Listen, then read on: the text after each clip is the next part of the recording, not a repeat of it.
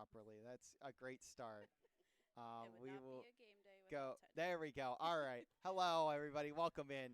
As always, there's something going on, especially when you move the setup. If you guys are familiar with us here at LVC, this is going to look a little different for you guys. And the reason for that is because we are here for Extra Life Game Day. Very excited. I'm joined here by Jen, who is the assistant director of our region. If I get that title right, please Yes. correct me. Yep, you go. And on the end here, I have Isaiah Reed, who is the essentially, I've been saying to people, head coach of Cedar Crest Esports program, Cedar Crest, a local high school. Very happy to have a bunch of the Cedar Crest players out with a mix of some LVC talent as well. Very excited to get things going, but let's get this series rolling so we can get our day started. You guys are good to start. They are actually sitting right next to us, right on the other side of this camera, so they can. You guys are good to start. Feel free to hop in. We have Confetti and Wyatt starting out today.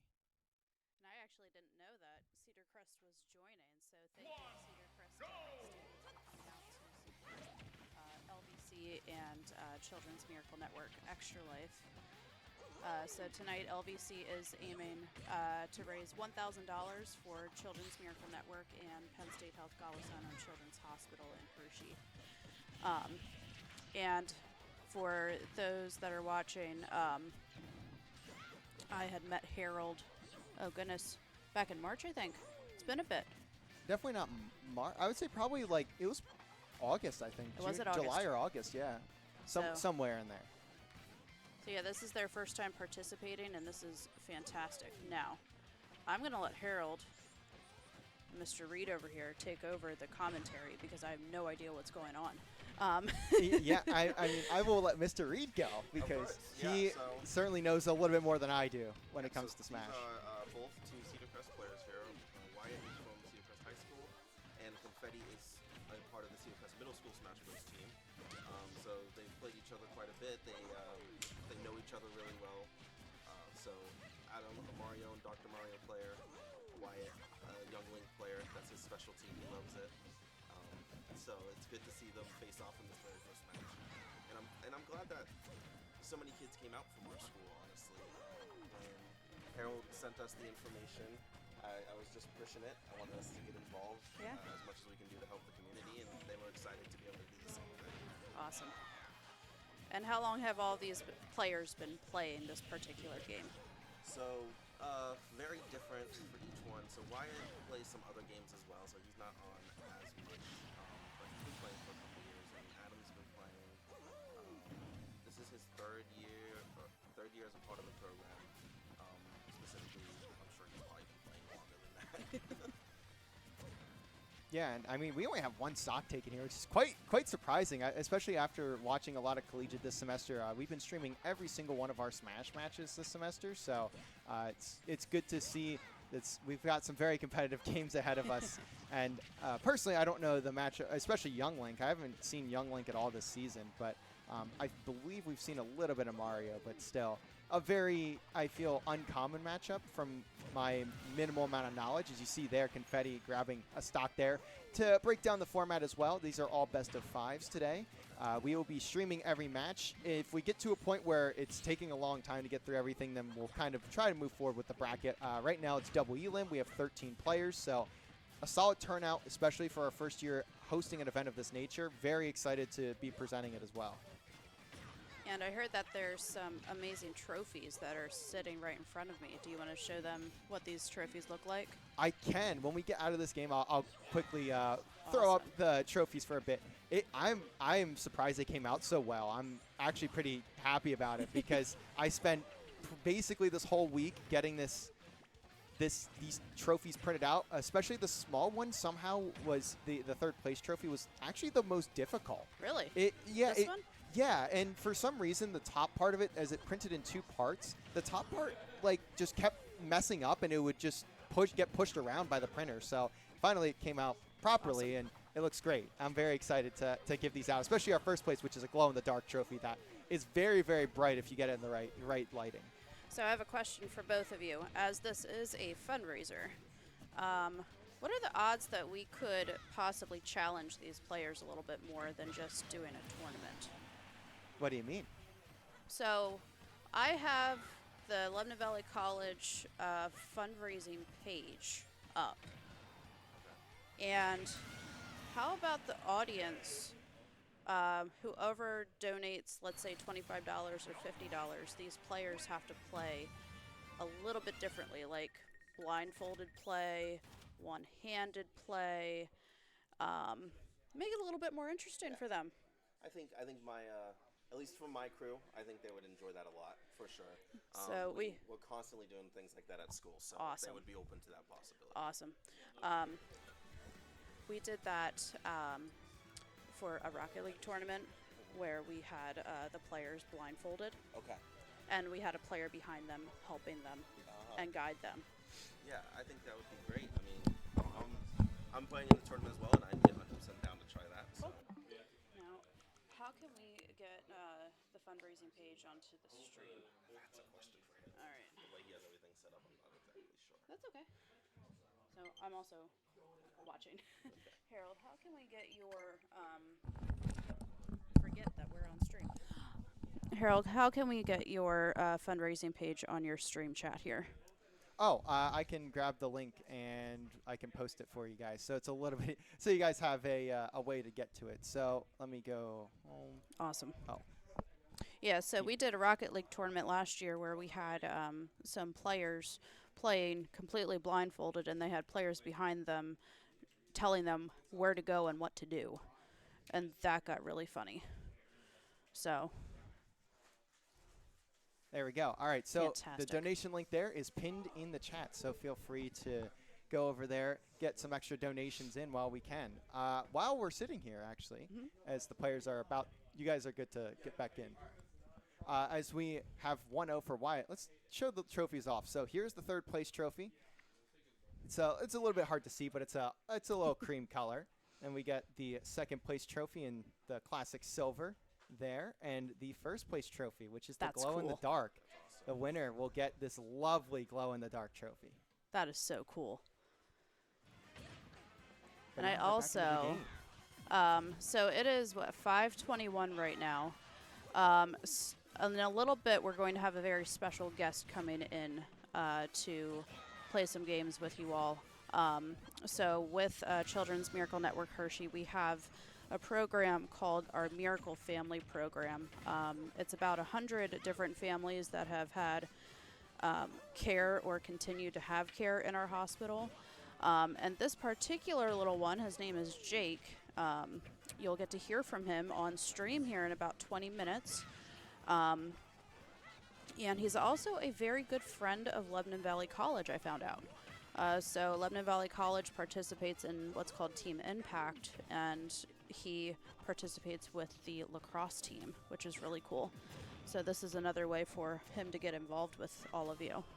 So Yeah, and that's great to hear. Of course, LVC, a lot of good things come out of this school. At least we've seen, like, throughout the entire year, you see all sorts of different charity events and all of that. So I'm also very happy that we get to host one ourselves here, especially with our program. We haven't been able to really host a lot of events. So this being one of the very first that we've ever hosted is a very fun time as well. And I'm sure for Isaiah, you're a graduate of LVC, you're an alum. Yeah. So I'm sure this is pretty cool for you to see as well. Yes, I mean, it's awesome. I got to play as part of the esports program my senior year. Unfortunately, it was the only program that was available at the time. So it was a lot of fun, and being able to see something like this come out of the esports program is really Yes. great. I also played some sports at LVC, and they do a great job of participating with the community, making sure that, you know, they're trying to hit as many aspects as they can. And so it's great to hear that now esports gets to be a part of that. Yes. Yeah, Brandy and Harold have done an amazing job getting this event ready to go. And I look forward to working with you all in the future. I can't wait to see where this goes. So, really quick, back to the gaming. What level is this? Or what is happening? Is Confetti losing or is W winning? Right now, I believe it's 1-0. Yes, Wyatt, it's right? 1-0 Wyatt right now in the Okay. series. So 1-0 Wyatt, they chose. Or I think they've been going random in terms of. Yeah, map, I'm but pretty sure wound they've been up going back on random for Battlefield, stages. which is considered the standard map for Smash Bros. Okay. So I'm surprised because, well, at least Adam knows a little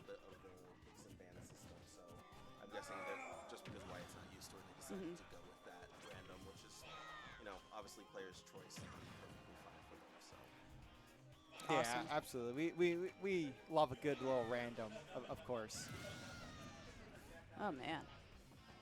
Now, these matches go insanely quickly, They as do. I see.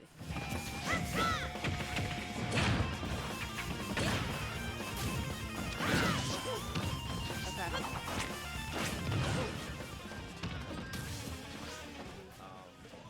So there are a bunch of different characters in this game, so sometimes you'll get a character or two that are more long range and they like to keep their distance, and matches might go a little bit closer to that 7 minutes, but Fantastic. it's nice, and it's very nice, especially at the middle school Oh high my. school level. Look at that combo. Yeah, and we're seeing it's quite a slower pace than what I've been used to, especially that I've been watching Chewy Hobo for so long. One of our Smash captains, who's a very, very good player. I mean, it's crazy the difference too between a lot of different players and how the matchups work out too. I know we've seen this semester we saw a Falco that went to time limit essentially every wow. single game. It was very unfortunate for us, but as you see there, it actually is going to be tied up in the series. Confetti taking that one, and it's now 1-1. Very nice smash attack by Confetti to take that last stock. I will say that's one of his biggest strengths as a player is he learns how to adapt very well after playing people. So these best of 5 formats might actually favor him in the long run. Yeah, and I mean, hey, we are in for quite a long night as well. Fantastic. So, like I said, 13 players. It's double elim, and we do plan to stream every match. But again, if we do end up finding ourselves taking a little too much, then we'll certainly start speeding things up a little bit. But we should be just fine on that. Of course, it's Smash, as we said. Matches don't take a lot of time, so Awesome. you're good. You're good to go. Yeah. And just a heads up, guys, I may have to hop off of here for just a minute because I will have to go get our Miracle family. They'll be here in about 5 to 10 minutes. Yeah, it's a little bit weird to navigate. It definitely is a little weird to navigate around here. I do think one of the players accidentally did not change his controls, so they're making sure that they're... Okay. Yeah, I thought I heard wrong controls, but it's a little hard to hear outside the headset. So every time I hear something, I'm like, did I actually hear that, or what's nice going on? Not having a headset. Yeah, exactly. Excuse me one moment, guys.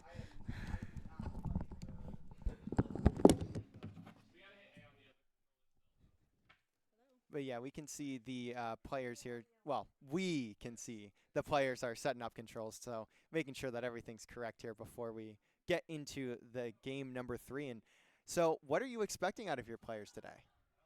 I'm just hoping they have a good time, if I'm being honest. We don't start our Smash Bros. Season until February, so we've got a couple of months. But they've all been dedicated in helping the program as much as they can. So I'm hoping they take this. Let me move that back for you so they can actually hear you. Okay. I'm hoping they take this opportunity to learn from each other. Is it good now? I'm not Do I doing. need to face the mic? Yeah, maybe a little bit. There you go. I'll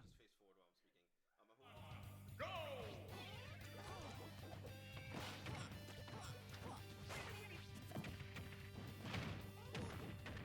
Yeah, of course. And it's nice for us as well. I do like that we get essentially the same thing you were just speaking about there. Our players get to see players that they have not met up against. So it's kind of a mutually beneficial thing there. Of course, here for charity too. That's the whole point. So very exciting to see that too.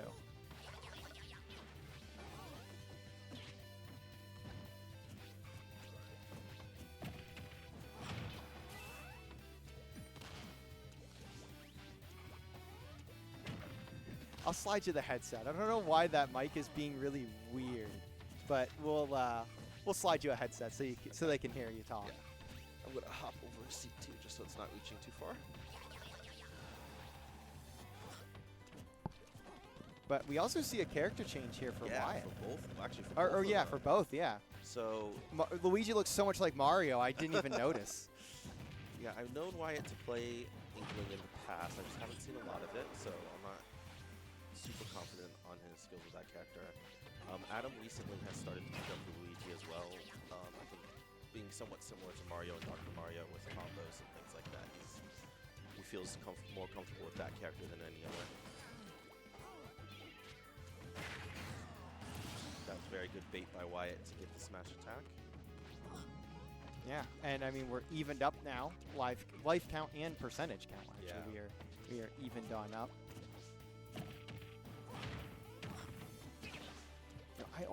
I'm looking through this to try and set up the overlay, and this happens every time I do this. I can never remember where characters are placed in the menu, so it just throws me off seeing so many characters. There we go.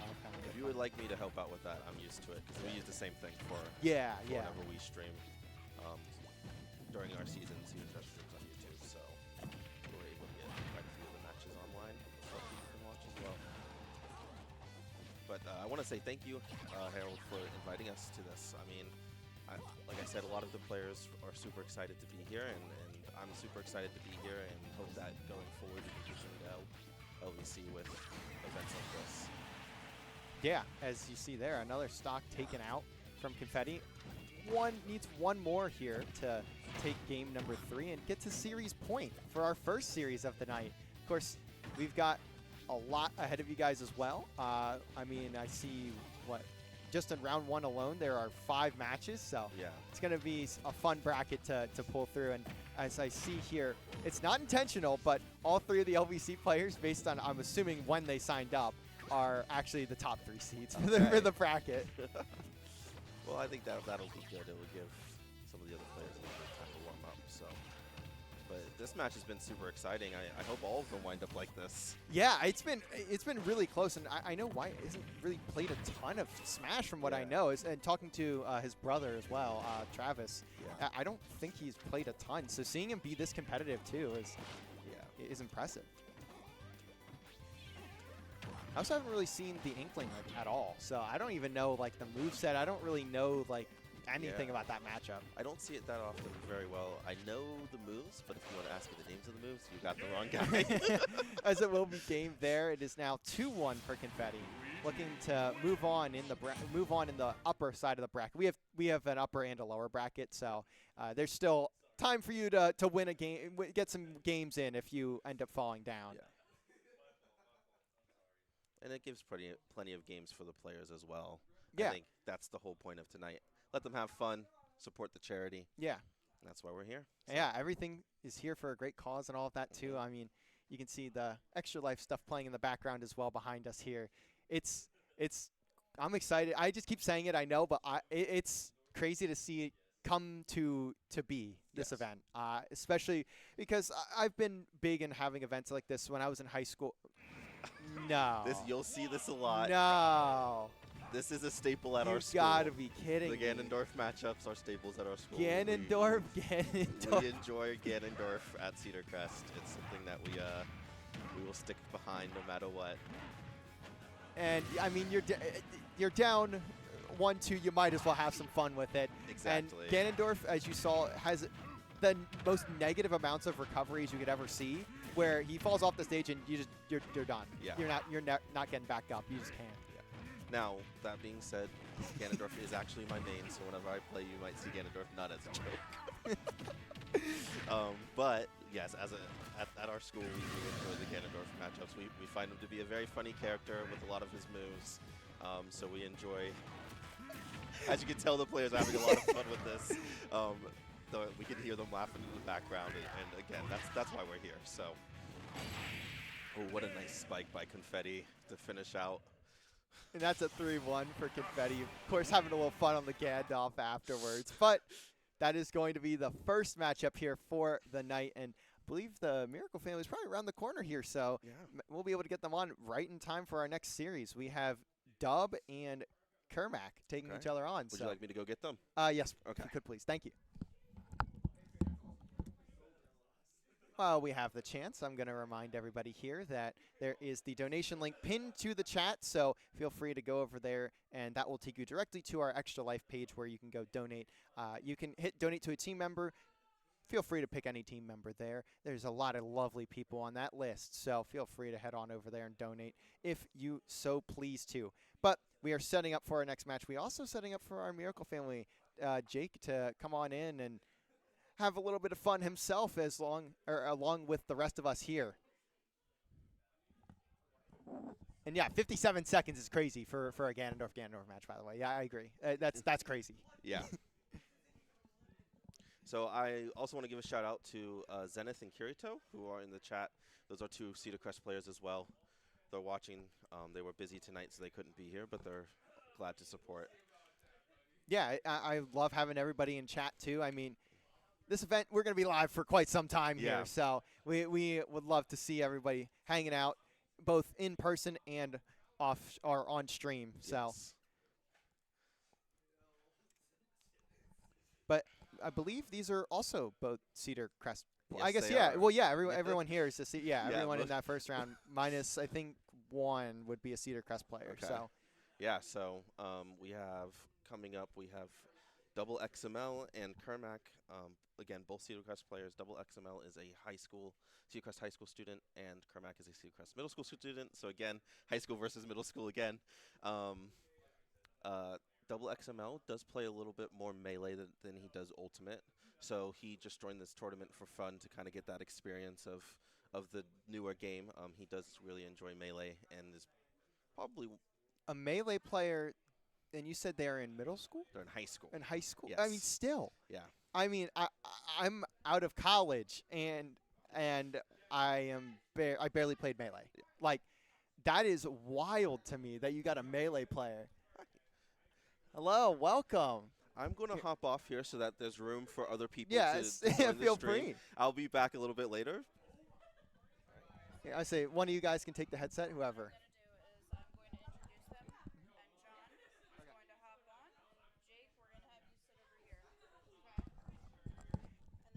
Oh, I mean, stand up.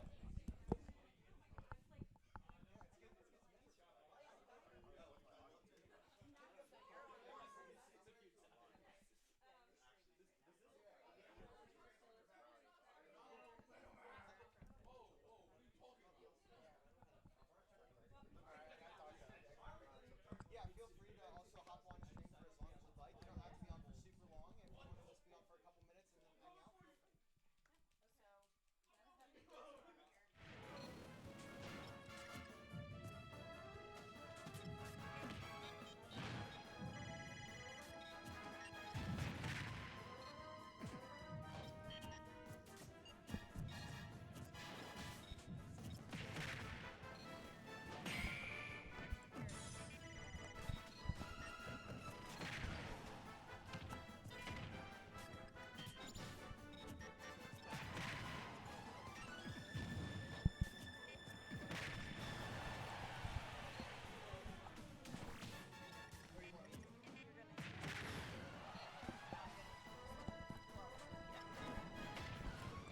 All right, we're back here.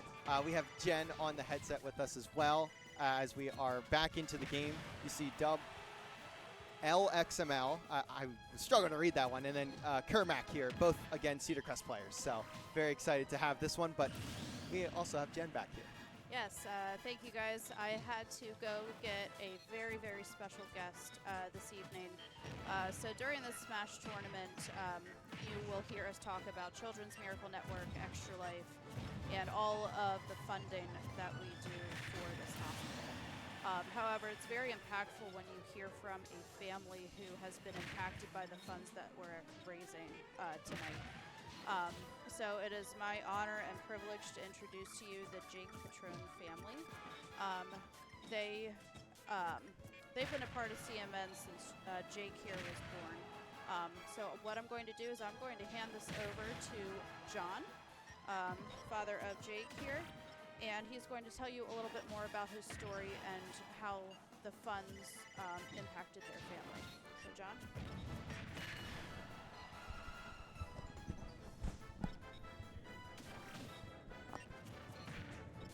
Okay, so this is first time for everything doing it online. So this will be an interesting one. My name's John. My wife's Carrie over here to my right. My son Jake is right behind me here. Jake was born at 16 weeks early, so 24 weeks, 4 days. Put bluntly, he was about that big. That's about how big he was. Head, butt, legs. Weighed about 1.5 pounds. So we like to say about 6 sticks of butter. Jake spent 148 days in Hershey Medical Center's near intensive care unit, now known as the NICU. We've never seen behind those doors. It's pretty impressive what goes on in the whole facility, let alone just that room itself. And they handle everything when it comes to premature kids. And yes, Jake was a preemie. He was what they call a micro preemie on the cusp of survival, and really shouldn't. If you want to put things in perspective, kids like Jake, when they're born that weight, have a very, very, very low survival rate. But the Children's Medical Network, along with Hershey Medical Center and the Children's Hospitals, do an amazing job. These nurses and doctors do things that you wouldn't even imagine what they can do. So, again, 148 days NICU stay there. Came home after about 6.5, 7 months in the hospital, and then it's been a run ever since.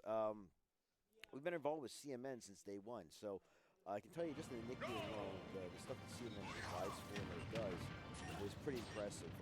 He lived in what's called isolette, which is an incubator of sorts. Those things cost about 45, 50 grand a piece, and the hospital only has so much funding for them, but the CMN puts a lot of money towards providing these units. And essentially, it's a little house for kids, the babies that they live in the time that they're in there. They provide care for the parents as well as for the children. They fed us. They made sure we were taken care of. She was recovering from a C-section, so I was dealing with everything back and forth between meals, food, a place to stay if we needed it. But luckily, we only lived pretty short distance to Hershey Med Center, so it wasn't a problem there. But even after coming home, there's equipment that you need, special needs equipment that you need for kids. He was on a feed tube for a while. He was on a machine for a while, monitor for a while, running at nighttime. And insurance pays for a lot of that stuff. But CMN kind of kicks him behind the scenes and helps out with a lot of the costs and a lot of the resources as well. They got us involved right away with the resources that we need to be premature, with some of the delays he has, some of the developmental physical delays he has. And they've been a support structure all along. And it just continues on. We thought, okay, yeah, it's going to be really small, and it's going to get all medical care we're going to take care of, and doctors and insurance and all their stuff's going to carry on. And they're kind of going to go away, but they don't. They continue on. Now, Jake has some deficits. He's got a cerebral palsy diagnosis, and he has a shunt in his head because he has hypersensitivity. And CMN, the program has been there for us to help us keep him involved in school and activities outside of school. And provides a lot of opportunities for him with other agencies as well, just to get him involved with other things. Past few years, we've been involved with baseball, the baseball league. He plays he gets to participate in a soccer league, top soccer league, past few years. Most recently, he's been part of the Blood College lacrosse team. There's Team Impact, and we got the Children's Medical Network. But and this is just one story of what one child would see do. But they provide opportunities for kids all over the medical care, the special needs things, such as the hospital dogs. That's one of the things that they helped out with. That they're involved as well, is the dogs over at the medical center and the facility dogs.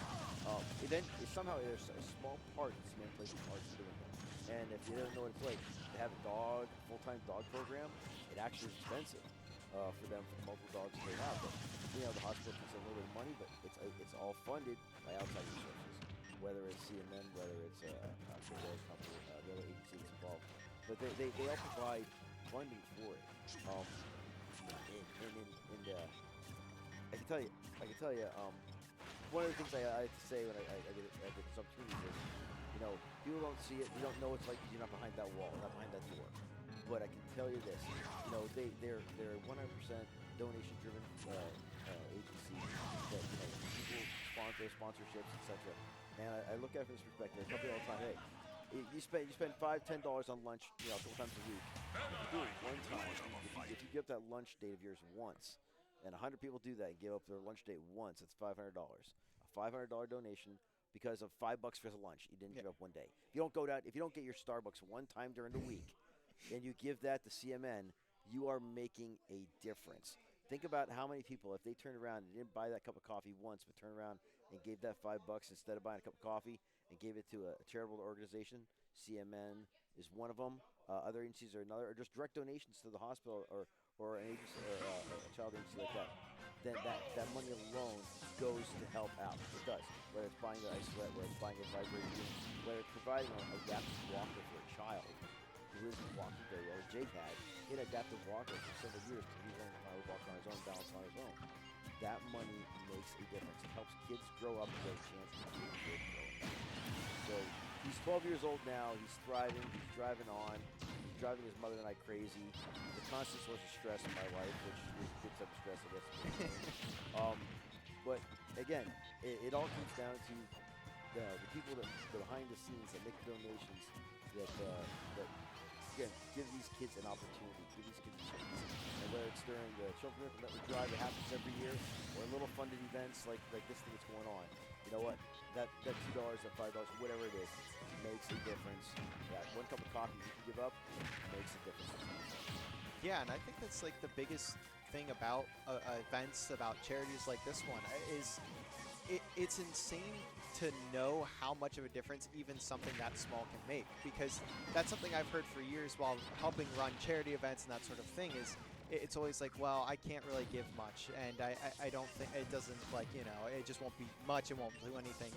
And Jen actually took us on a tour of the Penn State Hershey Medical Facility, and just seeing all the equipment that's in there, and even though we didn't really meet anyone specifically, but just seeing everything that goes into it, seeing the equipment itself it's incredible to see how much goes into it, and she has a great mindset of why she does those tours. It's because you get to see how where your dollars go, your dollars at work essentially, to those organizations. It is, and you know that's why I was so adamant on wanting to host an event. Even with the shorter time frame we were working with, it was maybe 3-4 months that we had to set this event up, and that was a big reason why I wanted to do it, because I just love being able to support these types of organizations. I still wear the 4 Diamonds band on my wrist every day, you know, and I'm just so happy that you guys were able to come out. Oh, yeah. Also, I do know that Jake has some trading cards Yes, he does. to give out. Yes, So he does. I am excited. I love trading cards. I have massive binders of trading cards at home of all sorts. So I love trading cards. But I mean, I'm very excited to have you guys here too as well. I appreciate you guys coming out. Right. We appreciate the opportunity. Like I said, you know, and it's great when you run these events. And if anyone out there just need an idea of, you know, I'm not saying, hey, you need to raise $50,000 for my sled. There is a little, but so he had lung problems when he was born. Obviously, the trees have lung issues. And one of the things they needed was a vibration unit. They had a vibration unit to really give him basically a therapeutic treatment on his chest, and it was that small. But it was a little vibrator unit they put on there to help his lungs vibrate a little bit to breathe better. And it was it looks honest to God like an electric toothbrush. That's what it looks like. But it's a specially little device. Costs, I think it was $100. It's all this little unit costs. And the thing is, the one they had several of them in there, and it was $100. But when I looked at it, it's $100. It's $100. It's all it costs. Has a little head on it, put it on it. They put a little vibrating pad on his chest, and they just hold it on his chest. Yeah. And I sat there going, that's the smallest amount of money that for a piece of medical equipment that really you could think of. And they're like, oh yeah. Now it has to be a specialty thing, obviously. Yeah. But that's why it's a $100 price tag on it. But I thought about that. That's 20 cups of coffee. Really, is all it is. Yeah. You know, so that's what you think about it. So if people are thinking, hey, you got to raise this much money, you got to raise $100,000 to do it. So you got to raise $100,000 for this. No, even something as simple as a $20 item, especially for a $100 specialty item that they need to purchase for this specific purpose alone, for a respiratory issue, for a child in there, makes a difference. And now he doesn't have any pulmonary problems. He has a little bit of asthma every now and then, but that's a premium thing that he has. But here's the thing: that little device, we didn't just see it benefit him. When they were done with him, clean it, let's go to the next kid. Yeah. They go to the next kid. They go to the next kid.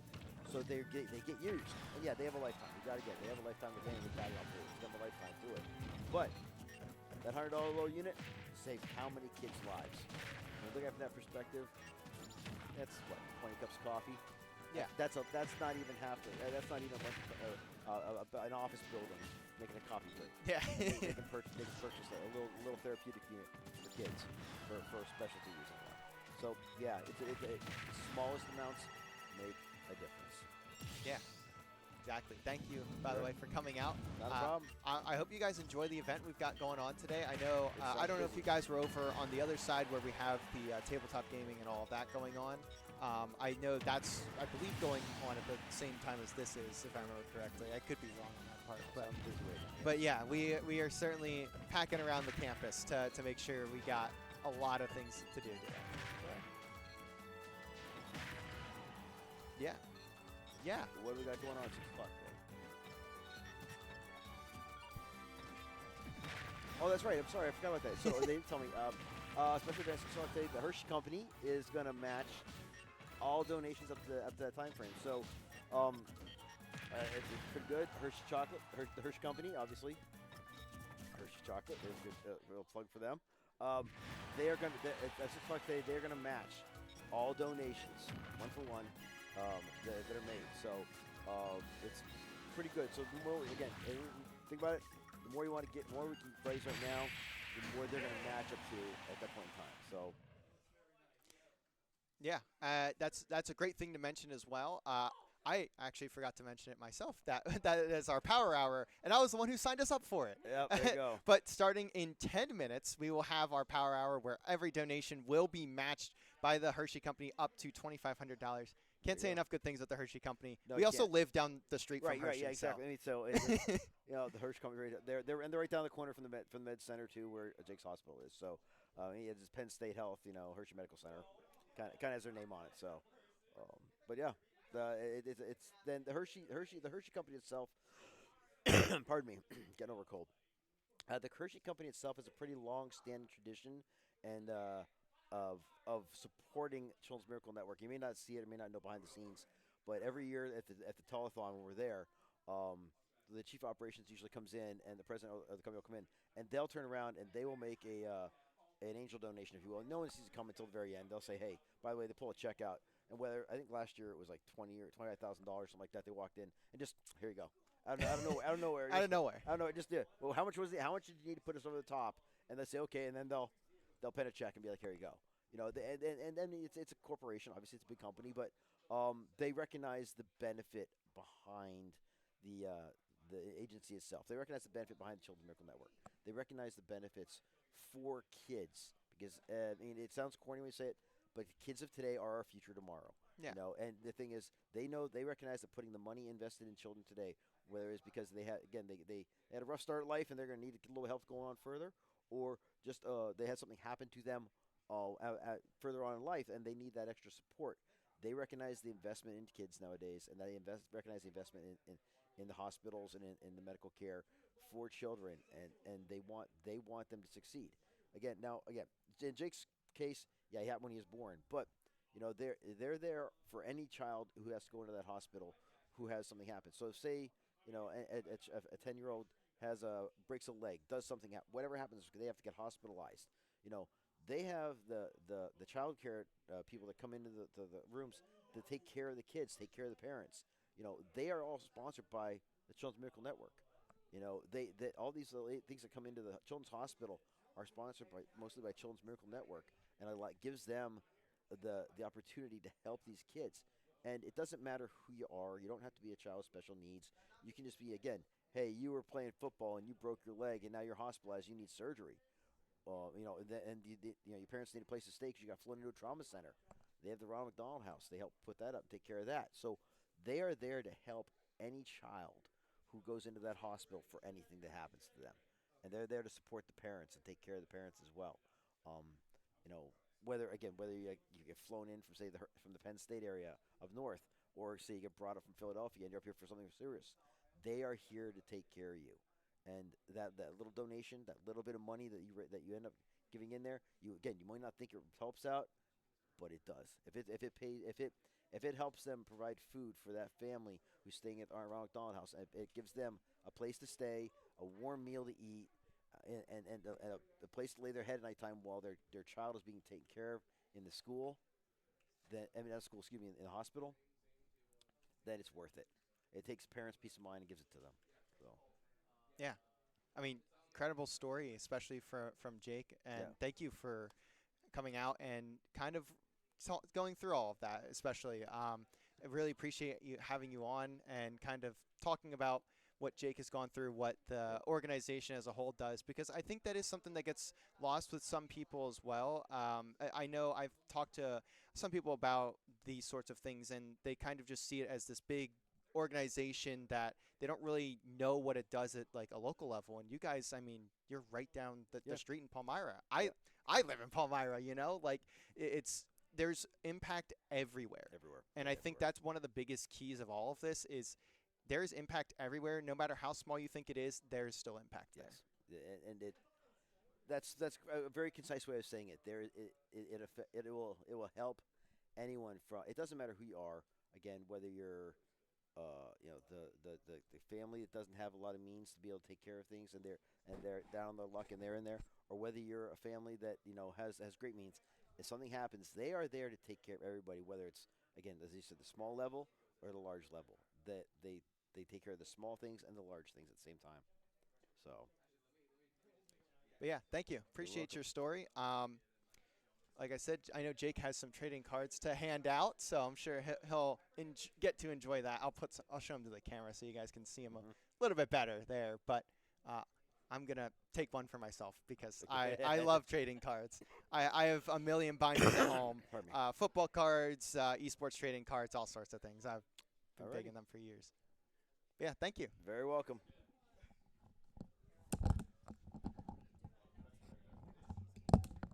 Yeah, go for it. It's a white envelope, honey. I think in the smaller pocket. Next one. Yeah, they are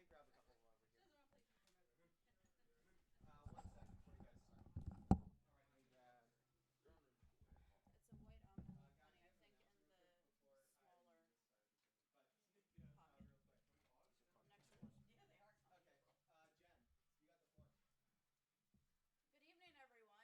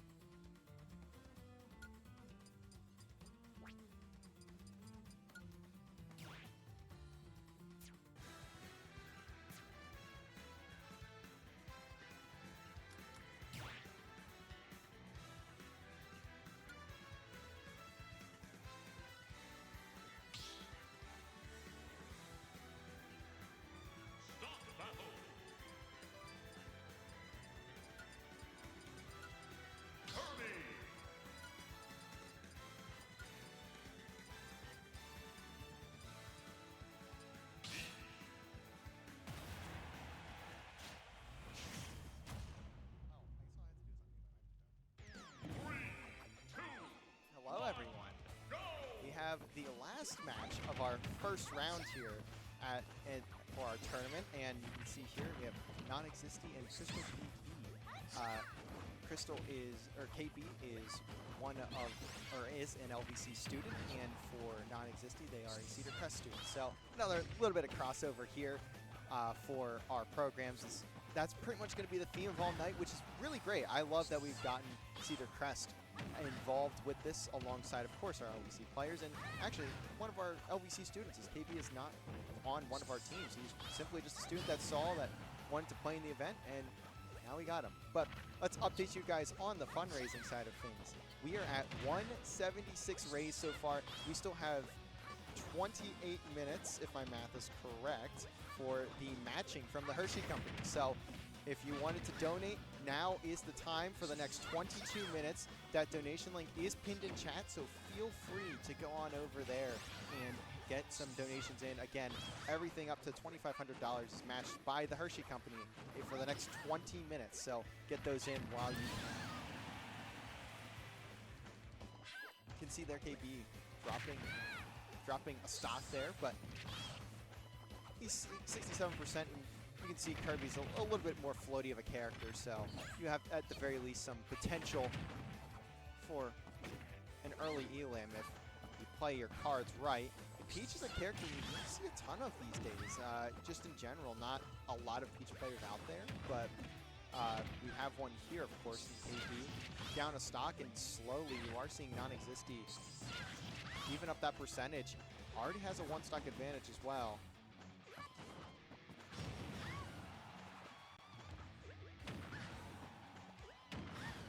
See, Non-Existy is doing a great job of just keeping KB in the air. Can't do a thing about it. Just connecting back to back to back to back there. 3-1 in the stock count. Should be clean to take game one here if you're Non-Existy.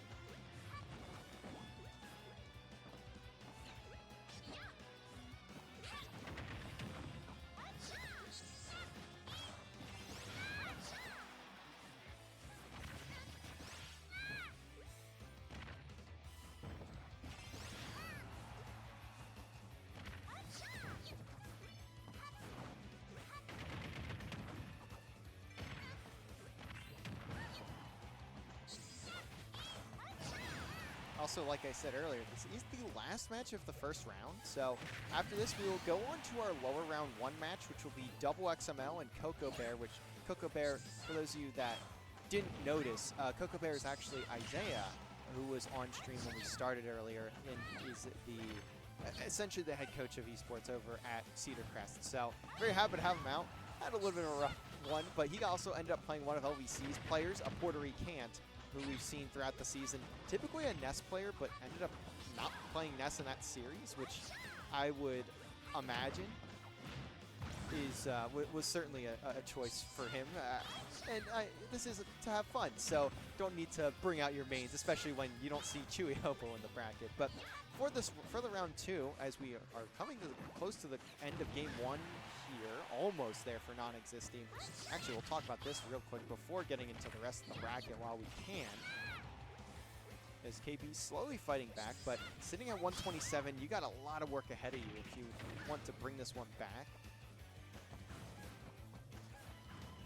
And what we're seeing here from KB is just trying to bait out the Kirby, but not much you can do there, especially when you're at such a high percentage. So that will be game one over to Non-Existy. But as I was saying before, then we will head into lower round one after this matchup, which will be Double XML and Coco Bear. And then after that, we'll move on to upper round two, which we'll see more LVC players end up getting their start here in our bracket. We'll have Riku and Confetti in the first match of round two. Then we'll have Kermac against the Puerto Rican, Sepia against Alor, and SD King against the winner of this matchup, which at the moment is slotted to be Non-Existy. But of course, that was game number one, so there's still a little bit of time for KB to get right back into this. And on the lower bracket side of things, we actually will have to wait to see round two go down before we find out who is playing in that side of the bracket. But for right now, we got game number two queued up.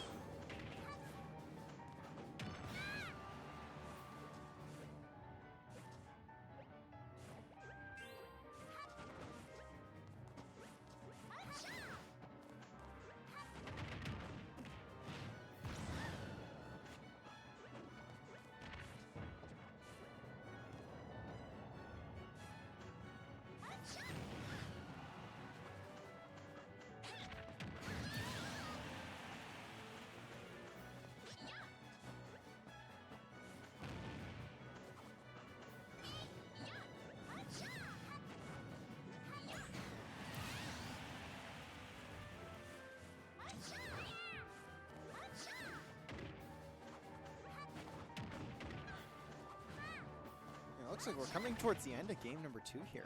It's non-existy, again with a stock advantage. Only one this time, though, at least for right now. KB definitely still has a chance here.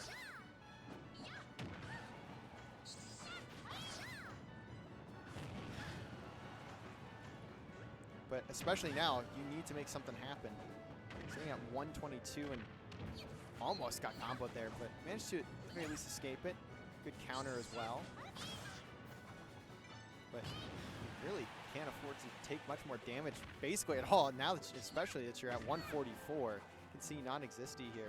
Doing a great job of zoning out, and that's going to be game number 2. It's 2-0 for non-existy.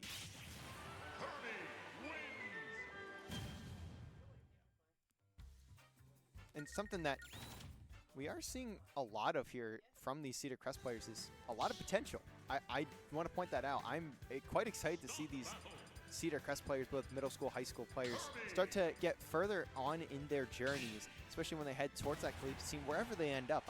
I'm excited to see them potentially have that opportunity to compete in collegiate. Of course, a little biased, love to have them at LVC, but it's good to see their talent here, and I would imagine in years to come as well when we continue hosting events like this. I'm very excited to continue having them on our campus.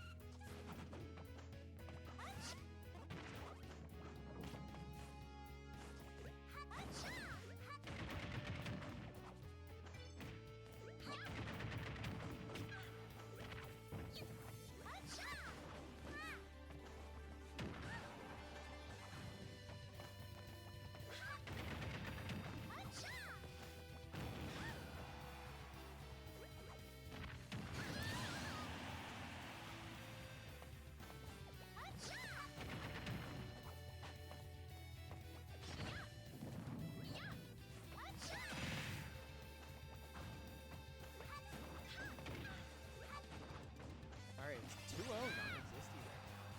Sitting up 3-1 in the stock count to at 124%. A lot of moves can take you out here, but from what it looks like, that may not end up being the case, though. You see KD starting to get that edge guard going, but it's not going to be a whole lot, at least for just now. And the reflection attempt not going to go for non-existing.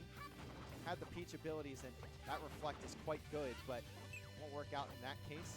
So you do lose a stock, but you've got a lot to do here if you are KB to get back into this, and at the very least make it even. But you can see non-existy doing a great job keeping KB in the air.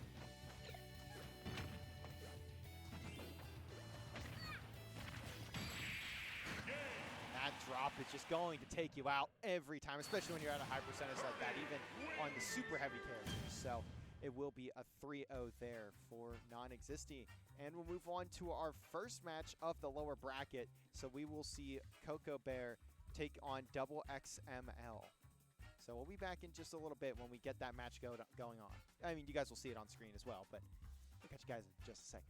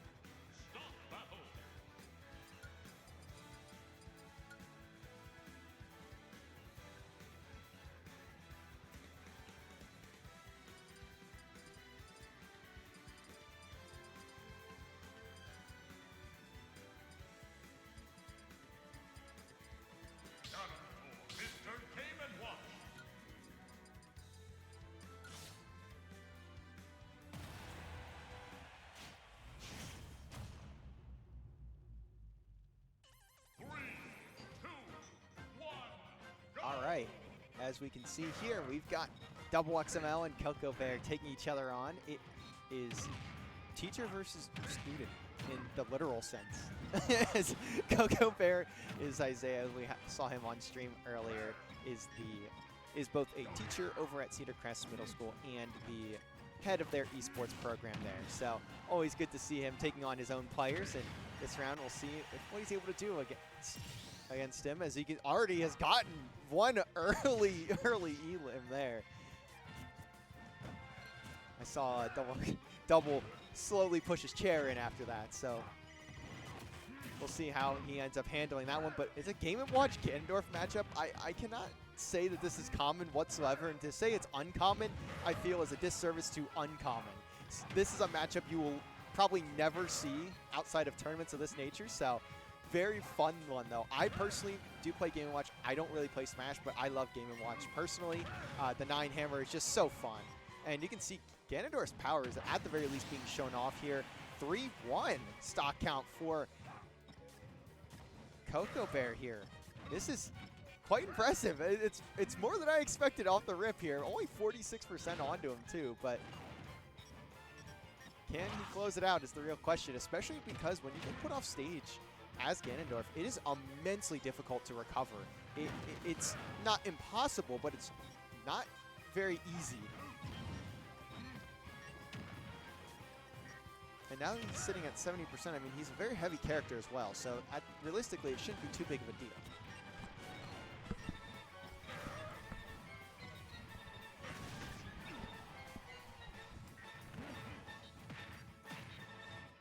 But Isaiah really showing out here, but here comes the frying pan spam, and that's going to make it so difficult for Coco Bear to get on to the stage.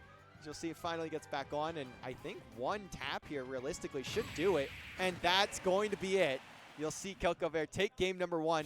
The loser of this match is eliminated from the bracket, and the winner will go on to play either Sepia Horizon, who is one of LVC's players, well, one of LVC's Valorant players and former Overwatch player, or Elor. So a little bit of time until that one would take place, but we could see Coco Bear moving on here in the bracket, which would be very, very fun.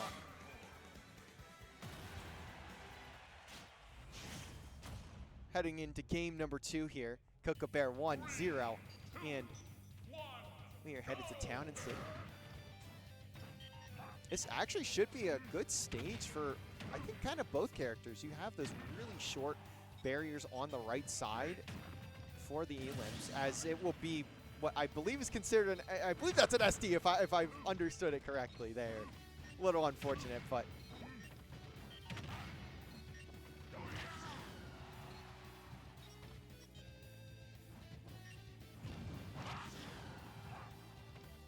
I mean, Coco Bear is just putting on a show right now. He's just baiting into this.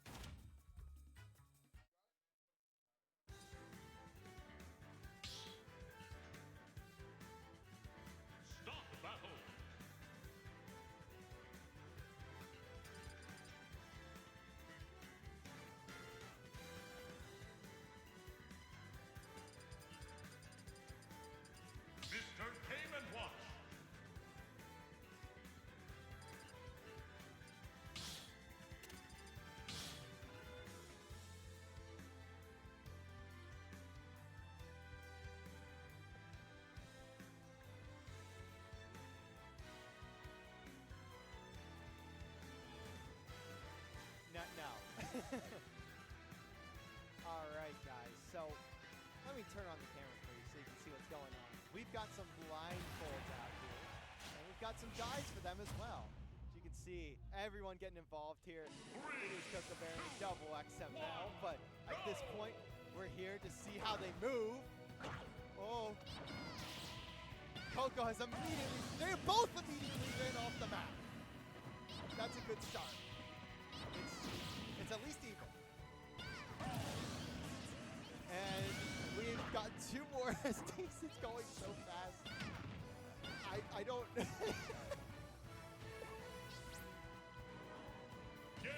And that's it. That's it. It lasted 20 seconds, I'm pretty sure. I didn't even get a chance to change the overlay. It lasted 26 seconds.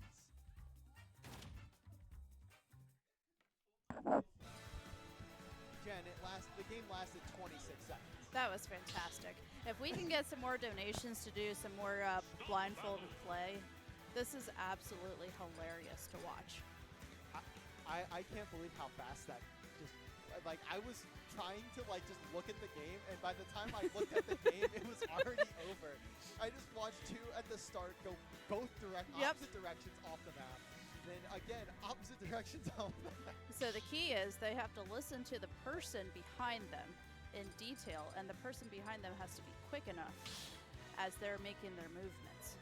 So LVC, we need some more donations to get some more blindfolded play. I love this. Bowser Jr. and Grenadier. Oh, Bowser Jr. we've seen a lot of this season from the lovely Chewy Hobo, who is unfortunately not able to be with us today. He is out at a concert with our other captain of Smash here. Both our captains somehow are both going on the same day. Oh no. At the same concert. So unfortunately we won't be seeing them today, but we do get this. This is what we want to be here for. It's a little bit idle. Jumps off the map. They're still playing blindfolded. Oh, this is fantastic. Oh. All right. And I think this is a good team bond. It is. They're getting to know each other a little bit better. They're finding out how to communicate. And they're laughing. The key is they're having fun. Exactly. Peak gameplay. Yes, Zenith. Yes. Peak gameplay. And I'm actually posting on my personal socials for more blindfolded gameplay. So Yeah, I know we had talked about this before when I brought up Chewy Hobo, one of our Smash captains. He said we should have him play blindfold.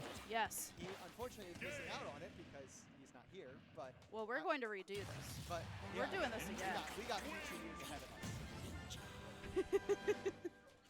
So how quick was that match? I think they ended up going for about a minute. A little bit longer than the last one. So we got 20 seconds. We got about a minute. And keep in mind, these matches normally last about 7 minutes, guys. So this is Between 5 and 7. fantastic. Yeah, we are speed running as quickly as we can. And now everyone on social media knows about it.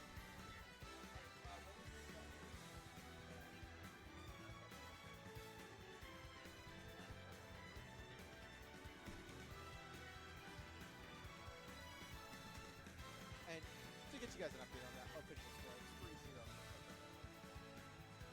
So Vinny says, I think this is the best I've ever seen Coco play. We'll let them get one more in. So Coco, someone said this is the best they've ever seen him play. The best is blindfolded. Yes. There may be some trouble ahead. Oh man. As you can see there, preparing their blindfolds, putting it back on. They're both wearing we didn't really have anything prepared for blindfolds, so they just used their jackets and hoodies. No one in this room knew that I was going to put this challenge up tonight. So, and this is all streamed. This is fantastic.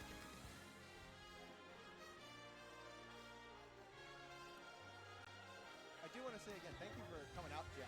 Absolutely. It's been a fun little time that we've had here. And it's, Yes. I mean, it's only 7 o'clock, which is quite crazy.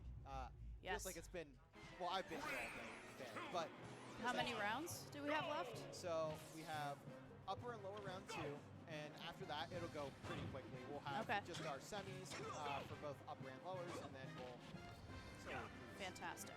But yeah, after we get through this round, it's probably going to be quite quick, especially with who I would imagine will be playing these future rounds and all that. So Awesome. Well, I can't wait to see who the winner is. I probably won't be here for the finale just because yeah, it might be quite quick. it will probably be quite late. And we've got my youngest gamer here with us tonight, too. As we both look over Yes. and see her playing Roblox. She's playing Roblox. She's not in for Smash, unfortunately. How's tonight been for you from your perspective? 'Cause I know you're doing a lot today. Yes. You're doing a lot. So you guys might see me or hear me typing on, so I have my work computer. So I'm here with LVC tonight, but we also have approximately, oh gosh, I'm going to guesstimate 100 more gamers online fundraising for Children's Miracle Network Hershey. So I've got LVC here in front of me. I get to be a part of this amazing event. And then I'm also helping to manage and promote our other gamers through the rest of the weekend. So this game week will end at midnight tomorrow night. So if you guys want to game some more, follow us at CMN Extra Life Hershey, or CMN Hershey Extra Life, sorry, to check out the other gameplay and whatnot. And then our fundraising year ends December 31st at 11:59:59. So we run on a calendar year, and then we start all over again in January.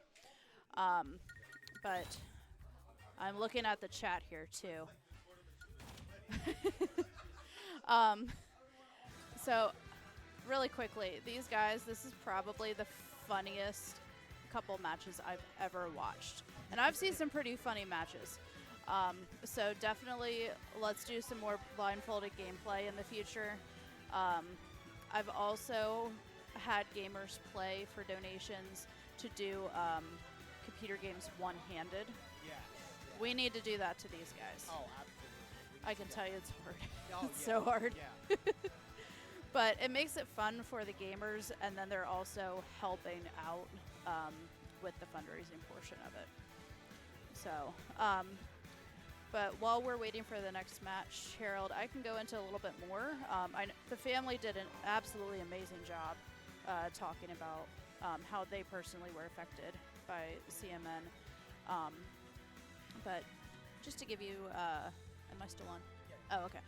Just to give you a little bit more about the fundraising. So we've raised, let's see here. Sorry, I'm looking up your fundraising at the moment. And LVC, you have raised an astonishing, oh my gosh, hold on. You guys have raised $253 already.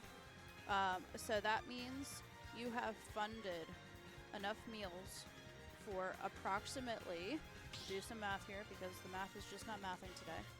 You guys have raised enough money to feed 25 families in our hospital so far, which is absolutely amazing. So you don't think about when you're going into the hospital, you know, how you're going to be fed. You're not thinking about you, you're thinking about your child that's in that hospital bed. And through CMN, we provide meal vouchers to make sure that our parents are fed and taken care of too. So yes, 25 families now have meals because of LVC. Let's keep this ball rolling. What do you think? I mean, that's great to hear. I mean, a good start. Again, this is our first year doing this here at LVC. So I'm excited for especially the future. I keep looking at these trophies. I'm excited to hand these trophies out. But yeah, I mean, a great day, a great night.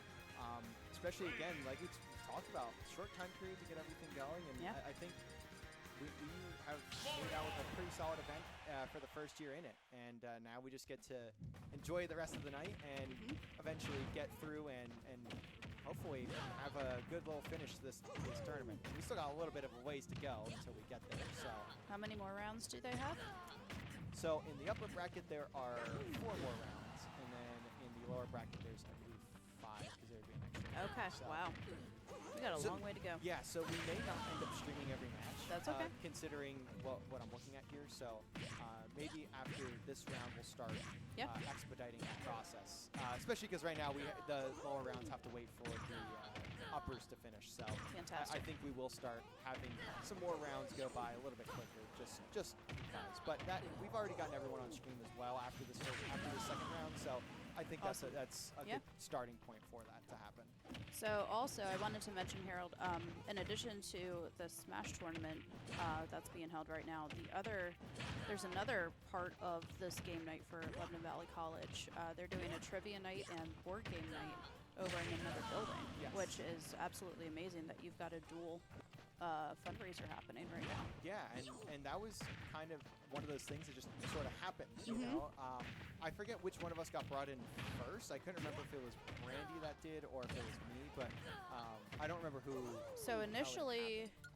when we first started talking, it was you, Harold, because of this esports. So esports, that's what Extra Life is known for. It started out as video gaming, started out as streaming, and then added in the board games, card games, sports into it later down the line. So what we're doing right now is, I guess you could say in, what's the term I'm looking for? In current terms, DOG. So I'm learning my terms here, guys. Learn it as we go. Learn it as we go. So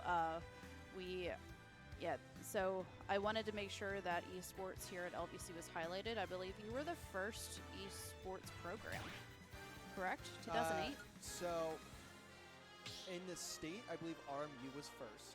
Okay. But our program started, I think, either the same year or the year after. So we are one of the historical esports programs at the collegiate level in general. Yeah. PA is one of the first states ever to have collegiate esports. In fact, it is. RMU is the first. I believe that they get the title for first collegiate esports program ever. But in the same vein, we are basically right behind them in that, and Fantastic. it's been quite a journey for our program. Obviously, I haven't been here for every year of it, but I've been here for most. So it's been quite fun to be a part of it. Now that I get to do this full time and bring in events like this, Yes. it's so fun. I love getting to do this as my job. So I have a question for you, Harold, and for the audience. Why do you Extra Life? You know, I've kind of spoken with you about this before. A big thing for me, like I talked about earlier, I was a big Four Diamonds kid when I was growing up, and especially middle school, high school. Four Diamonds was the cause that my school was so big about. Every year we would have Mini-Thon, and it was always like my favorite event to run, you know. And now, Extra Life is kind of my way of supporting that cause, but through what I love the most, and that's gaming. Yeah. It's incredible, and it's not that they're the exact same cause, but they go to essentially the same. It's like the Yes. same charity, essentially. You know, they're ran by different people, but they're essentially the same charity with the same cause and all that sort of stuff. And I think that's the biggest part of it too. Is Extra Life lets me continue having that experience with the charity I want, and they also get to support what I love the most, and that's gaming. So I Awesome. think that's a big thing for me. Well, I'm so happy to have LVC, you, Harold, all the gamers here tonight. It's been fantastic walking around, seeing everyone game, doing their thing, learning a lot about Smash that I knew nothing about. So I'm learning as I go. I'm going to be going over to the other part of the fundraiser here in a little bit, but I just wanted to say a quick thank you to everyone who's watching right now and supporting all of these gamers tonight. Yeah, and thank you for coming out again. I mean, you obviously are very busy tonight. You've got a lot going on, so we really appreciate you stopping by for the night, or at least for a part of it, and getting to hang out and kind of see how things are going here. And I know in future years too, we've got some fun things planned. Oh, I for it. can't wait. I've already got ideas for you all. So, I can't wait to get into next year. but if anyone on chat or anyone watching has questions about Extra Life, we can get you in touch with me. I'm happy to answer them and start gaming for good. Yeah, absolutely. All right, Harold. Thank you. Yeah, thank you.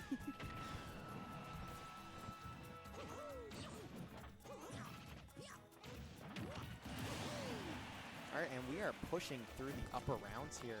This is the start of round 2, so we'll get to see some players that had the first round bye.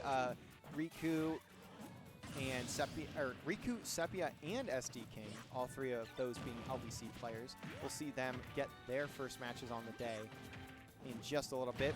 As you're seeing here, Riku, who's on Rob, was playing random characters you guys saw at the start of it. Is on Rob. I know Rob is not a character Riku plays. Riku is typically a Kirby main, but when you've played enough of the game, you eventually get the experience on most characters. So it's not like it's completely unfamiliar, at least I think, if I know my players well enough, which I would hope I do, but you never know. And as you can see there, Riku almost getting the win, but not quite. Needs a little bit more work to be done for that to happen. But when you're at 136 as a Mario, you're running out of time and you're running out of options. Almost connects on the up smash. Will connect on that one, and that will be game 1. Heading over to Riku.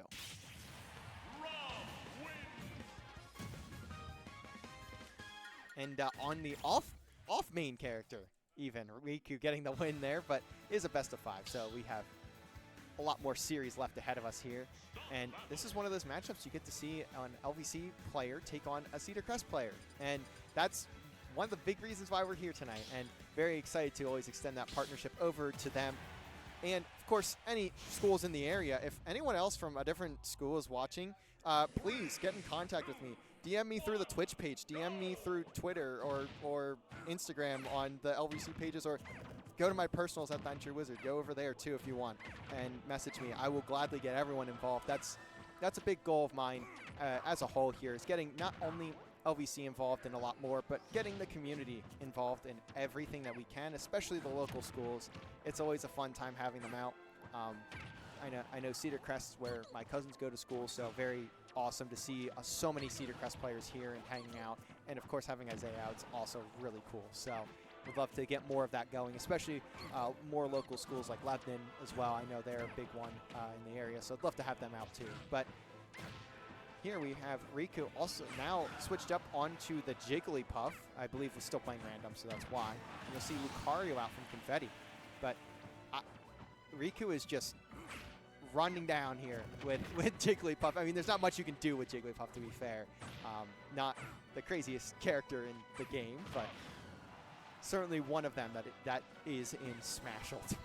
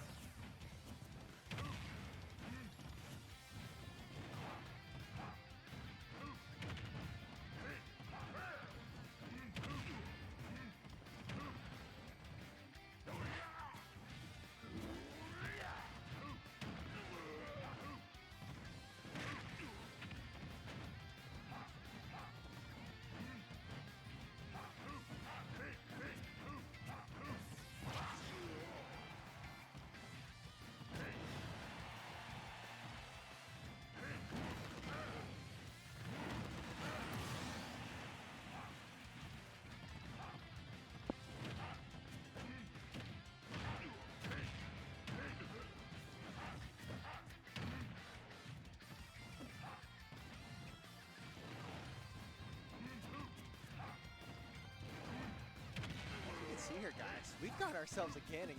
Sorry, we didn't mention it earlier, but we've got a classic here. I mean, 2-2 as well. This is about as even as you can possibly get things in the sense of the matchup at the very least.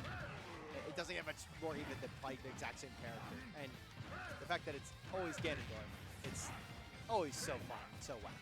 Because, as we know, Ganondorf is not necessarily a meta character, to be nice about it. Vladimir ends up losing that stock. Now, Riku one away from making this a 3-0 series and moving on to the next round. As I said before, what we're probably going to do here is we're going to go through all of the upper rounds on stream, and then from there, we will likely start just having matches go simultaneously just to start really pumping through the bracket and get things going, especially considering I keep scrolling through here as Riku makes it a 3-0 sweep there. We will head on into our next round as Riku will take on the winner of our next match, which is Kermac and a Puerto Rican. So we'll be back in just a little bit when we have that matchup ready to go.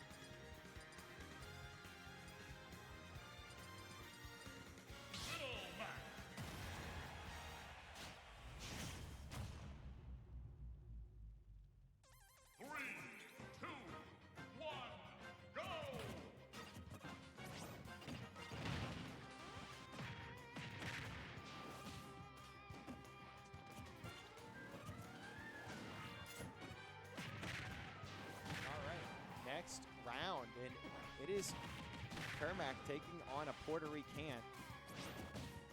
As we've been seeing, a lot of the LVC players have been favoring the random character today, which has been a bit jarring of a change for me. I'm so used to like getting everything set up for our team, our players playing who they normally would, and then it switches. And so we have a Puerto Rican actually on the Mega Man, and I believe Kermac is on the Little Mac, so we will fix that up here. But Mega Man, I don't know, I think we've only seen him once during our season, so this is a bit of a new matchup for me.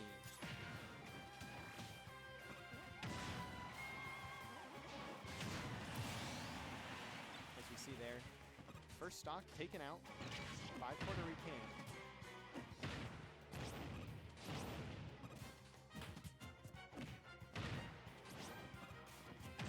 There we go. Things are now they're fixed up.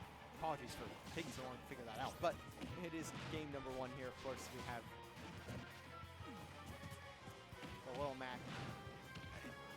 Not a whole lot you can do, at least when you're off stage, but if you get that meter charged on up, it is visceral to have to go up against, and that's exactly what you're going to try to avoid here if you are a Puerto Rican.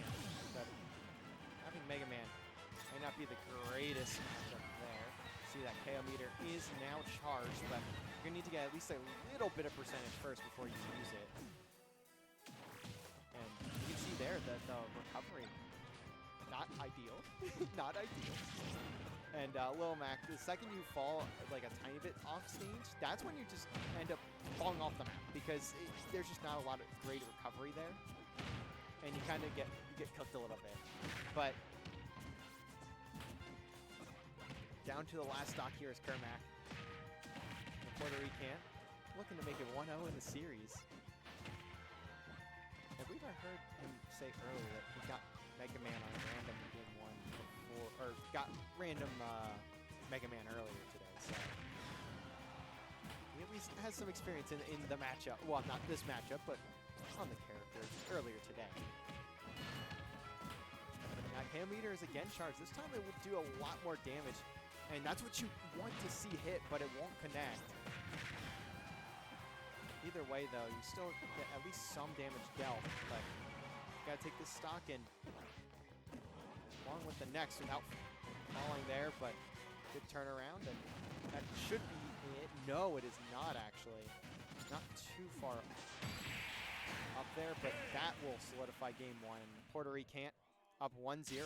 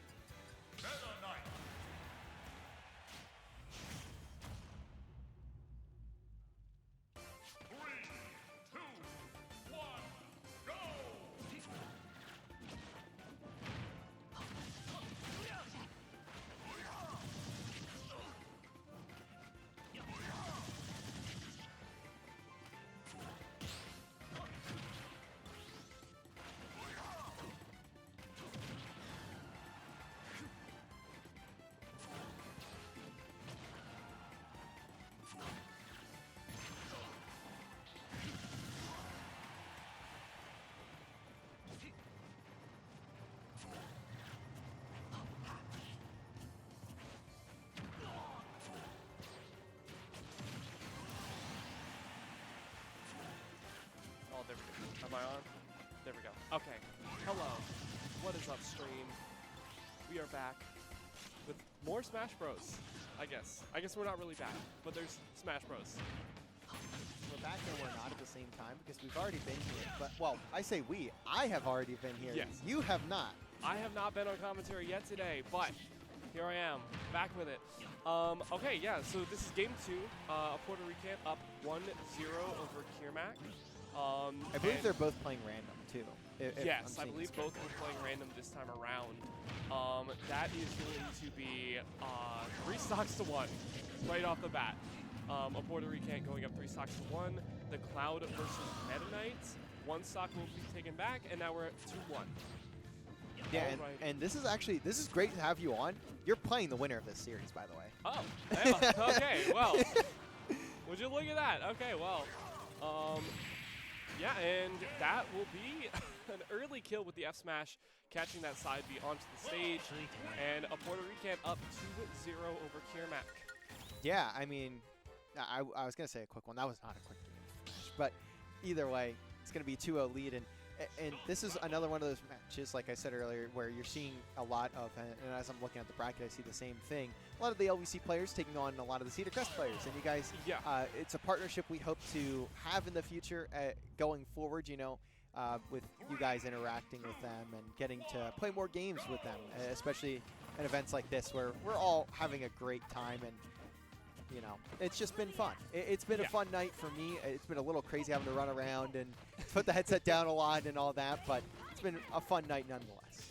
Definitely, yeah. These kinds of like crossover events are something that like are amazing to be able to have, because just getting to play against a variety of players is amazing. Not just like, you know, player like Smash-wise, but also just like community-wise, just building that community. But also, of course, getting to play against a variety of players, you get to practice, you get to like learn more different styles of play, all that kind of stuff. So we love having events like this. But getting back into the game, we got Banjo versus Aegis this time around with, I believe, the double random once again. Yes, I believe so. I mean, this is a weird. I feel like we've been seeing so many. We've been getting a lot of randoms, so we are just going to naturally get a lot of weird matchups. But like we're getting so many like uncommon characters that are just not played. Definitely. Yeah, we're seeing a big variety of characters here today. But first stock being taken by a Puerto Rican once again, going up 3 stocks to 2, but still sitting at 98%, pretty close to kill percent, especially for Pyra. But it'll be a matter of finding that kill option. Yeah, and I mean, you're at 114 now if you're a Puerto Rican, so you're slowly running down on your first stock here. But we've seen him have quite a solid series so far, so it's not out of the picture. Wow, it's not out Will of the get picture. caught. Great read from Kirmac, catching the air dodge there. Catching a Puerto Rican scared in the corner, and will find that stock. But that's a lot of percent off the up airs. Catching the air dodge back to the ground with the side B. That's going to be the stock. Yeah. Swift response back after losing that first stock.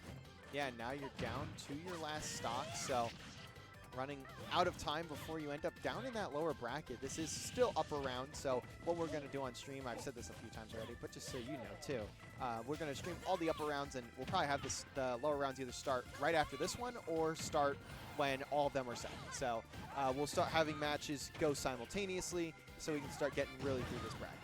Sounds great, yeah. So it'll be a very interesting bracket here because we have like both rounds going simultaneously, and then we'll get to see a lot of those like later games faster. That's going to be a very, very interesting, like later games here as we kind of like whittle down to just like the best of the best here. But yeah, it's really anybody's game. Kiramac, last stock, definitely a hard situation.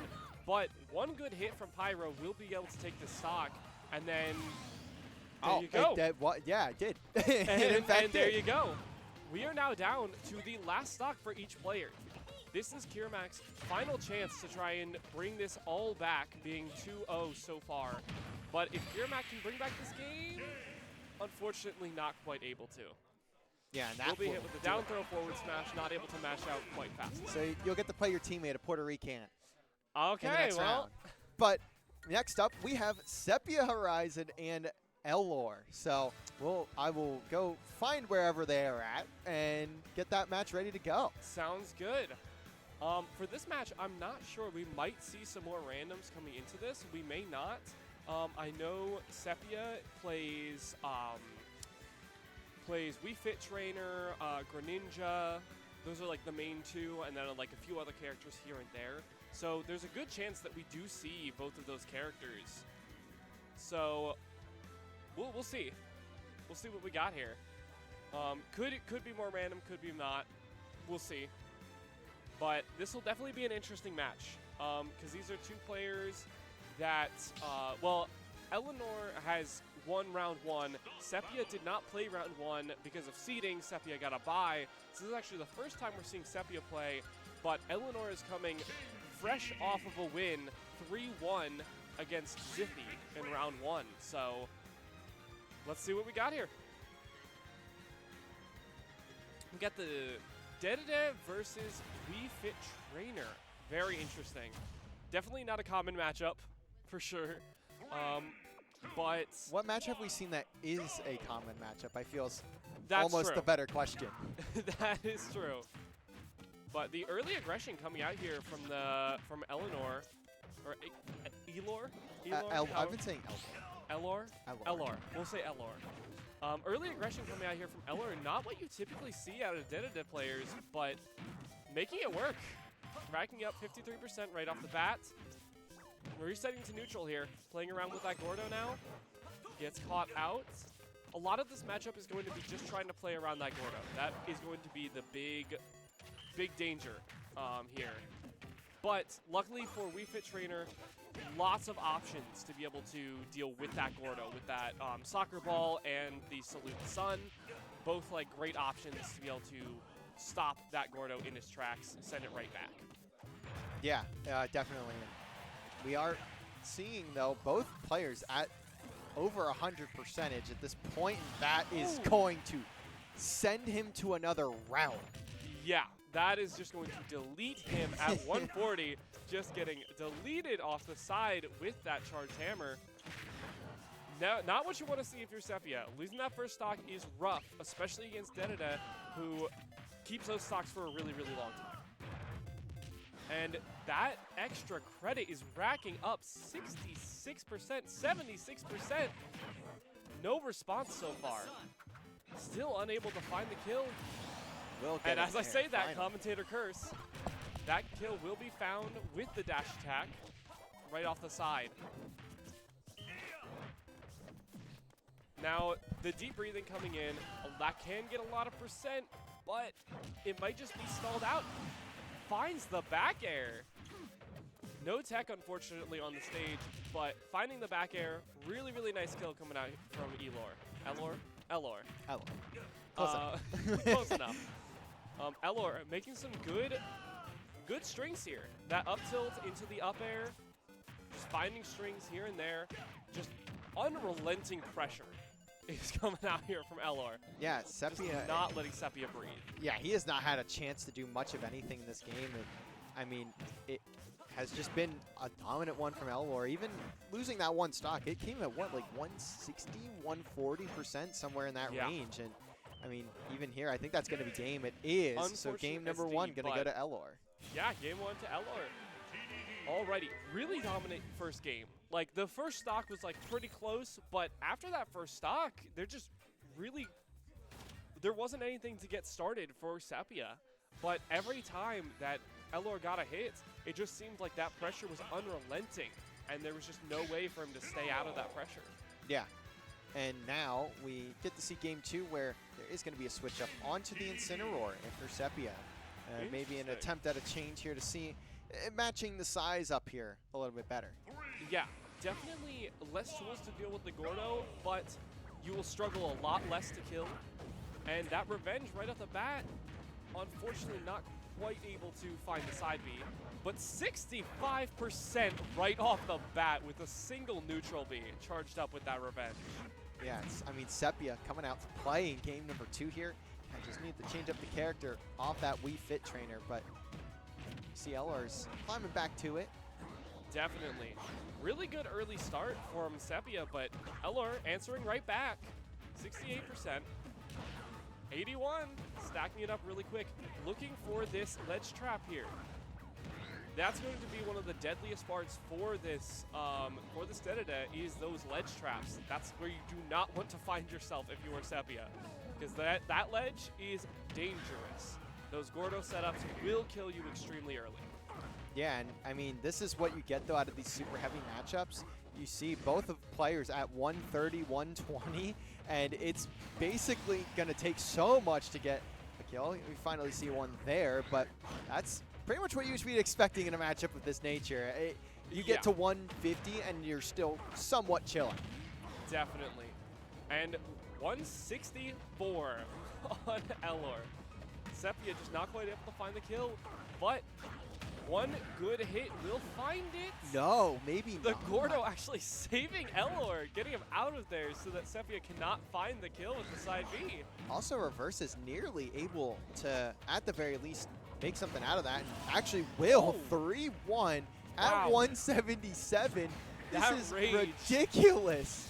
Finally will fall, but not before so much damage had been dealt. Definitely. That is 39% on Sepia's last stock.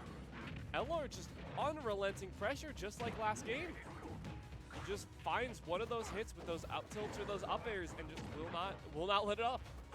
Yeah, and I mean, even though it's even now, it may be nearly job done. Is you see Elor almost getting the combo to work out there, but narrowly missing it up, and just counters it on the other side of the stage. And that will take it. The reversal with the up B. Incredible stuff. Sepia bringing this game back from the brink for sure. 93% to 0. But Incineroar, you can never count him out. He has that kill power. You know, I didn't know Sepia played Smash like this. I didn't know he's not on our Smash team. He's on our Valorant team, and he played Overwatch when he first got here. So and a little bit of League of Legends. So I did not know he had it like that in Smash. Yeah, he does. And he's showing today that he is not to be discounted just because this is not his main game. Unfortunately, will lose that game, getting caught by the Gordo out of the double bounce there. But very, very close game, much closer than the first game for sure. So good news for game 3. It has just gotten better and better for Sepia, but he hasn't quite been able to find like that groove as much as Elor has. But here we go. Game 3, 2-0 in Elor's favor. Sepia switching it up once again. We're seeing the Greninja now. Very, very interesting. Definitely a very, very good matchup for Greninja. Has a lot of that combo potential. Has that neutral B to deal with the Gordo. A lot of really, really good options here. But yeah, off to a pretty strong start for Elor, finding that 40%. Greninja definitely not the heaviest, so will die pretty early if Elor is able to stack up just a little bit of percent. And that's 71. You don't want to be off stage. Remember, those ledge traps from Dedede are just dangerous. Sepia finding a way out of that though. Not quite getting spat out, and instead able to just mash his way out. Yeah, I'm a little surprised to see a Greninja here. I don't know that we've really seen. I don't know that I've seen Greninja basically much at all throughout most of Smash Ultimate. No. There's very, very few Greninjas of note. There's pretty much like Anarchy, and that's the only one I can think of. Anarchy and Tarek, both European players. Pretty much the only people that I can think of that play, or I think Anarchy's European. I know that he does play for, I don't think it was Fisher, I think it was one of the other esports colleges. On the same team as Peanut and Lima, I believe. Yes, yeah, I remember we talked a little bit about that. You'll see there, evened up at 2-2, 42%, so that's actually quite good to get out of there with, but you can see that stacks so quickly with a character like DDD. Yeah, just finds that one hit, and again, that unrelenting pressure, but Sepia not gonna let it go unanswered with a 51% response. But Greninja is so much lighter that this percent, even if it's even, it's not even.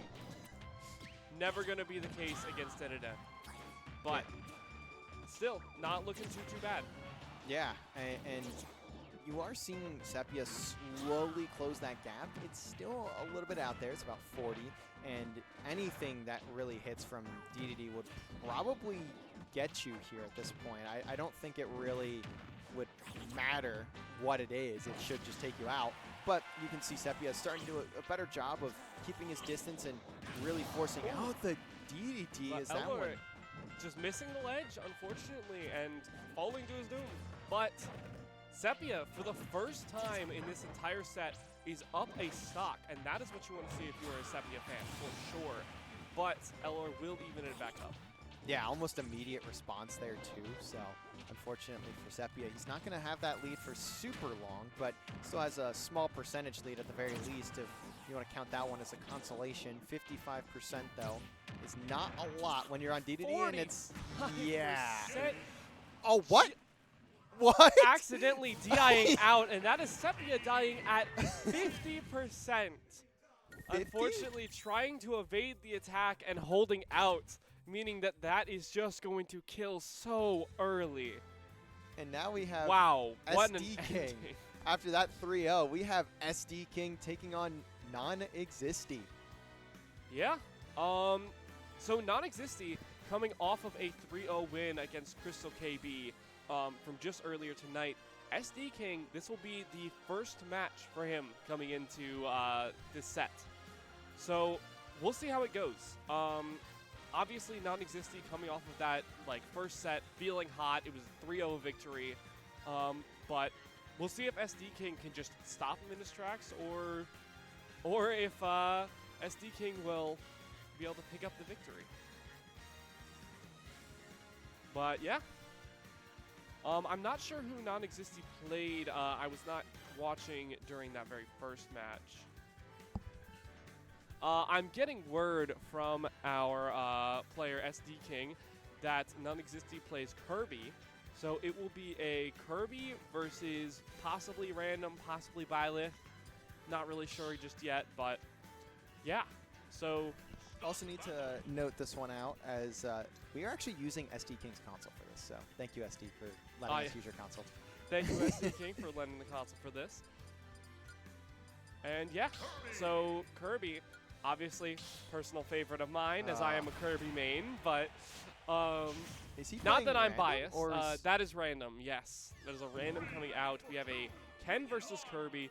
Definitely a Kirby favored matchup, I will say. But yeah, getting right into it. Not that I'm biased or anything, but I'm cheering Kirby on. What character is that? I don't even know. Ken.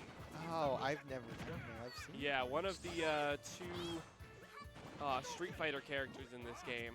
That's why I don't know Street Fighter. Yeah, definitely a good matchup for Kirby. Kirby likes to fight in that like close range box area, so definitely good for Kirby. But right now, just being boxed out by those projectiles and just not quite able to find the opening. Yeah, and this is actually the last match of the upper round 2. It's Non-Existy. Going to lose the first stock there.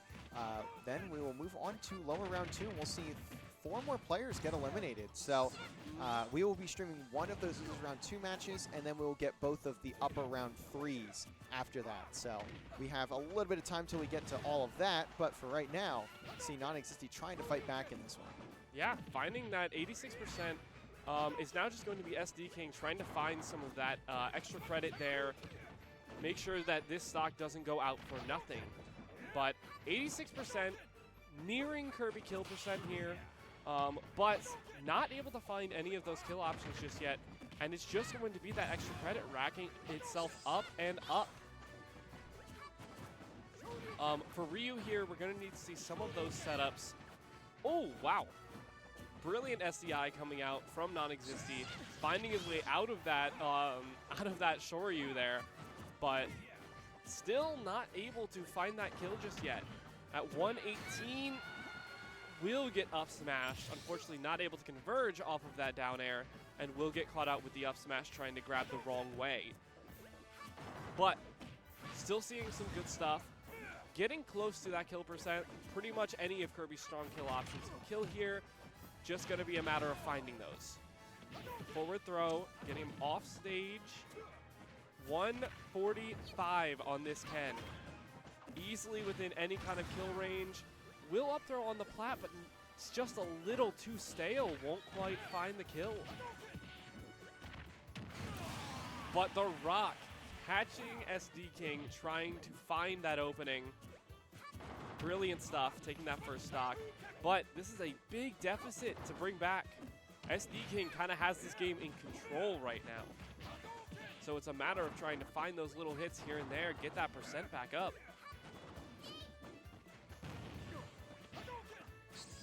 So, yeah, not a great look for Non-Existy so far, but, ooh, barely lives that Shoryu, actually. That got really close to killing, surprisingly, even though it was only one hit of it. Non-Existy getting caught out with that F smash, unfortunately sent off stage. This match is going to be a lot of just SD King just searching for that kill, but not finding any kind of consistent kill option. That is 2 times where Kirby has just fallen straight out of that Shoryu, but 135 means anything will kill, and that will be the game. SD King going up 1-0 so far. Yeah, good start for SD King. I did actually forget to, that entire map, change the name from Sepia to SD King.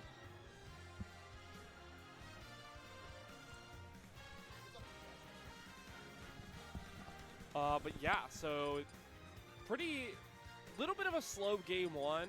Yeah. There was a lot of like missed co-confirms happening there, but that is a-okay. Heading into the second match with that random pick, it's going to totally shake things up. Yeah, definitely. And it's hard to talk about a matchup when you know a random is coming, so you don't know what it is until it actually starts. Not really sure what we're going to see here. Dr. Mario. Dr. Mario. Very interesting. Definitely, again, a Kirby-sided matchup for sure. Dr. Mario kind of has to like box you in that closer range. Kirby finding the early opening. There we go. That's what we didn't see last time, but we're seeing this time. Is those forward throw combos just stacking up that percent real quick. 52 right off the bat. That's what we like to see if we are a non-existy fan, for sure. Yeah. 77 to 33 right off the bat. I don't know that I've ever seen a Dr. Mario. Yeah, few and far between, ever. for sure. But yeah, this Dr. Mario coming out pretty even so far. Dr. Mario definitely has a lot of kill power. Very, very slow character, but has that kill power, especially against someone like Kirby, who just kind of dies in 2 hits. So yeah, and you have a lot of experience with that, unfortunately. Yeah. So definitely, like any of those strong kill options of Smash is one of them. Will take out that very first stock. 84%, not the worst deficit that we have seen. Definitely can come back from this, try and find that kill there. But it's going to be kind of a mountain to climb still. Yeah, definitely. And you are seeing that percentage for non-existing go up as well. So you are Just barely not able to find that forward air, unfortunately. Almost finds the edge guard. The down throw down air up throw coming out, not quite able to kill at this percent. Unfortunately, a little missed input coming in there, but it is 144 on this Dr. Mario. A lot of moves will kill here. It's just a matter of finding those kill moves. Ooh, but same can be said about Kirby, especially with all this rage. Anything will kill. Yeah. Anything will kill for either player at this point. Actually, that F tilt almost taking it with Dr. Mario. We nearly had a combined 300% there with 2 characters that are known for dying at low percentages. Yeah. And it's traded. So. And there you go, yeah. 0-0, but of course, the non-existy down by just a little bit, down by that 1 stock. But nothing that you can't bring back, for sure. Especially as Kirby, you have those explosive combos, you have that quick racking of percent. Just like that. Yeah. Just like that, that's 40% right there off of 2 interactions. When you get 2 squishies, it just, you should not see 100+% on both players. You just shouldn't for more than maybe 5 seconds. And we had it for a solid like 20 or 30 there. But now it's getting back up to that territory, and if you're not existing, it's a little bit scary that you're at this percentage, especially because you have to take down 2 more stocks. But at this point, I mean, you are getting very, very close, and it is going to be getting caught out with that down B from SD King. Just guessing that there's not going to be any true combo after that, and just catching him with the down B. Yeah, and it'll be SD King going up 2-0 in the series. Now looking to make this a clean sweep. For sure. Very, very good stuff right off the bat from SD King. That is up 2-0 right off the beginning. But yeah, it looks like we might see a character switch up from non-existing. And it is actually a character switch up from non-existing. It looks like it. Game hasn't been started yet, so we're not sure. But yeah, no, that will be a character switch up. Non-existing picking the core in here. And PT from the random. PT. Interesting stuff here. PT, definitely an interesting matchup. Not definitely one that you a see character a lot. in this game. Definitely a character. But that Ivysaur is going to be a nightmare to deal with, because Ivysaur just playing from that range is going to be very annoying for Corrin. As you can already see. As you can see, yes. But once Corrin's able to kind of like get in, play to Corrin's range instead of Ivysaur's, but that's not going to happen. Just an immediate switch to the Charizard, 1 tap and you're gone. Yeah. SD King. Finding that swift first stock, I think it was 25 seconds. Real fast first stock, but hasn't been hit since losing that stock. Non-existing, not letting this go quite that easily. But those Squirtle combos will rack you up quite a bit of percent. Yeah, and you already see is basically equaled up, and now pulls back out the Ivysaur, and this is where it gets scary. If you are Corrin, you can just get sent away so far, and you're basically helpless at that point. And Yeah. we may see a similar situation here. You really want to play to your zone as Borin, but just not allowed to in this game. Getting that counter caught with the up smash, and it does just seem hopeless at this point. SD King just keeps going, And that will be it. unfortunately the downer slightly off the stage. And that will be the game. Swift 3-0 from SD King coming out here. But very, very good performance from both players. Yeah, and you still get the lower bracket there if you are non-existing, and that will conclude round 2. So we are going to stream one of these lower round 2 matchups, and I was going to say which one we're picking. I don't know, to be honest with you. Yeah, that I'm not sure. We'll Lots of good players we'll here. spin the wheel. We'll make a spin wheel, and we'll be back in a little bit when we get ready to start our next matchup. Yep.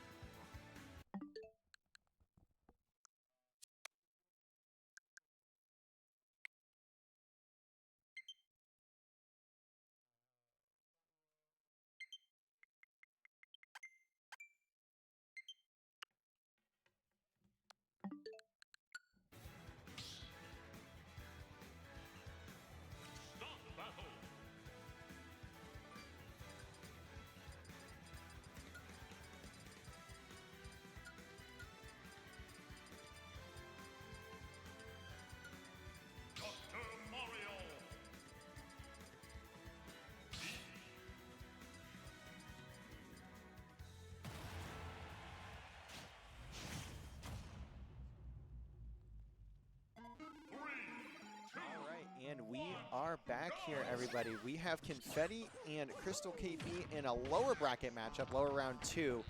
We are going to run both the upper semifinals simultaneously, and while that is going on, we will have this match, of course, right here, as I see a Dr. Mario out again, and a Peach here from Crystal. Ooh, Doc is an interesting pick in this situation. Peach Doc is a weird matchup because so little people play Doc. And it's, I would say this is definitely Peach weighted in the overall grand scheme of things, but so far this match has been fairly even so far. We've been seeing a decent bit of back and forth motion so far. No one's really had any crazy combos going out just yet. Confetti doing a good job of keeping Crystal off here, but it's been, like I said, back and forth, fairly even. Both are around kill percent. We're looking for a kill here soon. And Confetti finding it with a down air. That's pretty strong, but not far off from death himself. He's got to be careful to hold on to this last stock. Finding a little early damage on Crystal here with a down throw up air combo, but Crystal closing it out with that forward smash. This is a decently close game, folks. We're seeing a lot of interesting play here. This is a very odd matchup. I'm not used to. I don't think many players are used to seeing this on their screen at the same time. Absolutely not. But honestly, it's been going pretty back and forth. Confetti's got a bit of a lead here.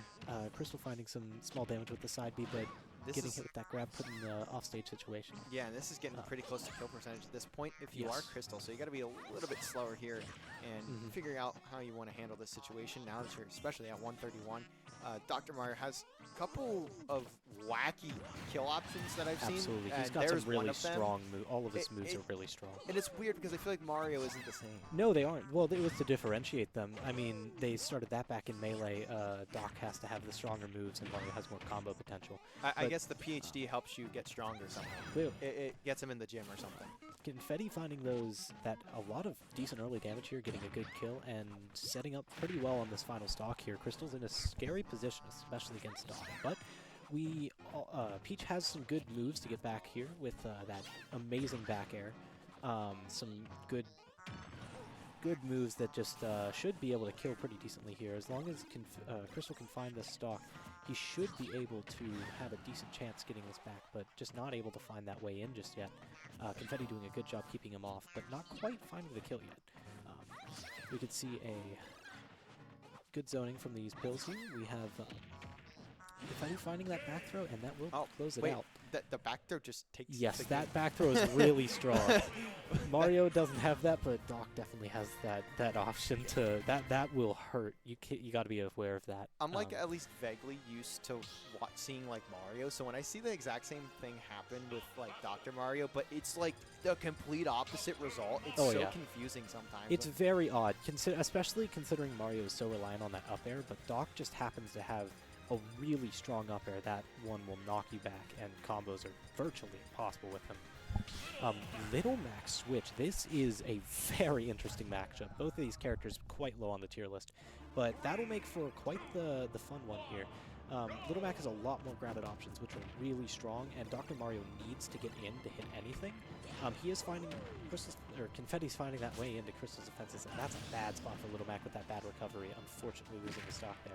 But Little Mac has some amazing ground control that can really turn the tides in this matchup, especially against Doc, who needs to be in close to get those hits. That sets up great for Little Mac being able to get any sort of combos or hits going, but unfortunately getting hit with that early down air, losing another stock. Mac's biggest weakness showing his terrible air game. So far, Confetti doing a good job of keeping Crystal in a bad situation, but Crystal now finding way back with these smash attacks and getting some stage control back, which is going to help in his favor. But he needs to close out the stock if he's going to want to bring this game back. But Little Mac has a lot of good kill options in this situation. All those smash attacks, side B even, up B. Oh my gosh, that forward smash barely missing and letting Crystal find a forward smash kill, evening this back up a little bit. But Confetti still has that sizable lead here. Finding these good grabs, getting him off stage. Not a great situation for Little Mac. Hitting the KO punch, but unfortunately getting knocked off stage, but able to recover there, thankfully. Confetti That KO did nothing. It did a lot. You'd be surprised. If he was 20% higher, that would have killed. It just looked like he didn't really go. It was at 0, so it doesn't look Yeah. as strong, but that is stronger than a final smash. That will kill you at very low percent. And one of Little Mac's biggest ways of coming back in a lot of these, games. Yeah. But finding the cape, and yeah. unfortunately with Little Mac's bad recovery, he's not going to find a way back here. That will be game number 2. It's 2-0 Confetti right now. And the winner of this will go on to play the winner of our next stream match, which will be Kiermac and Zithi, who is sitting 2 seats away from him. How you feeling? Understandable. Yeah, I am too. Even after going to tournaments for like 5 years now, it's still, you get the nerves come up every time. I play ranked games at home, not in Smash, but I play like ranked games at home, and I am literally like this. Like, I'm not kidding. I am actually shaking like drastically sometimes. It's It insane. happens to all of us. And we're okay. We're seeing the Little Mac and Dr. Mario back again. So far, Confetti finding a lot of early damage here, but that KO punch is online. Unfortunately, not finding a way back to stock or stage here for Crystal and losing that stock. Confetti yet to be hit, but gets stray dash attack. Still finding these good grabs, which are letting for some good chip damage, which is what Dr. Mario has to excel at with his combos because he doesn't have much going for him. Down throw, up air, down throw, nair, up air maybe, if you're lucky. I don't know if that's actually true. Oh, KO punch through the shield. You cannot shield that one. You have to be scared of that. Finding the early kill for Crystal, that could be what he needs to turn the tides on this stock here, but he is at kill percent for Doc with those strong aerials and moves in general.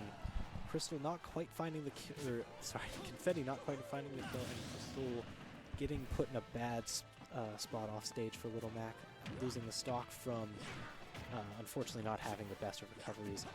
He needs to look for some more damage here, but finding some ways away from Confetti's heavy, oppressive attacks here. Crystal finding some decent damage, but their percents are about even out. Good dash attack. This could be a turning point. Little Mac has some early kill potential with that forward smash, but Confetti answering back, winning some neutral. KO punch is online now. That is scary, but that side B not able to recover. Add insult to injury. It's the down Closing. smash just to make sure, but either way, it was a 3-0 for Confetti, and he will move on. And we'll see Crystal eliminated, but of course we Losing appreciate that everyone match, coming out today. It's been a great day. Oh, absolutely. And we get to see these pretty unique matchups like this with Dr. Mario and Little Mac. I'm unsure of what to expect going into this next match, but we've seen a lot of lower tiers seeing the limelight here. It's been pretty cool to see a lot of these lesser used characters and seeing new kinds of interactions that you don't typically see in competitive Smash, so allowing for some really cool situations. Coming into this next match here, we're setting up for game. We've got Dr. Mario coming out and Pyramithra Aegis. Oof. Depending on these players' skill level, Pyramithra is extremely impressive in this situation. Dr. Mario is a stubby little Italian man, and getting in is going to be a hard time for him here. Dr. Mario. It's a good, I don't know, I've been wondering that. A lot more Dr. Mario than I'm typically used to seeing. Honestly unsure why he's such a common pick today, but it's been interesting. I mean, like I was mentioning earlier, this is a lot of cool matchups you never see most of the time, and Zithi losing that early stock pretty quick to this Aegis. Oh, and losing it again to this bad offstage interaction. Unfortunately not able to recover. Doc has that big weakness of that not great recovery. Any bad offstage situation isn't going to be great, and with Aegis having such good edge guarding potential, this is a scary situation. Finding a lot of damage here for this Aegis, getting side B forward tilt, racking up that damage. If Zithi can't get a hit off here, this could be a JV4. Oh, then there goes that stream. Zithi needs to get something here to get leverage back in this match, but unfortunately not able to find much. This Pyramithra being extremely impressive here. And that up B almost will close it out. Any move on Pyro will pretty much kill here. That side B barely not going to make it closed out. Oh, whoa. Unfortunate DI closing that match out in a sort of record timing. Yeah. That was a fast match. Yeah, and the winner of this match will go on to play Coco Bear, who 3-0'd Sepia Horizon. So unfortunately, Okay. Sepia does fall out of the bracket, but we'll see Isaiah continue to play on for much longer.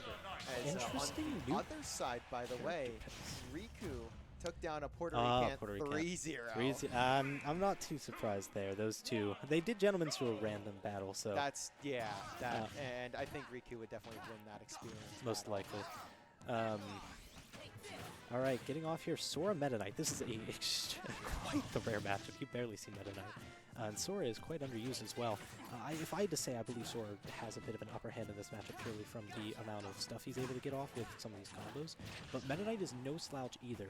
Since they're both swordies, I would say just because Sora has a little extra range, this is a little weighted in his favor, but Meta Knight still has a decent bit of range and the good combos. But Sora finding some decent damage early on here. This match fairly evened up so far. Doesn't look like in any player's particular favor. They're both doing some decent chip damage as time has gone on. Some stray down Bs we're seeing here from this Meta Knight, but Sora answering back with a lot of side B, able to find ways through a lot of what Meta Knight seems to be going for here. Charging that forward smash, but unfortunately not paying off. Sora getting some more chip damage with that side B, really getting in with these, and it seems like Meta Knight does not know how to deal with these quite well just yet, but is finding a side B, almost taking the stock there. And the up stray shuttle loop will take that stock. Meta Knight is a decent kill percent for Sora. Up smash maybe will kill, stray down smash potentially, but not too many moves. Entering that range though, those up airs and back airs will start killing about now. Meta Knight finding some chip damage as well, so this is decently even up so far. This Meta Knight seeming to have a little bit of an edge on Sora here, but not too much. Stray shuttle loop almost finding some decent damage here. Sora needs to find this kill soon. Been kind of sitting on this stock for a little. If he's not able to close it out, this could end up in Meta Knight's favor. Meta Knight seeming practicing his parries here on Sora's neutral B. But we're getting out of that situation, back to neutral situation. Oh, that uppy will close out the stock. Fairly evening up the match back again. Yeah, only 39, so it's not the end of the world to take so long to get that one. Only thing is you take out the time, but like the time isn't the end of the world there. At least right now, you still got 4:40 on the clock, so True. that's not really a big deal either. Especially because both players are now at 2. You see 58% right now on the Sora. We're down to just 21 here on Kermac at the moment, but that whiff almost not punished the way I thought it was going to be, but. A lot of back and forth motion between these two characters. That shuttle loop almost closing out this stock, but oh, down B almost as well. Sora's holding on here. That recovery will be really good. It's really hard to get around that. Ooh, counter unfortunately facing the wrong side, and the tornado hits through that counter. Meta Knight looking for this kill here, but Sora is pretty high and finding some chip damage with these side Bs. That side B almost taking the stock. That forward smash is scary, but Sora avoiding it. Oh, up tilt, nearly taking it out. Shuttle loop will kill here, bringing us back down to a 0% for this Sora. A little bit of a scary situation, but it's definitely winnable. Up B getting a lot closer to killing than I fully expected, though that up B will get staler as he keeps using it here. The more hits that's landing, oof, that will be killing a lot later now. As we can see with that, that probably would have killed before. Seeming to want to find this up B kill, but that staling is really stunting the ability for that move to really take this stock so far. But finding it with the down air, you found this matchup pretty well. Both players that are fairly even stocked. This game has been going quite slow so far, so that timer is ticking down. I can't see this going to time, but there is a possibility with how slow the game has been going so far. Yeah, and it's also only 13% on the Zippy, so this is not out of range at all. Absolutely not. Basically even as even gets. And Oof, well, back to parry practice here. so much about it being uneven. It's now fully even, but Absolutely. Kermac does need to Find some leverage here in this situation.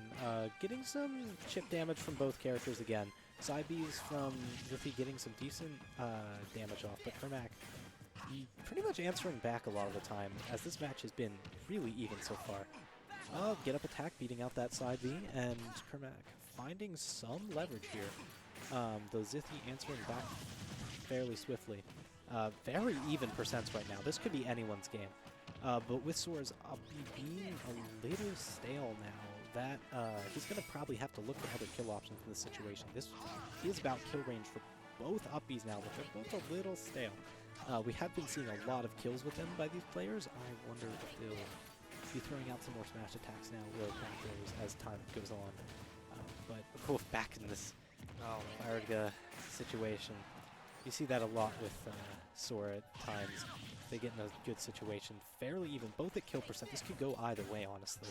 Whoever gets that kill move off first, dash attack, not going to end it out, but that down B will take it for Kermac. That was beautiful to close off that second screen. Absolutely. I just saw the circle, like the show where the characters at go from one spot, like up straight up, and it went to the corner instantaneously. Oh yeah. Like it was a kill move as much. That as a kill down move B gets. is absolutely a strong kill move. That will kill center stage at roughly 90 on some midweight characters. But it is definitely has some stronger moves there. Coming into this next match, we're seeing the Pyramithra come back out, and Zithy's sticking with the Sora. This is a bit of a more even match, both characters having those sword and range. I believe this is a little more favored in Pyramithra's favor because they have the combo game and decent attacks with Mithra here, but honestly this could go either way depending on how these, seeing as how these players have been playing. Yeah, it's 2-0 in the series right now. Zippy one game away from being eliminated here, but the winner of this will go on to play Confetti in the lower round 3. Yes. We're seeing some good early chip damage again from these special moves, seeing some occasional things getting dished out. Those neutral Bs have been pretty good for Ziffy so far, seeing a lot of his good chip damage coming from that, but Kermac finding these stray hits with Pyro, which really hurt you. Pyro hits like a truck, more so than even Dr. Mario. Looking for these straight up Bs, finding a forward smash to close out that stock. Ziffy gonna need to find a way to get some percent back on the stock and possibly take it to even this up. But finding these stray side Bs for both players, Ziffy finding a good neutral B into up B, which almost takes the stock, but not quite just yet. Pyro getting some good damage off here. That up B is devastating. Switch to Mithra here, probably for that extra damage. That dash attack getting Ziffy in a not favorable situation here. Though Sora does have that amazing recovery with the side B potential after the up B, being able to recover from effectively anywhere.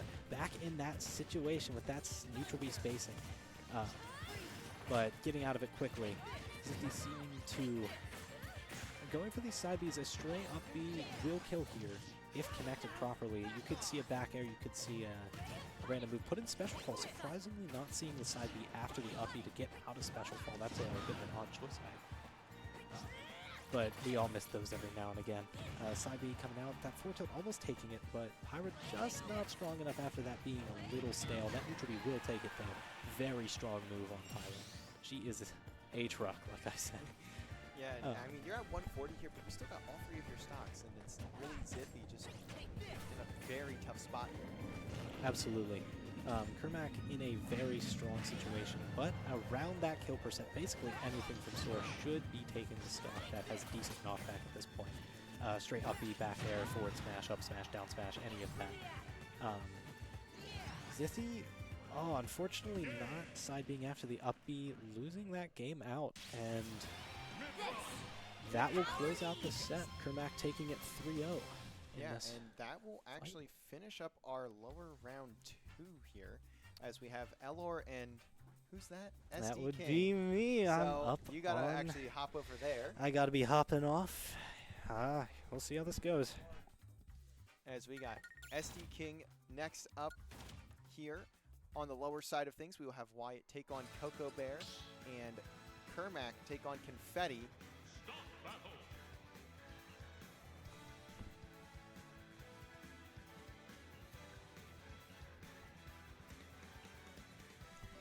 Yeah, that's fine. you can. So we're going to hop in here in upper round 3. It is going to be Elor and SD King. The winner of this will play Riku in the winner's final. And with that, the winner would play in the grand final. We are closing in on the end parts of our bracket here. We have been here for a little bit now. Event started at 5, well, probably about 5:15, I think, 5:05, 5:15, and it is now hitting 8:30. So we are slowly approaching the end parts of our bracket here, but this is the last of upper round 3. We have SD King, one of LVC's newest players, a freshman here at the Valley, taking on Elor of Cedar Crest. Very excited to see this one. As we will hop into the game, we have Ryu and King DDD. 3, 2, 1, go!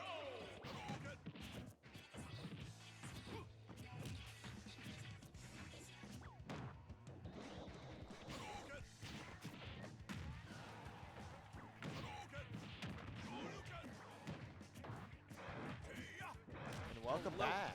Hello. You sit at the only winners finalist at the moment. How are you feeling? Pretty good so far. Unfortunately, no one could see the little set that we had off stream due to time constraints, but it was a fun one for sure. We did some random dittos there. Had a great time. But yeah, feeling pretty good. Ready to see who I'm facing. Is Elor or SD King here? Yeah, and that's the So- matchup we got on deck. So you get to watch again as you find out who you play live. Yeah, very exciting. Elor with a very strong showing, taking out, it was Sepia. Yes. Yeah, so far 2-0 in this tournament overall, taking out Sepia last round, and now in a very even matchup against SC King so far, taking the first stock too. Yeah. Finding the up tilt on that platform. Really looking to show out here at our event. Elor has been having a good day so far. For sure. We have seen a lot of that, like, really, really nice aggression from Elor. Ooh, grabbing off of that Gordo. Very, very nice stuff. Interestingly enough, we are seeing a Ryu out of the random after they got the Ken last time, just getting lots and lots of those Street Fighter characters here for SD King today. But SD King finding that Shoryuken, 76%, but a deficit that SD King can definitely make up. And fact, 63% off of just a ton of up airs. Amazing stuff. Getting shield poked by the dash attack, incredible stuff right back. Neither player letting up, making sure that we are seeing a fierce match here tonight. So far, Elor is up, but SD King, we've seen him, you know, be able to find some of these earlier kills, so he's going to be looking for those, especially as Ryu. You have that Shoryuken. If you do the true input, it kills really, really early. Yeah, and I mean, you see that 88% really isn't that crazy at the moment for DDD, considering the super heavy nature of his character too. So this is looking very, very good for Elor at this point, and you may end up seeing Elor take game 1, especially now that you look, that 78% is starting to rack up, and I think maybe 1, possibly 2 more moves here, and you should be good to go. But you've got to get to that first, as SD King, certainly a player that's experienced with the game, as it gets really shaky at the ledge, both players going back and forth. 153 on this Dedede, looking very deadly. Going for a setup there, unfortunately not able to find it. SD King finding the F smash, taking that stock. We're now evened up on last stock here. Lots of percent deficit to make up, but stocks-wise, 1-1, definitely looking pretty good for Elor right off the bat here on this final stock. Definitely a lot of Dedede's moves will kill, but it's just a matter of can Elor finish this off? Because all the momentum is in SD King's favor at the very moment.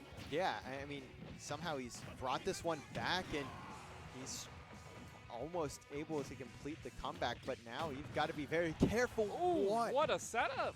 I mean, it doesn't get much better than that. Honestly, I thought that was going to take him out, but yeah, somehow still alive is SD King, but not the by up air much. not finishing, but the up tilt, taking it. Nice. That is the very first game going to the way of Elor.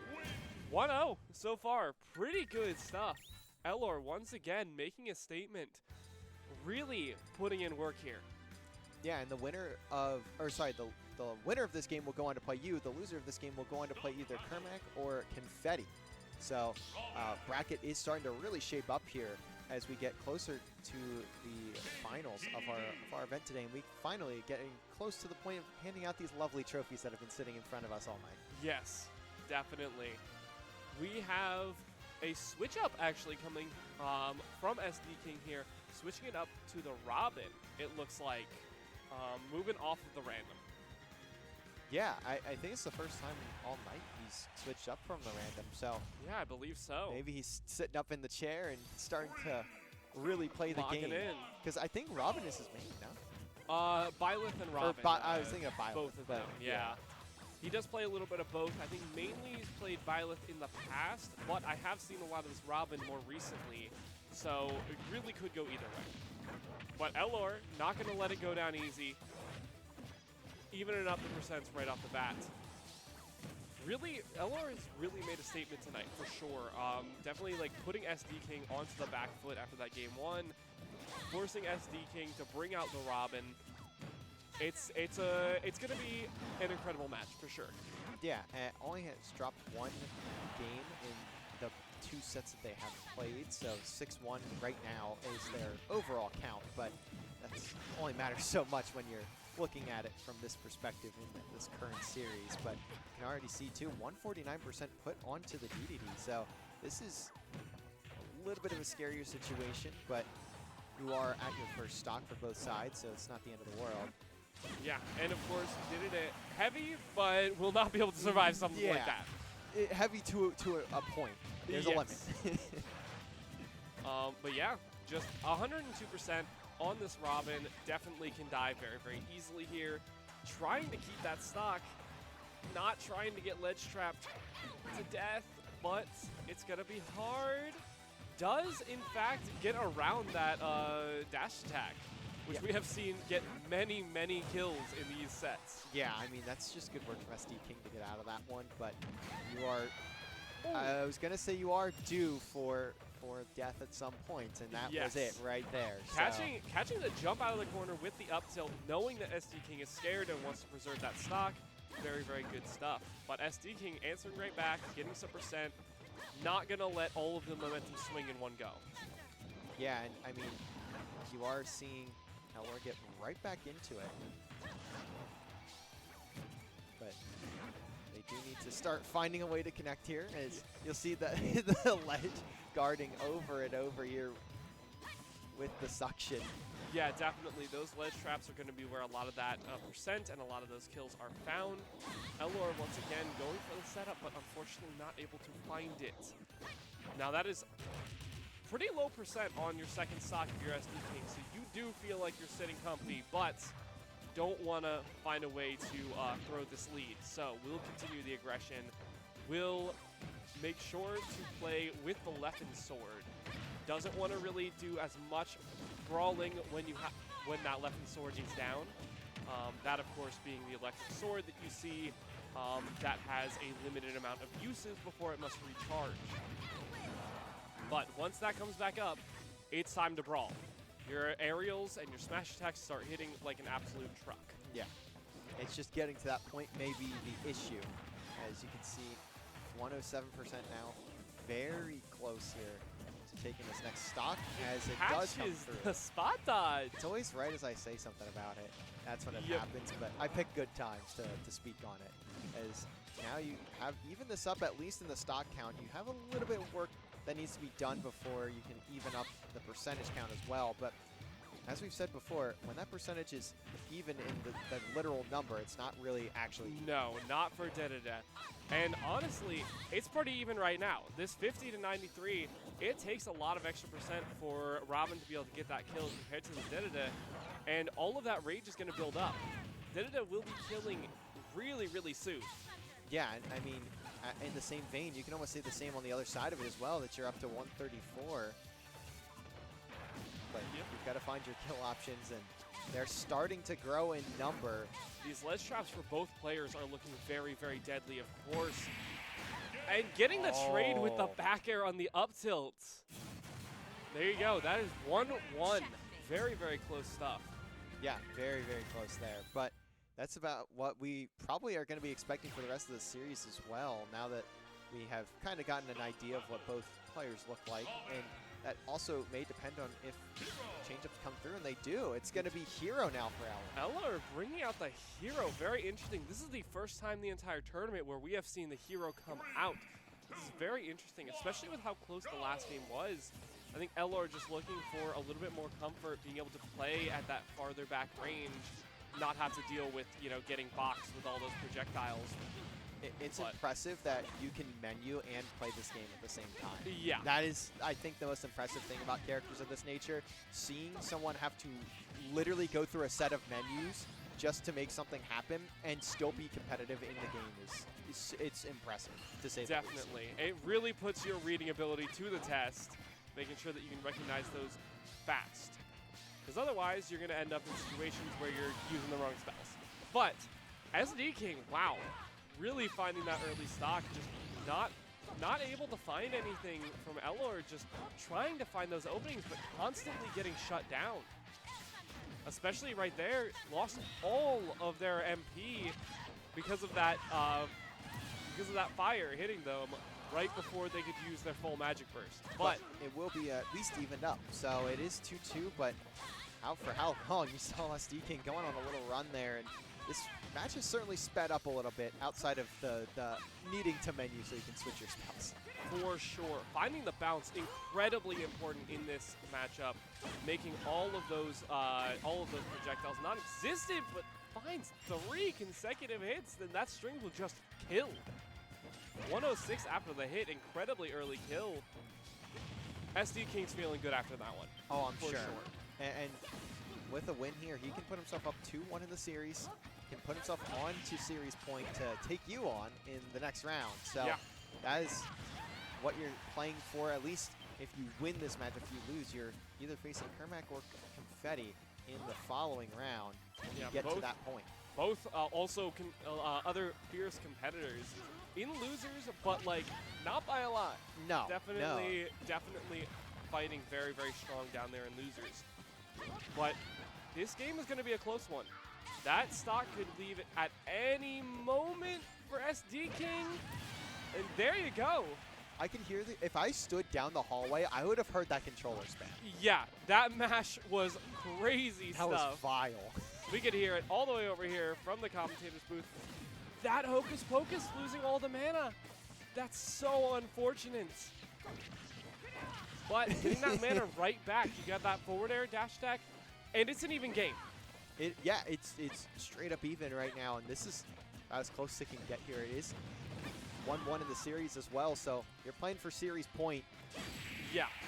And that's catching the menu, just not able to pick a spell fast enough. Does get caught with the up smash, unfortunately. That'll be 2-1 for SD King. But both matches have been to the very last hit. Yeah, I mean, a speedrunner's favorite character has to be Hero. Oh, yeah. Learning the menuing just has to be their thing. But absolutely. We'll see another switch up, yep. Possibly? No. Well, yes and no. Yeah. Yes it's and no, yes. Going back to the Didada makes sense. Definitely looked very, very comfortable before. And I think that game was slightly closer, but just close matches all around, no matter what. And, wow. Avoiding the L-Fire there. Very, very good stuff.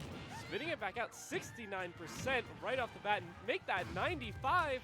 Make that 110. Elor.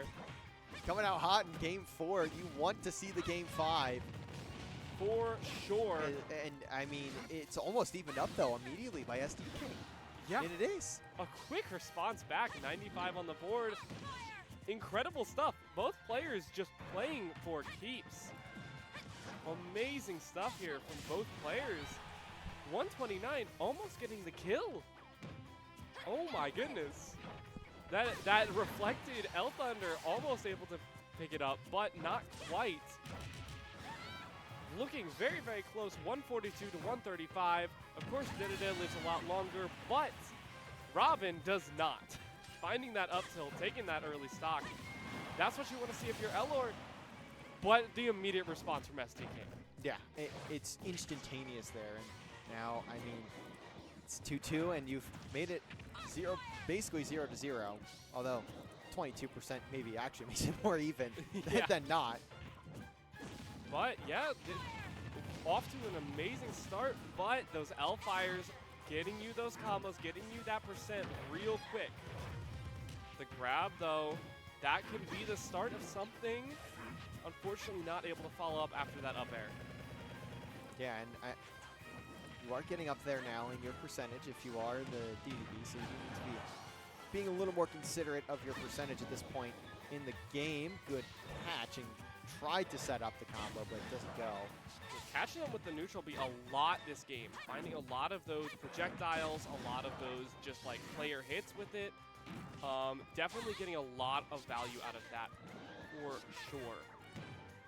But good stuff. Ooh, with the conversion, good DI from SD King. Incredible stuff. I thought that was going to kill. Yeah, I can't believe he's still on stage right now. That is Yeah. incredible. Can now convert this into a kill if you play it right, and it has finds done the just forward air. that. That wow. might be the difference maker. Surviving that up air might be the thing that determines if he wins this set. Elor, though, needs to find this kill now. You do not want to take a bunch of extra percent off of this. Yeah, especially while you still would have the upper hand at that spawn point, but it's looking like that won't be the case. SD Using King the win box to his advantage, finding the nair right in there. almost Does get did caught it this again. time. Oh, he didn't get punished? He didn't get punished off of it this time, and now that could very well be your difference. For sure. 160 Elor finding the F tilt. Does not kill. How is Oh, he still no. alive? He is That holding is on for crazy. dear life. Holding on for dear life right here. 170 on the Robin. Never would you expect, but if you're SD King, it's what you hope for. 179. Almost oh my goodness. Gets hit by the car. And finally, At at 180. 180, 180? Elor able to take that Since stock. when with this character? Still completely within grasp for Elor. This is a big deficit, yes, but one that we have seen like this percent get stacked up so quickly in some of these earlier games. We could see that again. Yeah, and you need it if you want that game 5, but SD King turns it around for just a second. Not for super long, though, and now this is where it gets scary for both players. Yeah, If you're the SD forward King, air, you don't want that game 5. 132. Ooh. Do not want to get caught by that dash attack. We have seen so many stocks go out to that. But the Gordo off stage, this could be it. This ledge trap could be the game. Gets And caught that and will will be be back it. thrown. Wow. That'll be the game. SD King, Such a good set, though. that's a good Amazing set both stuff. ways. Definitely. Amazing stuff. Every single game down to the last stock. I think that's the best set we've seen tonight, and you will be playing SD King in the winners final. But Yeah. for now, I believe, I don't remember if they played or not, but Kermac and Confetti, I cannot remember if they did play. And it was a 3-0 there, so we 3-0 for are now, Confetti. we have our winners final set up, and our lower semifinals are both set up as well. So we will have, first up, we will have you and SD King. So actually, Alrighty. oh, you just took all your stuff out. Heading straight back in there. Well, he just unplugged everything, but he'll plug it right back in. And then, no, you're,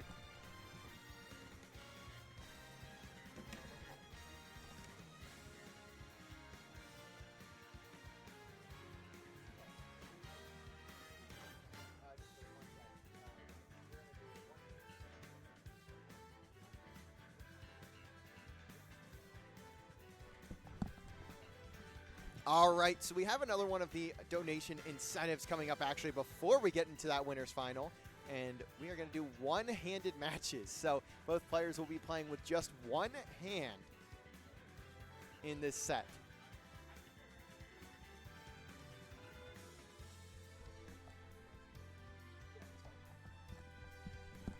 And actually, we're going to have Travis hop in. Isn't in the bracket, but at the very least is still going to have a great time. And we appreciate you being here, by the way, Travis. Good to see you. And both players are going to be using one singular hand. Travis, I can already see your hand is bigger than the controller, so that sounds difficult. Sounds very difficult.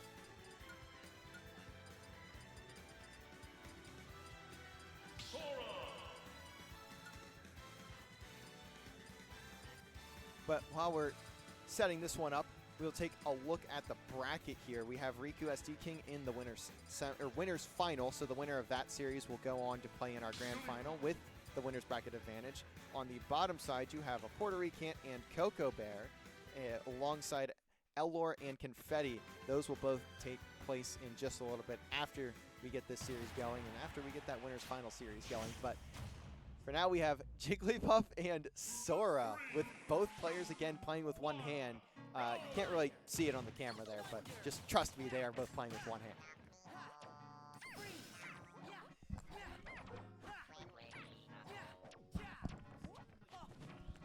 And Elor and Confetti are going to be actually playing their game now, so winner of that will head on to the lower final against either a Puerto Rican or Coco Bear. But for now, we've got ourselves a little bit of a fun one here.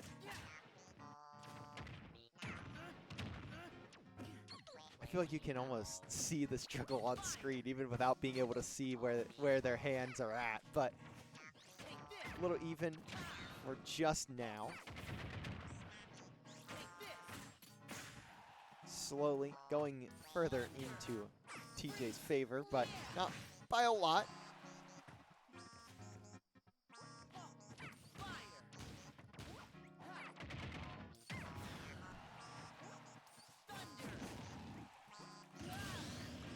As that will be first stock actually taken by, I believe, TJ. I'm pretty sure I have those correct. Yes, that is first stock taken by TJ there.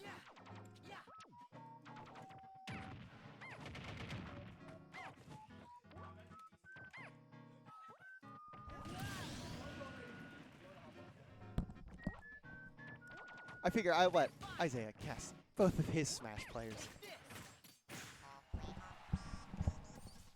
Hello. Glad to be back.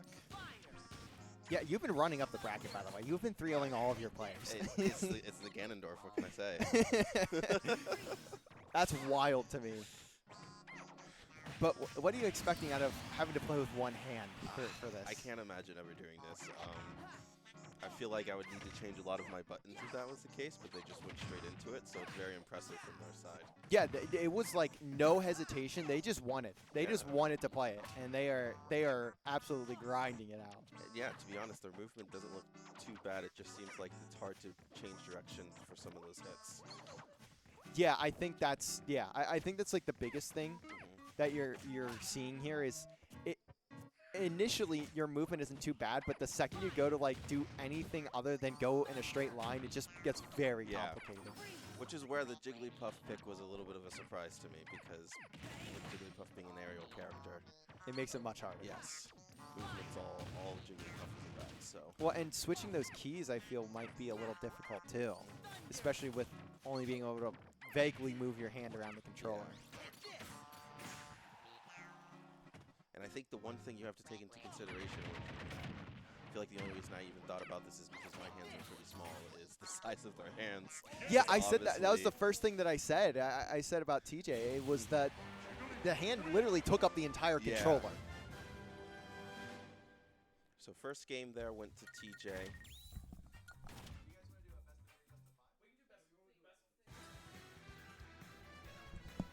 All right, we're going to do a best of 3 for this one. So we will update that real quick.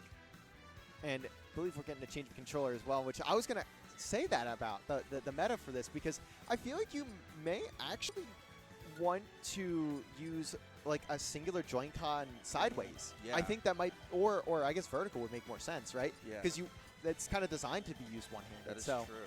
but I don't know many players that are a natural one Joy-Con player, so that might also be something to think about there. Unless you played a lot of the Smash Bros. Brawl on the Wii with the Wii controller. Yeah, good point. Oh, yeah, the Wiimote, yeah. Yeah. I can't say I was doing much of that. I was definitely picking up a GameCube controller if I was on that. Yeah. But Wonder if characters will be switched up here too. Looks like Noah's going with. Oh, looks like they're both going with the same. Oh, are we getting a mirror matchup, Jiggly? I wonder if the navigation's also difficult with just one. I keep looking over and I just see them both struggling to do anything movement-wise. So it looks like they have just swapped sides here. So we will still see the Jigglypuff and the Sora matchup on Hollow Bastion. A little bit of a smaller stage, so might be a little bit easier to get some of those hits in.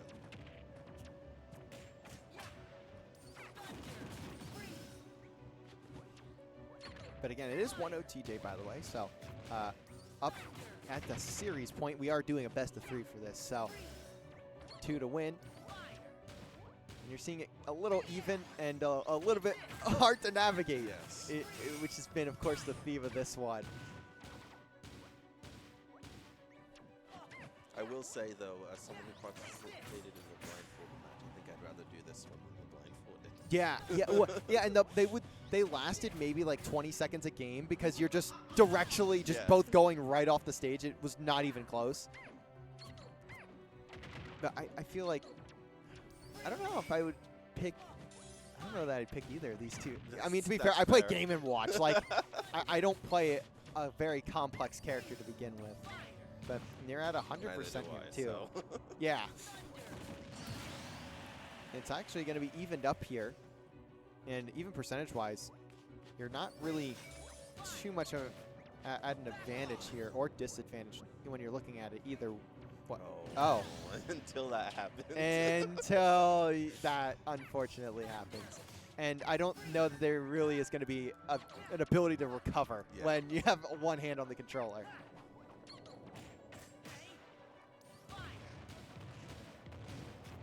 And now just getting zoned out to oblivion there. We've seen that a lot today with the Soras. It's just been a lot of zoning with that fire key, and that's been a huge part of the Sora gameplay.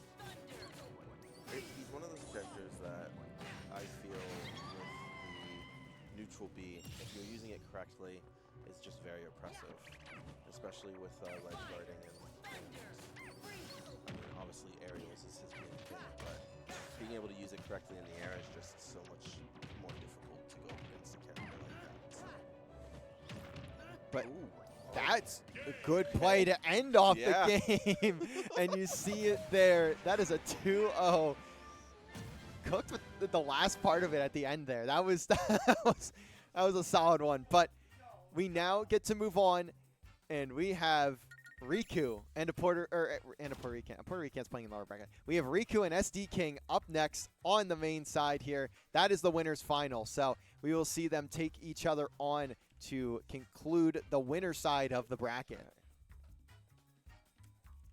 And I'm looking forward to this because I haven't actually gotten to watch either of these players play before.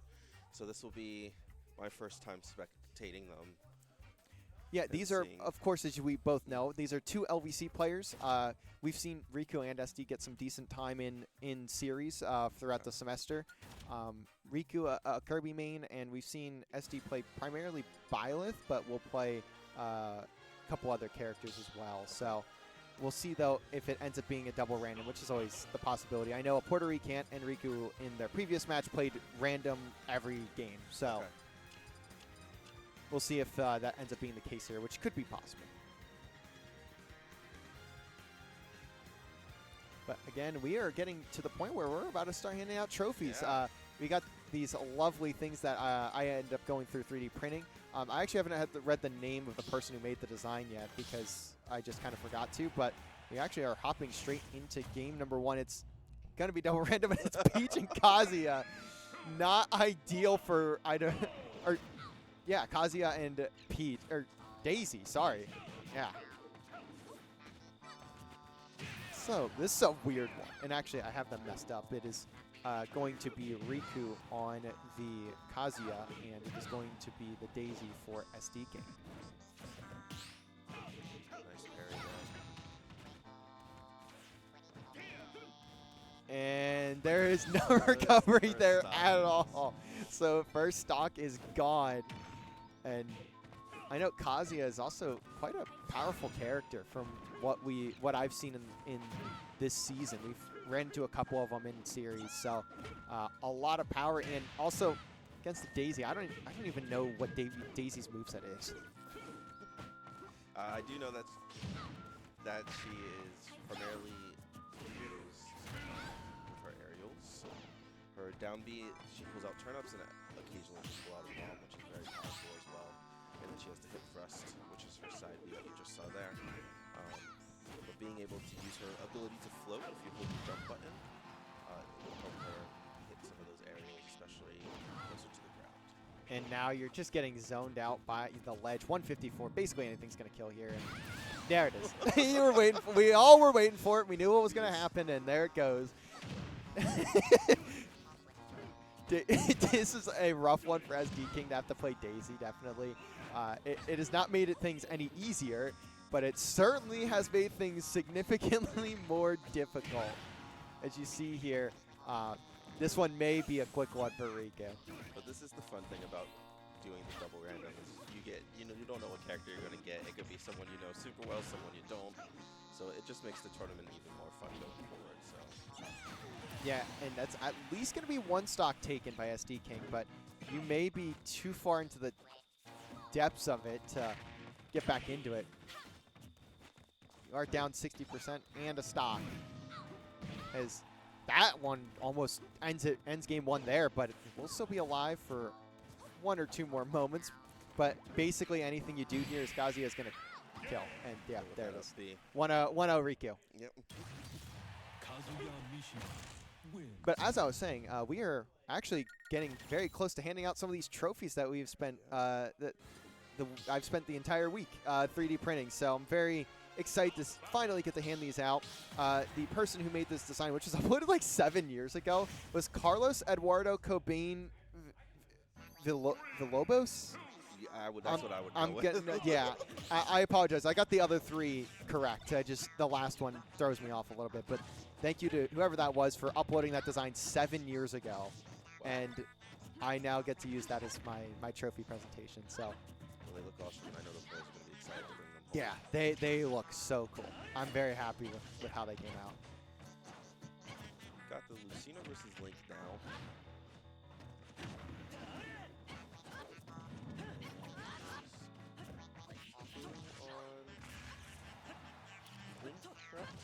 Yes. Okay.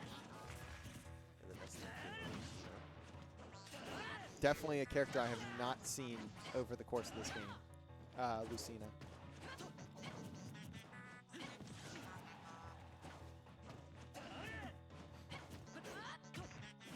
Very right now.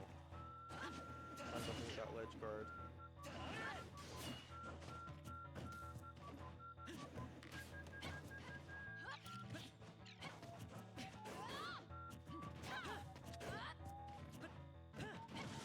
You're seeing two swords go at it. Yeah. And it's just, there's a lot and not a lot going on at the same time. There's just so much getting done in this matchup. I mean, see there, bomb drops through, but didn't do a whole lot.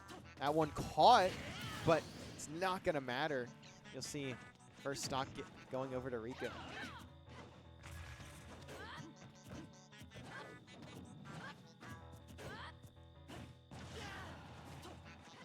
I feel like I haven't seen much Link at all in this game either over the past couple of years. There's a few players at Cedar Crest that really enjoy the young Link. Not so much Link. So we see that quite a bit in our role-playing practices.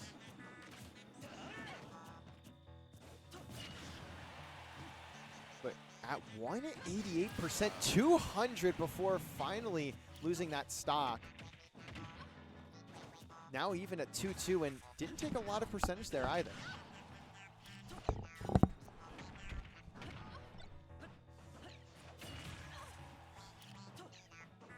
And now you're up to 86 though. If you are SD King, you gotta start getting back into this fight somewhere, but Riku is not making that easy at all. Good parry there, but block, parry. It's a good parry followed by the spot dodge. but now you're at 113. Most moves, I think, will at the very least throw you quite far off stage. Maybe not quite kill considering its length, but at least do a solid amount of damage. And SD King nearly getting Riku off the stage there, but won't be able to, and that's going to make it even more advantageous here for Riku. As finally that stock will get taken. Riku looking to make it 2-0 in the series here. Pressure up.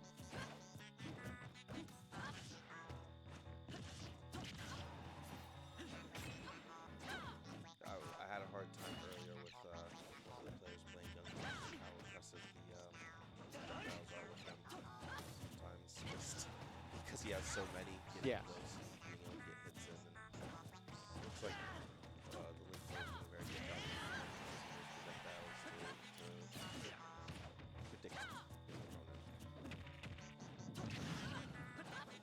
Yeah, and there you go. You see it close out. That's going to be 2-0 Riku. One game away from heading into the finals. And I will say Riku also has not dropped a game just yet this entire day. So Riku looking to make it 9-0 going into finals.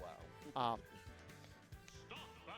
I will say I'm a little surprised by it, but also random. So, you know, it's especially, I guess that makes it more surprising because you're playing random the whole day. So I think that it does make it more impressive, actually. Yes, very much so. And SD King has just gotten SD King's main. Okay. So maybe lucking out a little bit there on the pilot. As we got Sephora for Riku. This may be where SD King can start turning it around, look for that reverse sweep. But we'll find out if Riku has what it takes here, especially on a character. I don't know that Riku is getting much, if any, playtime on Sephora. Very nice. Sorry. Yes.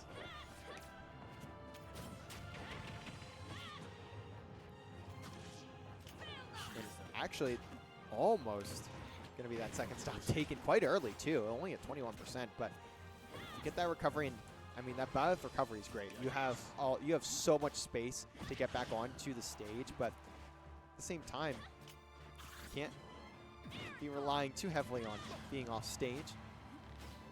I've seen many players that are the most successful with that being the case. Is now you're at 128 if you're Riku, 140, and it will somehow kill, but thought you would be able to at least push yourself a little bit back, but I guess not. Although you still have that lead for Riku.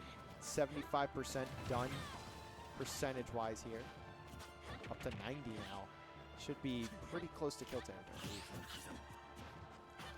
You saw right there with Sephiroth's recovery, he does reach pretty far on the stage. So SD did a very good job of finishing that distance here for sure.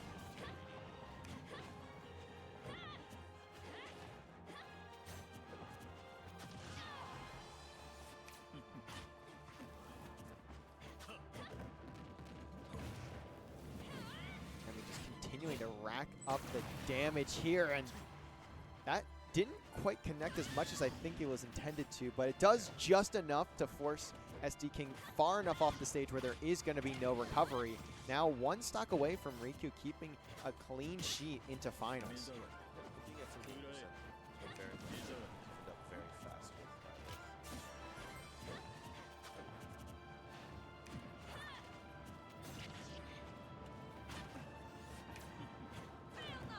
Now you're seeing that percentage rack up 42, so you got to find a way to get this stock off of Riku very quickly before you take too much more damage, if any at all.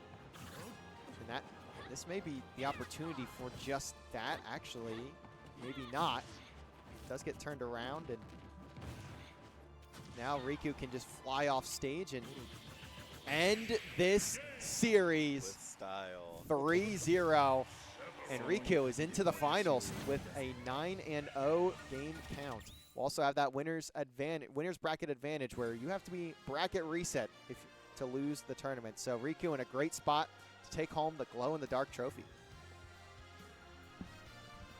But Yes, we will have a Puerto Rican and Coco Bear up next on the stream, and that is going to be for a spot in the lower semifinal, with the match after being Elor and Confetti to see who plays that one. But welcome. I guess it probably makes more sense for you to sit here because you're playing in somewhat short order. I say short order, but vague short order.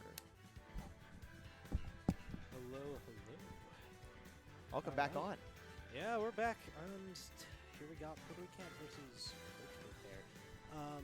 I'm interested to see how this will go. It could go a multitude of ways. Yeah, especially with depending on how this one is played. I know Riku and Yeah. Puerto Rican earlier were double blinding, so Yep. in random. So Double randoming. could we see that again in this Potentially. series? Who's Coco Bear been playing up to this point? I've not seen any of his matches yet. Do you know? He's been playing his own players actually. He 3-0'd Wyatt, and he 3-0'd Sepia. Also 3-0'd Double XML. Actually lost to a Puerto Rican in the first round. Oh, okay. So the run back. This will be interesting. Honestly, it could be anyone's game depending on what characters we see come out here. Most likely, I wouldn't be too surprised if we see some random coming out, as we've seen a lot of that from obviously this time around. Okay, Coco going, Ganon, and Puerto Rican. This could be Villager. Okay, Villager. Not good for Ganon. Villagers amazing at zoning. Ganon goes for step back, really aggressive forward air, back air. But Ganondorf has that really fast burst damage, which he could get in and deal some really strong combos off. But Puerto Rican finding that forward air, he's getting that forward smash off stage, and that's Ganon dead. He does not have a good enough recovery to make it back in that situation. Unfortunately, not that jump. Need to be preserving that jump in this matchup because Villager gets one so good. The fact that a character gets one jump and that's it is absurd. That is There are actually some that gets like 5 as well, so it's pretty weird. And that jump is important too. The more you're using that, the more it's bad. And wow, Coco Bear taking early stock. That's that burst damage I talked about from Ganon. Easily able to make up that deficit that he had at the start of this game, and Puerto can answer it back pretty quickly though with these stray hits. Coco will look for those random up airs, nairs. Forward air, getting down for a forward air, that's a decent damage, even up to 7% pretty quickly. Finding some dash attacks. But Puerto Rican getting back to a situation in which he can start spacing out Ganon, and Ganon is not too well in that situation. And throwing out the up smash, getting a kill there, because that will catch a very large area. You got to be wary of those smash attacks from Ganon. They can hurt. But reading that roll in and getting a tree set up, if that tree is knocking down onto Ganon, that is going to hurt. This is the tree. Resets to neutral, but Coco Bear finding some really good damage here. Getting Puerto Rican to a scary situation in the wrong circumstances. But Puerto Rican getting back on stage and sealing out that stuff. Coco probably would have been dead there, but making sure with that forward air. Puerto Rican on a pretty big deficit here, unfortunately. So he's going to have a bit of a mountain to move with this. The tree extending the hitbox of Ganon's up tilt, killing Puerto Rican because he miscalculated how long that hitbox would be out to. You got to be wary of that. Sometimes there are other entities you can hit in the field that can extend those hitboxes, and that can be devastating. Those will. Yeah, you got sent to the moon. Absolutely. The metaphorical moon, because it's not straight out, but yeah. Common versions you see of that is like a Wario side B with his bike. He can set that up and do a down B and get some really strong kills. This might be a worse matchup for Ganon, I'm not going to lie. Rory being an insanely good rushdown character, getting insanely good burst damage and getting up in your face, that is good for Ganon though. I mean, even though Roy is a sword character, he wants to be in your face to get extra damage at the hilt of his sword. So Ganon being able to be that close to the Roy is a little scary, honestly. It's hard to say how this might go. Puerto Rican doing fairly well, keeping this stock here, but taking a lot of stray hits, even in that damage racked up, because Ganondorf hits like a truck. Finding some decent damage here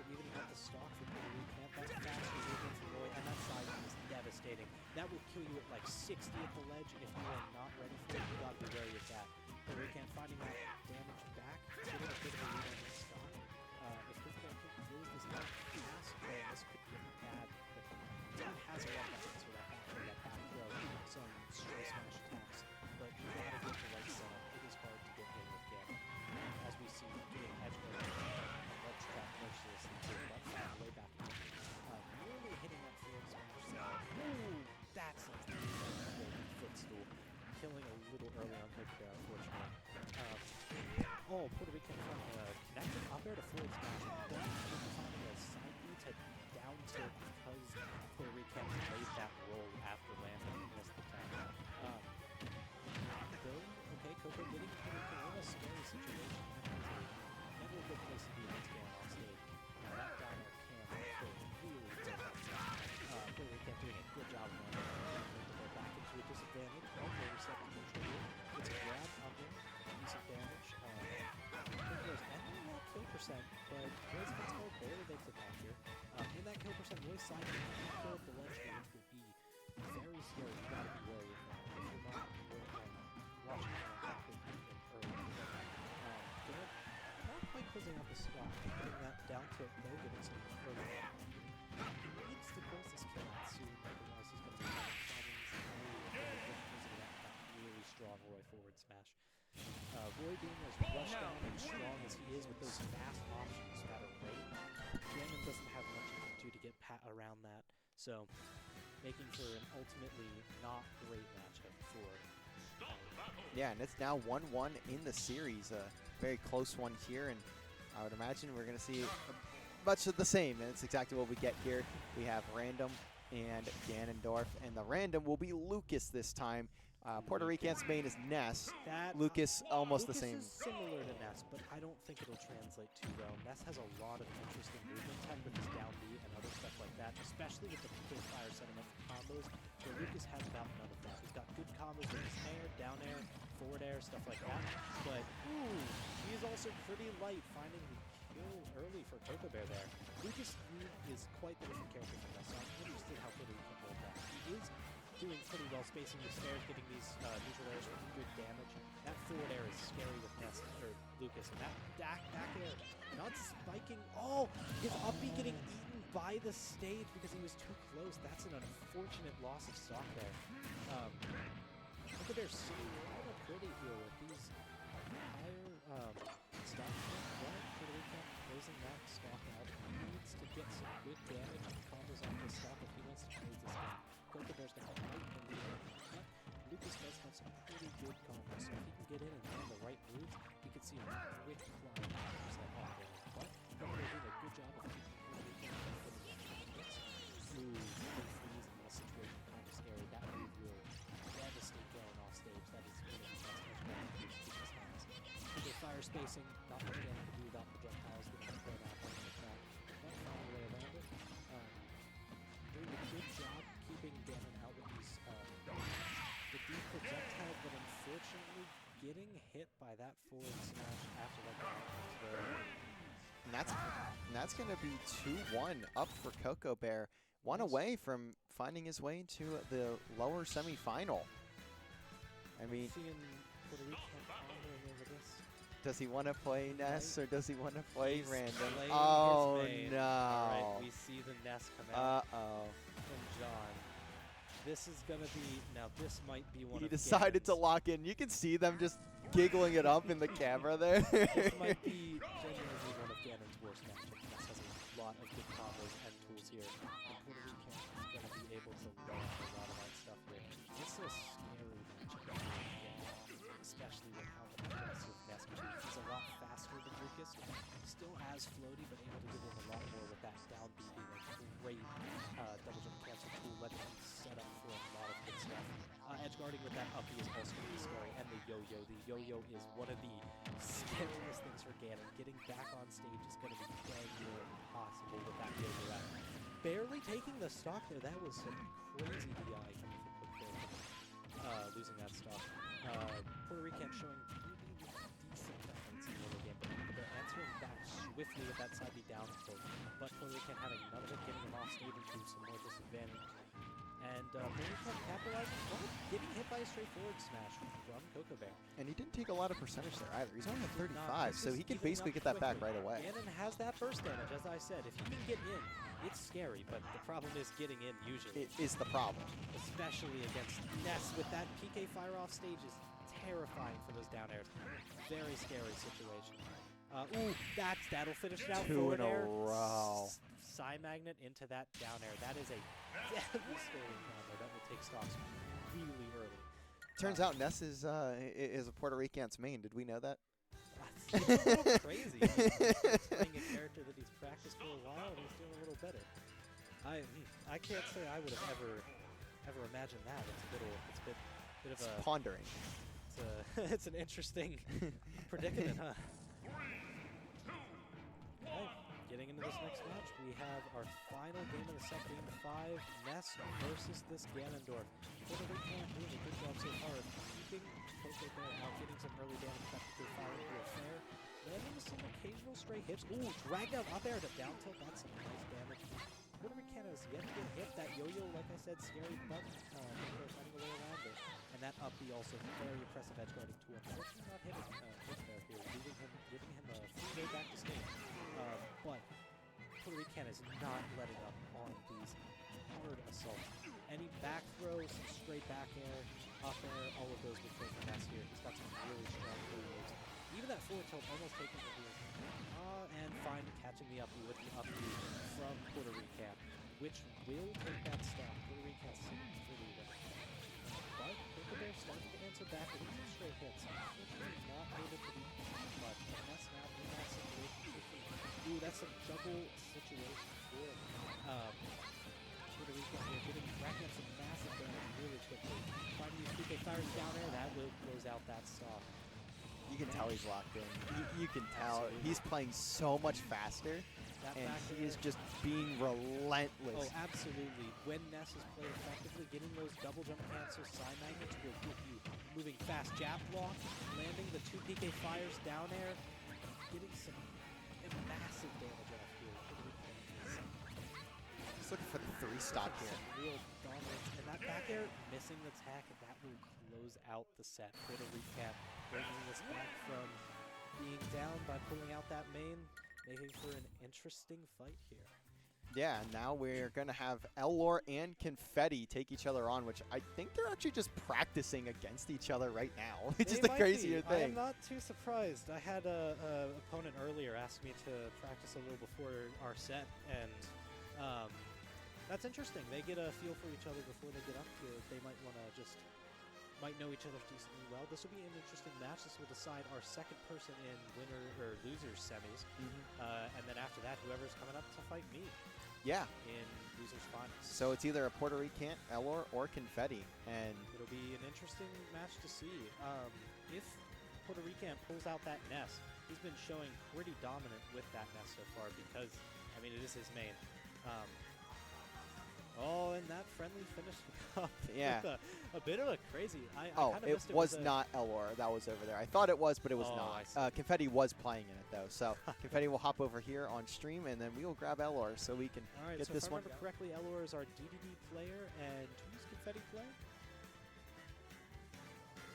Game & Watch. Oof. If he's playing Game & Watch, that's going to be not a great matchup for DDD. Game & Watch is a very good character, very impressive, has a lot of fast kill options, fast moves, great combos that they're covering a lot, as you'll see soon if he's playing Game & Watch. That Nair really got buffs coming from a lot of previous games coming up on this game. This would be a very... Oh. Well, we had a DC apparently. Or no DC, they already played? Oh, they already played, okay. Confetti taking that match then. So we have Confetti versus Puerto Rican. This will be interesting. If Confetti is playing Game & Watch, that is a great matchup against Ness. Ness is not good against Game & Watch. That bucket being able to absorb enough PK fires as well as being able to deal with a lot of Ness's BS, really. Game & Watch has so lack of many a better good tools, good uppy out of shield, great combo game, as I was saying. He's just an all-around very impressive character. This will be a very interesting match coming out here. Seeing some interesting player interaction before this match. There's a lot of hyping up being done. That's for sure. You guys can also see it, by the way, in the camera. So a lot of hyping up being done here for the series. Some extra hype coming out here. This is essentially to keep LVC from taking every trophy. By the way, Absolutely. This will be a interesting match. If Puerto Rican takes this, then us here on the LVC team will have taken the top 3 spots. I mean, I'd like to see a Cedar Crest player take a trophy home. I printed them for them to spread out, not to stay on campus. I'll reprint a glow in the dark one for myself later. But that's a different story. So, but yeah, we have a Puerto Rican getting ready to load up here with confetti, and this will be for top 3. The loser of this will be out 4th place, and the winner will be on the podium for one of these trophies that I have been staring at for at least a day and a half now. Controls being set up. This is interesting. Having a bit of a control change. Oh, interesting. Okay. Let me see. Very rare do you get to see players change their controls. That is an interesting control scheme. I've never seen someone change their taunts to all shields. Well, that's quite the interesting control scheme. Honestly, I'm curious as to the checking there. I'm guessing just double checking that we had good controls, which is a fair assessment. So far, interesting thing so far. We've been seeing a lot, no real stage picks, a lot of randoming here, but I think everyone here is just having some fun. Yes, definitely. No real crazy locked-in competition happening. But we've seen a couple of matches that have been really interesting. Doc versus random. Ooh, Steve. This is versus Dr. Mario. In any other situation, this would not be good for Doc, but unfortunately, Puerto Rican is not that great of a Steve. So we'll be seeing. It's possible to be bad at Steve. Yes, Steve is a very technical character. So as good as he is, he definitely has the ability. You can be pretty bad, but if he's able to get this mining off here, get some higher level tools. The higher level those tools, the more scary Steve becomes. But at that base state, he's really not all that strong. Being able to get those resources early is very important for a Puerto Rican here. I can see by the movement. Like, I see exactly what you mean by he's not quite as strong on this character. Absolutely. Steve is not an easy character to play. He is getting a nice early kill there, though, and trying to find some higher level tools, but not been able to get any new tools made so far.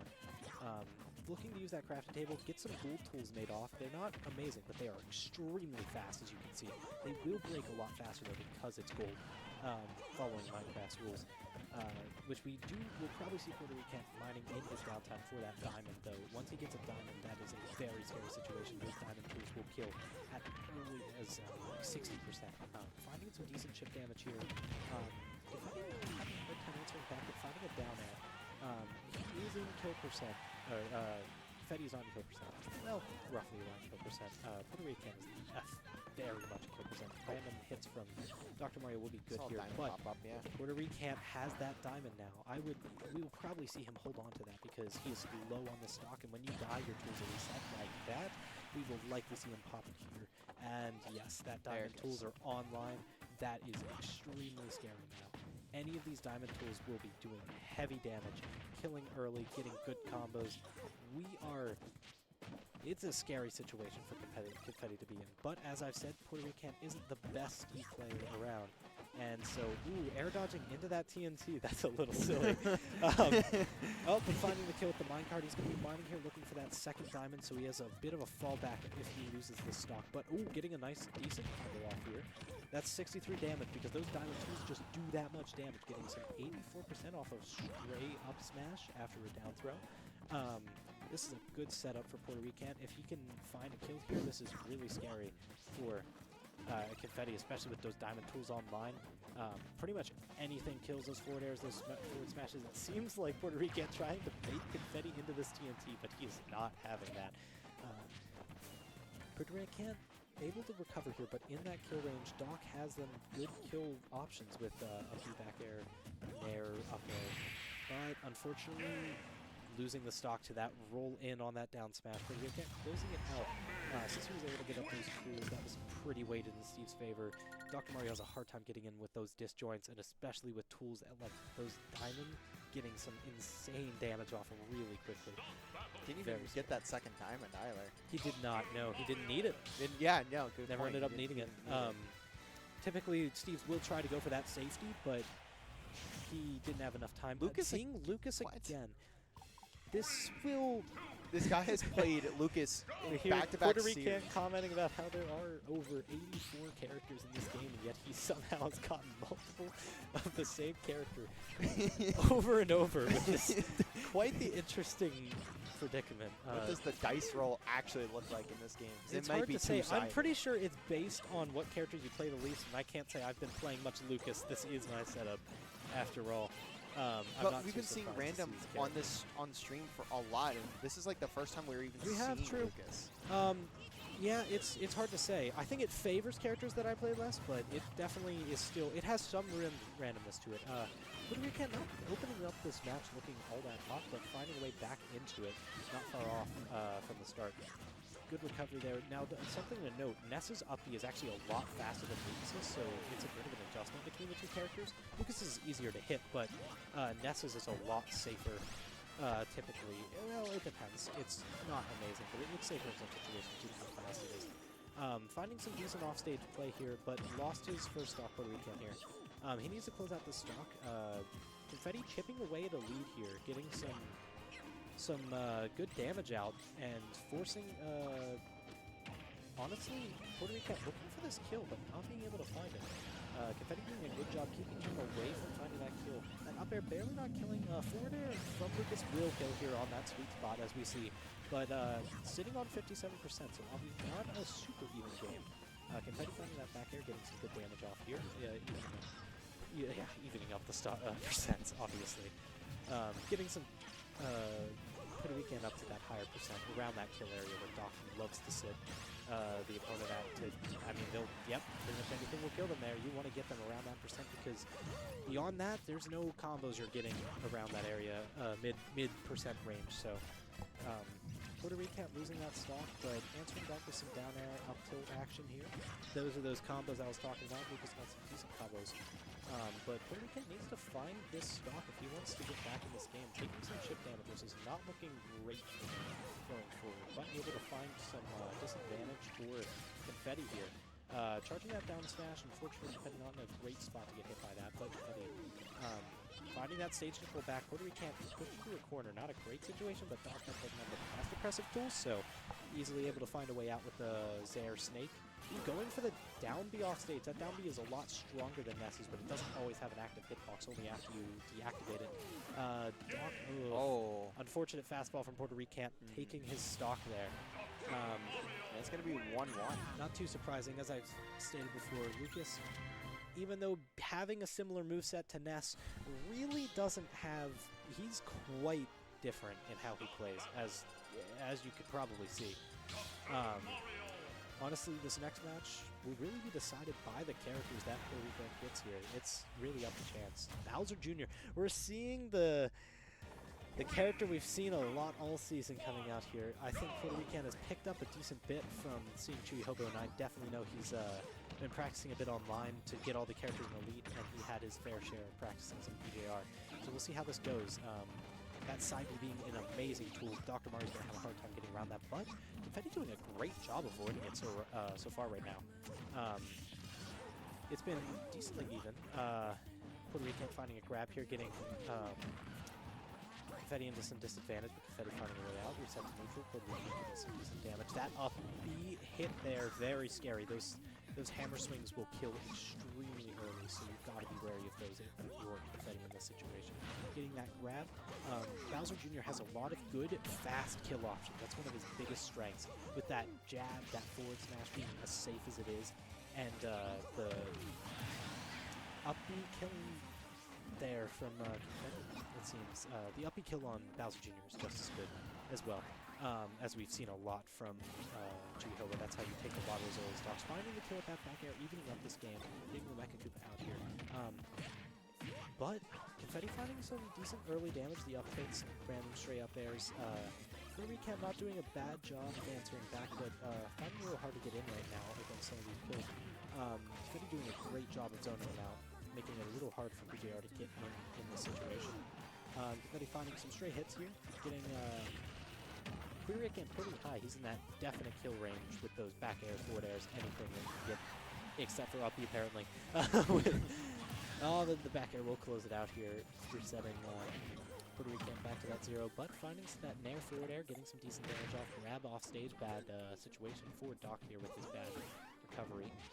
Seeing those jabs coming out, that's a great option coverage at ledge, but not being able to capture anything from Confetti as he gets backstage control.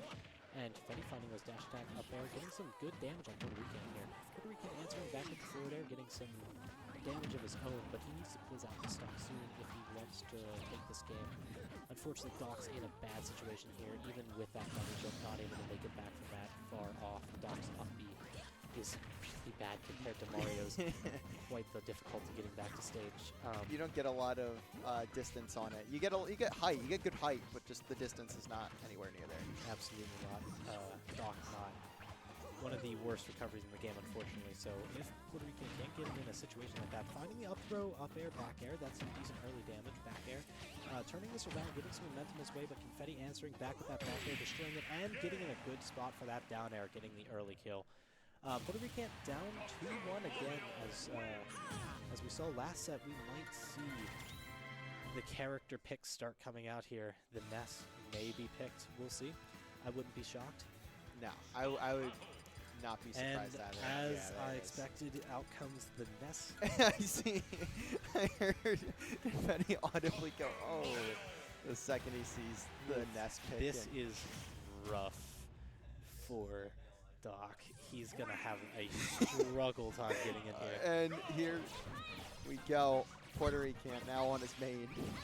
Who's finding those early hits. Ness getting those pretty crazy combos, finding some early damage. This will be with Puerto Rican getting these hits early on. A lot of damage racking up. Now Doc is semi in kill range, not quite. There's a few things that might kill on Ness, but because Ness does have some really strong kill moves, but unfortunately not the strongest there is, especially not compared to Doc. But Confetti doing a good job of keeping Puerto Rican on his toes. Not been an easy matchup so far, but Puerto Rican showing that he's able to answer back, getting out of that disadvantage. Back into a neutral state. A lot of spaghetti neutral going on here. Moves being thrown out left and right. Unfortunately, Confetti getting in a bad situation for Dr. Mario. He might have been able to wall jump there to get a little extra height, but I don't think that would have made it back. For some reason, Dr. Mario can wall jump from when the only game he's from is a pill matching game, yet Luigi still doesn't have one. Yeah, we don't understand that to this day. Confetti almost finding that kill there, but Puerto Rican living here. He, but rolling, getting that roll red by Confetti, getting a forward smash there, taking that stock, but Puerto Rican answering back quickly, getting Confetti in that disadvantaged state. Rolling him out decently well. Puerto Rican, though, Confetti making good use of his pills, unfortunately not able to fully stun Puerto Rican's front to his side here, landing that there. Getting some, almost straight, not landing, but Confetti has to be careful here. He's in back throw kill range, he's in back air kill range, up air might take, but it's callous because that higher ceiling might be a big problem for those up air kills. Puerto Rican looking for that kill, but not quite able to find it. Confetti doing a good job of keeping him out, not quite able to let Puerto Rican get that kill yet. Yeah, and he's nearly evened it up here as Absolutely. well. I think that's something worth mentioning because it is still even in stock count, but that percentage was quite drastic in Puerto Rican's favor, and now it's nearly even, but PK finally. Fire up smash there. Puerto Rican needs to be careful here. If he loses this game, that's it. Game losers will be over. But so Puerto Rican not doing a bad job here, finding some early combos after getting the kill on Confetti, but Confetti does have Puerto Rican in decent kill range. Any strangers should kill here, but finding some decent programs with these hits from Confetti here. He's looking for this kill. That kill won't quite. Oh wait, I didn't. Oh, that was barely able to make it back. I didn't realize Puerto Rican lost his jump there, but the uppy barely able to make it. Great angle, and Confetti not able to recover there, unfortunately. We've got ourselves a game 5. And we have a second game 5 in this losers run for Puerto Rican. It's been happening a decent bit. He's been gotten down to that last game, and then he's brought out the Ness. Then he decides, I feel like I'm going to play the game, I guess. I'll turn it on for a game or two, and then Making go for back to some- picking random for the interesting first games. 3 in this or All first right. 4. Game 5. This will decide it all. Who comes up in the losers finals and has a shot at that 3rd place spot? Well, even This is for maybe top second 3. or 1. Yeah, this is top 3. Absolutely.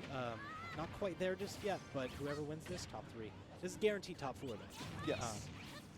And so we see Puerto Rican opening up, not finding these PK fires, but getting a little damage off. The confetti definitely getting that extra damage off. Dr. Mario having those stronger hitting moves makes for the really that extra damage early on. Ness, he's struggling to find some ways in here a little bit.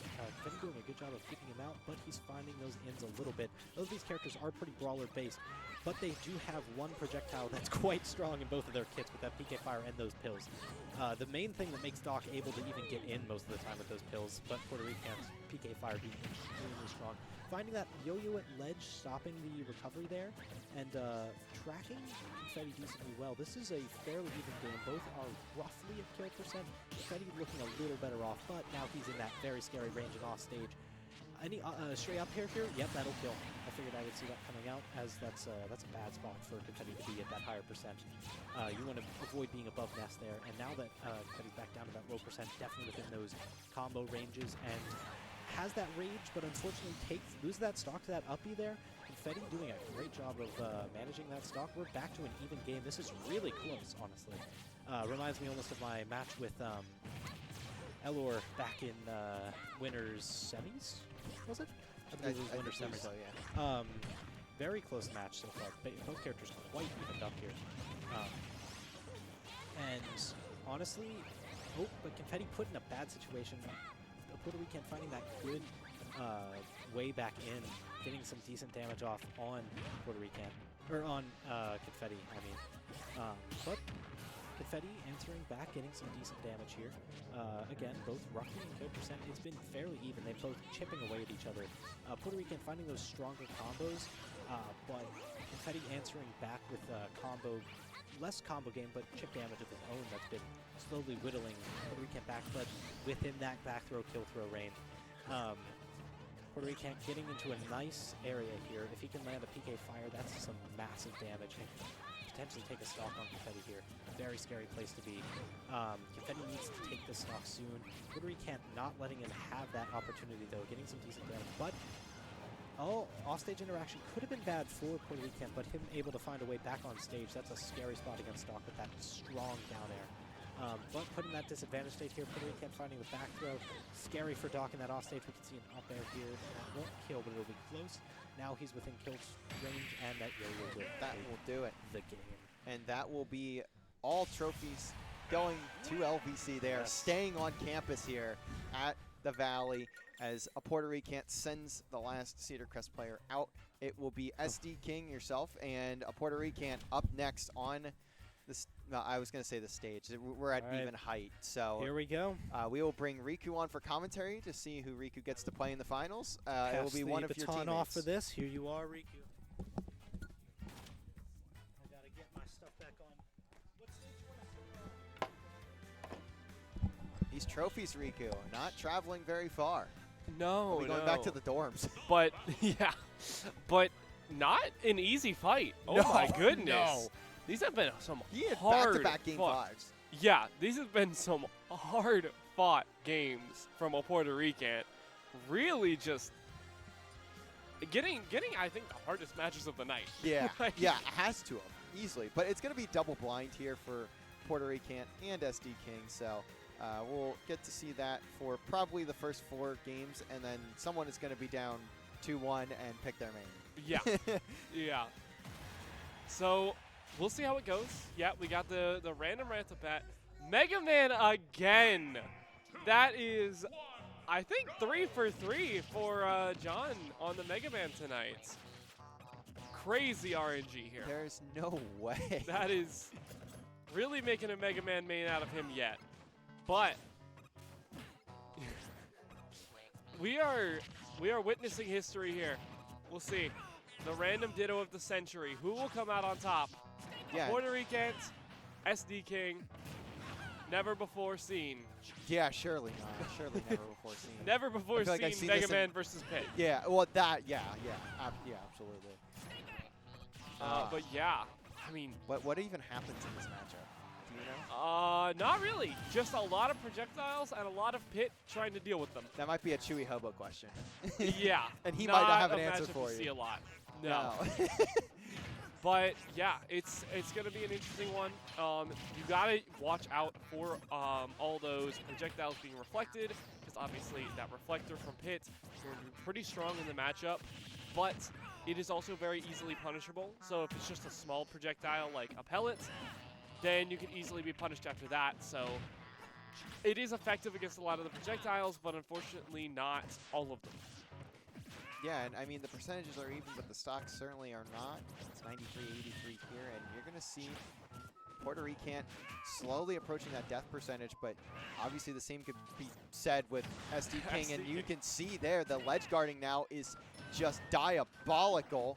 Trying to get that down there, not quite able to, but that will be at 127% ragged up. This stock is as good as gone, unless he whiffs the up tilt. I saw the entire thought process for that up Yeah. smash, and it was just so slow. And John, what are you doing? We'll find at Completely least whipping. that stock back, but that Yeah, is really and- confusing. SD King making quick 54 off of that early combo, trying to find back this this lead that has been built up by a Puerto Ricans, but Yeah. will not be letting it go easy. No, and I think at this point you're already at 35 as well, so Puerto Rican in a very good position to take this game, and he's now got the ledge again, but that whiff is going to be, could have been an issue. It looks like it was not as much of an issue as I initially thought, but both players are also just playing characters that I don't imagine they have any time on outside of a Puerto No. Rican playing it 3 times today. on Yeah, Mega. yeah. Outside of that, not really. And there's the reflector we were talking about. Finding that reflector, but 105, not an easy mountain to climb.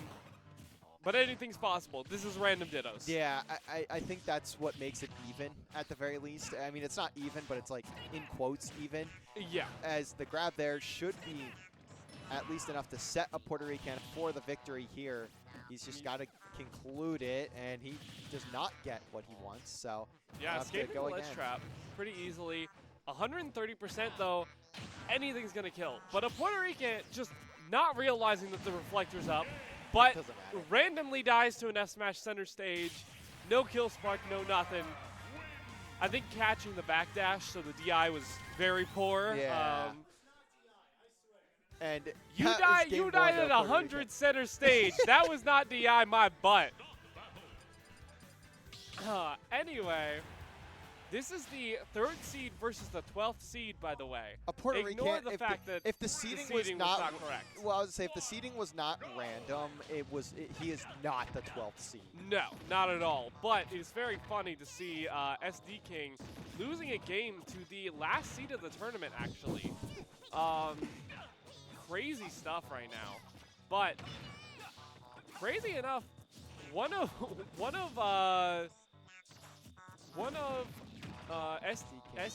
my god, one of SD King's mains coming out here in the Robin, but The on the other person. Yeah, I would say, but the problem is you don't get to play him.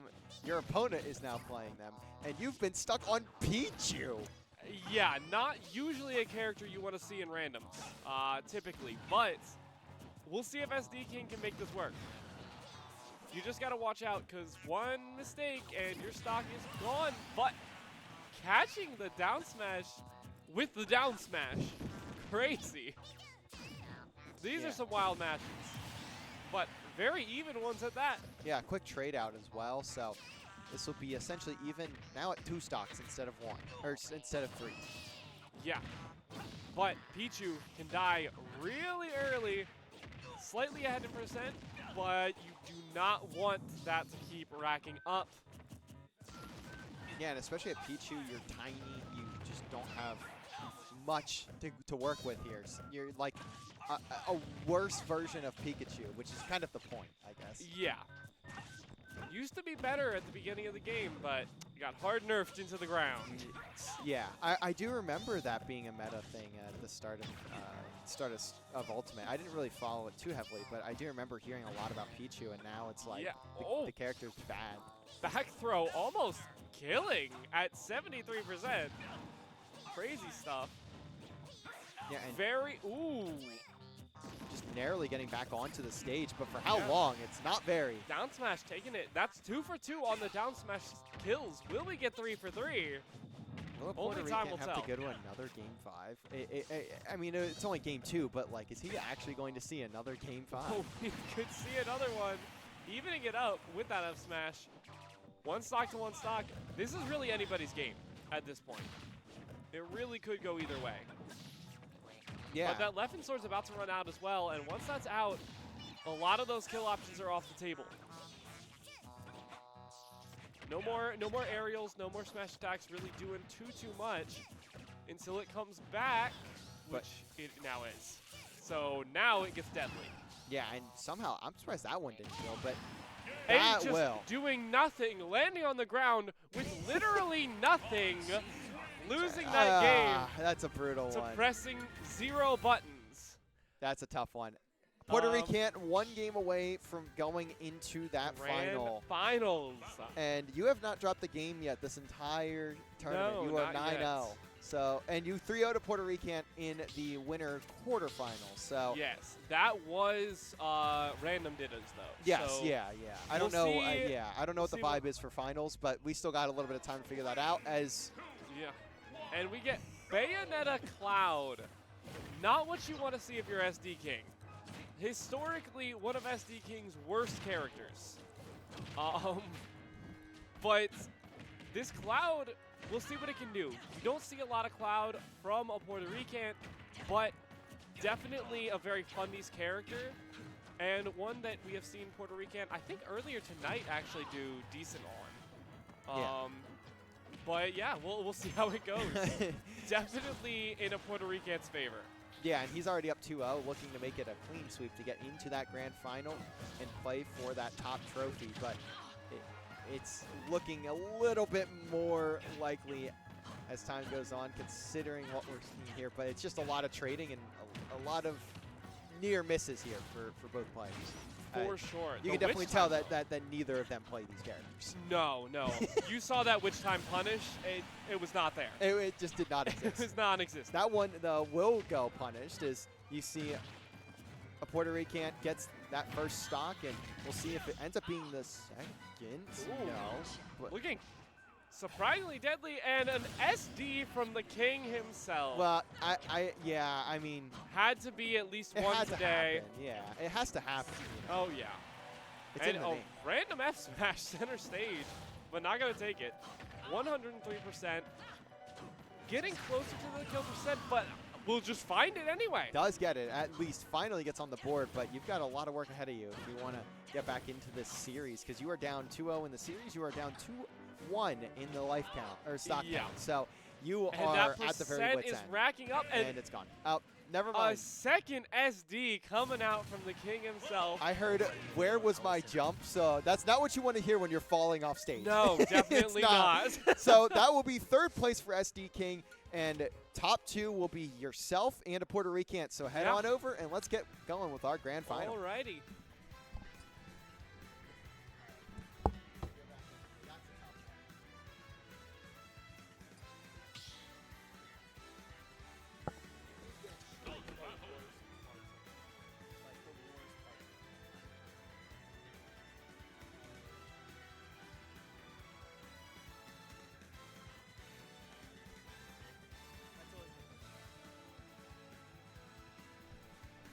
Well, unfortunate character picks coming out in my randoms. Or I would say tried. character picks, or lack thereof character Well, lack picks, of to be character fair. picks. I think if we actually played our mains, me and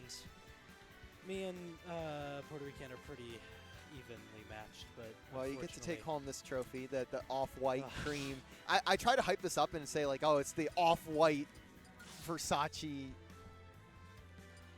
Prada trophy or something, but I'm honored. It's I off must white. say. That's I think that or it's cream. I don't really know my colors very well, It but looks like vanilla. you know, you could almost. call it that, but off-white is cooler sounding. But it will be Ness from a Puerto Rican, so picking the main, he does have to take 2 series, so Right. that will So certainly be. Ness versus Daisy. I'm not sure on Riku's Daisy, honestly, but we'll see.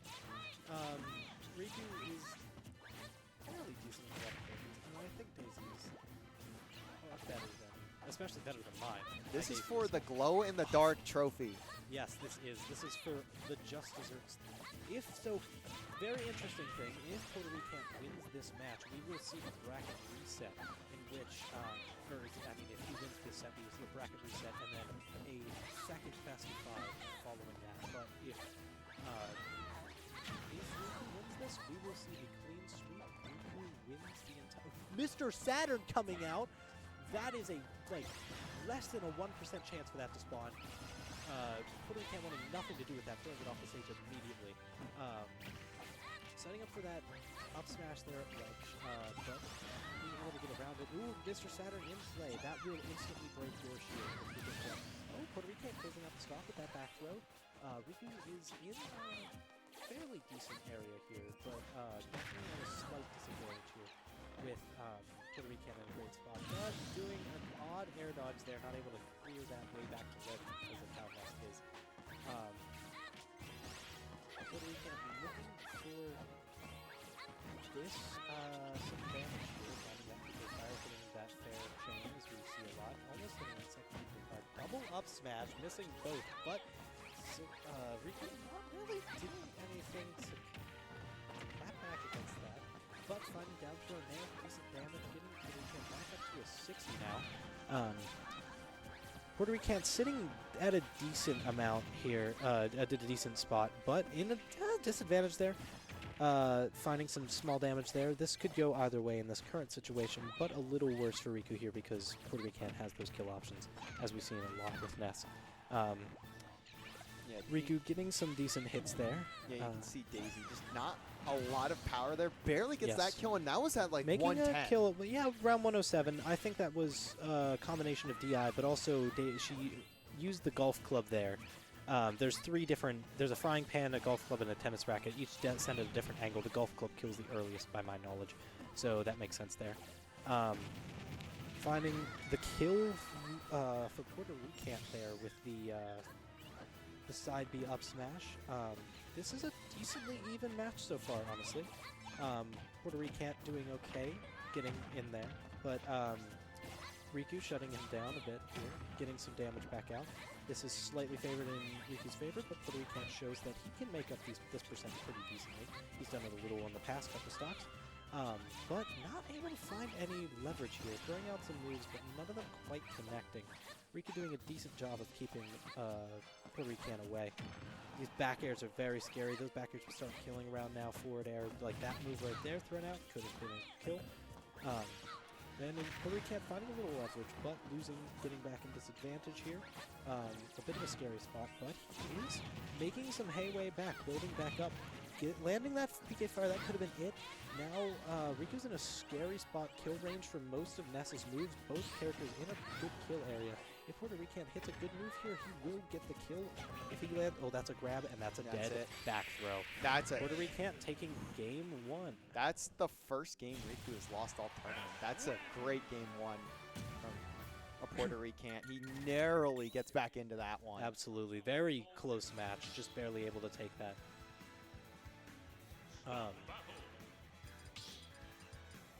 Alright, going into this next match, we'll see who Riku hits. There's no way! You're What? kidding me! Into Peach? From Daisy into Peach, this is mighty unfortunate. This will probably pan out pretty similarly to last stock, or last game, but Riku opening up pretty strongly with some hits. Puerto Rican answering back with some hits. That's crazy though, back to back from the Daisy onto the Peach. I don't think I've seen such an unfortunate situation since I got hit in the dark pit. That is unbelievable. And Riku literally said before it went, if I get Peach, And there it is. There's Peach. Oh, that's crazy.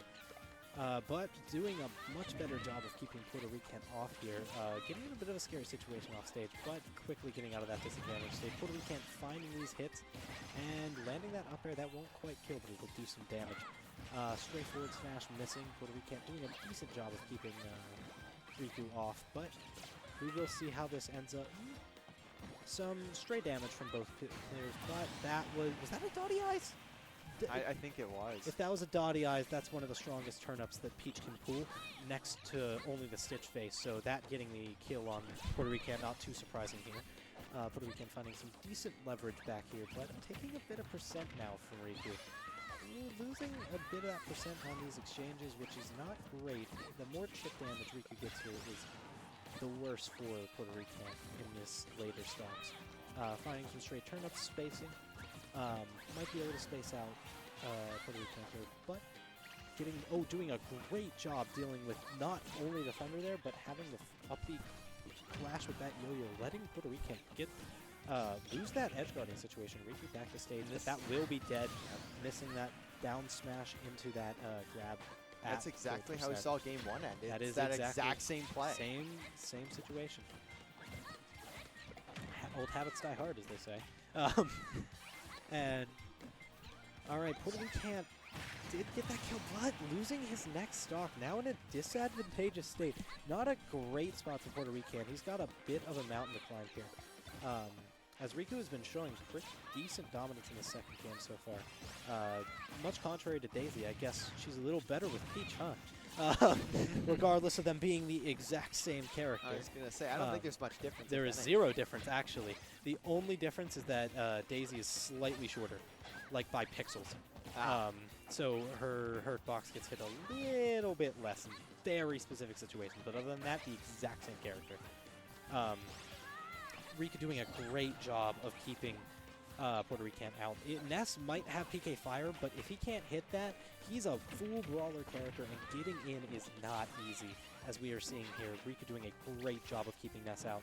This is more of a game of keep away, and great spacing showing from Riku. But Puerto Rican getting a bit of leverage here. This could be a kill depending on the situation. Missing that up smash, but Riku missing the punish, getting hit by that up B, and Puerto Rican needs to close this stock out soon if he wants to get more leverage back in this game. A stray back air, up air, back throw could take out this stock. Nope. There's the back air. Puerto Rican's got a mountain to climb here. And with this respawn invincibility, Riku not quite getting a kill off it, but very scary. That might kill, barely not. Yeah. But any back throws at ledge now will be a bad situation for Puerto Rican. Finding the spot goes there after that down smash, which is great from Puerto Rican, but that fair will close it out for Riku. And this is a 1-1 set now. Yeah, and that's where it gets scary if you are a Puerto Rican, because that just means you got to strap it in. Absolutely. You've already been running through a very long lower bracket run. Now you've got to not only take this set, you've got to take another one, and you are now down. You are now tied up at 1 apiece. You've been playing games, and Puerto Rican also coming off of what, 2 game 5s, I believe. Falco, this is not a great matchup for Ness. Falco's got some really good combos, and that down B reflector being a great spot for Falco. It really does make that PK Fire a lot harder to land in a lot of these situations. Finding good combos here from Riku, getting great damage off at the start here. Finding a laser straight, roughly in kill percent for Ness. Ness is a lot lighter than people know, but Puerto Rican answering back with some up airs. Riku finding some decent damage here. Puerto Rican in a bad spot, that will kill. This is, like I said, not a great matchup for Ness. Those combos are devastating for Falco. And with that reflector, it's going to be a lot harder for him to get in. Yeah, and we've Riku seen this finding- exact matchup in crew battles over the season. Absolutely. So that's something that I remember distinctly pointing out. Well, not me, I was not pointing it out. That but yo-yo proving a bad spot for Riku, but able to get around it and get back to stage. Unfortunately, Puerto Rican's great edge guarding and ledge trapping going on there. Both characters kind of scruffing it out, but Puerto Rican finding the kill with a grab at ledge for that back throw. Riku not a slouch though, coming back, landing that dash attack, getting some good damage off here. with that higher percent, we could see Riku take this stock here very shortly with this damage she's been racking up. But Puerto Rican answering back a little bit quickly. Some stray side Bs, but oh, Riku almost taking that stray forward air here off stage will do it. I forgot Nest Psy Magnet can absorb Falco lasers, and that will get him a little bit of healing back. Finding that side B, but unfortunately, a lot of times those lasers are pretty fast, so getting a good one of those absorbs is not easy. Puerto Rican doing a great job of holding onto the stock and taking that by knocking Riku far enough off. This match just suddenly got evened up really quickly. Puerto Rican finding some decent throw there, but not going for the down throw. A little odd, because that would get a nice kill. Honestly, Riku finding a hard time getting this kill, but landing that forward air, finding the kill.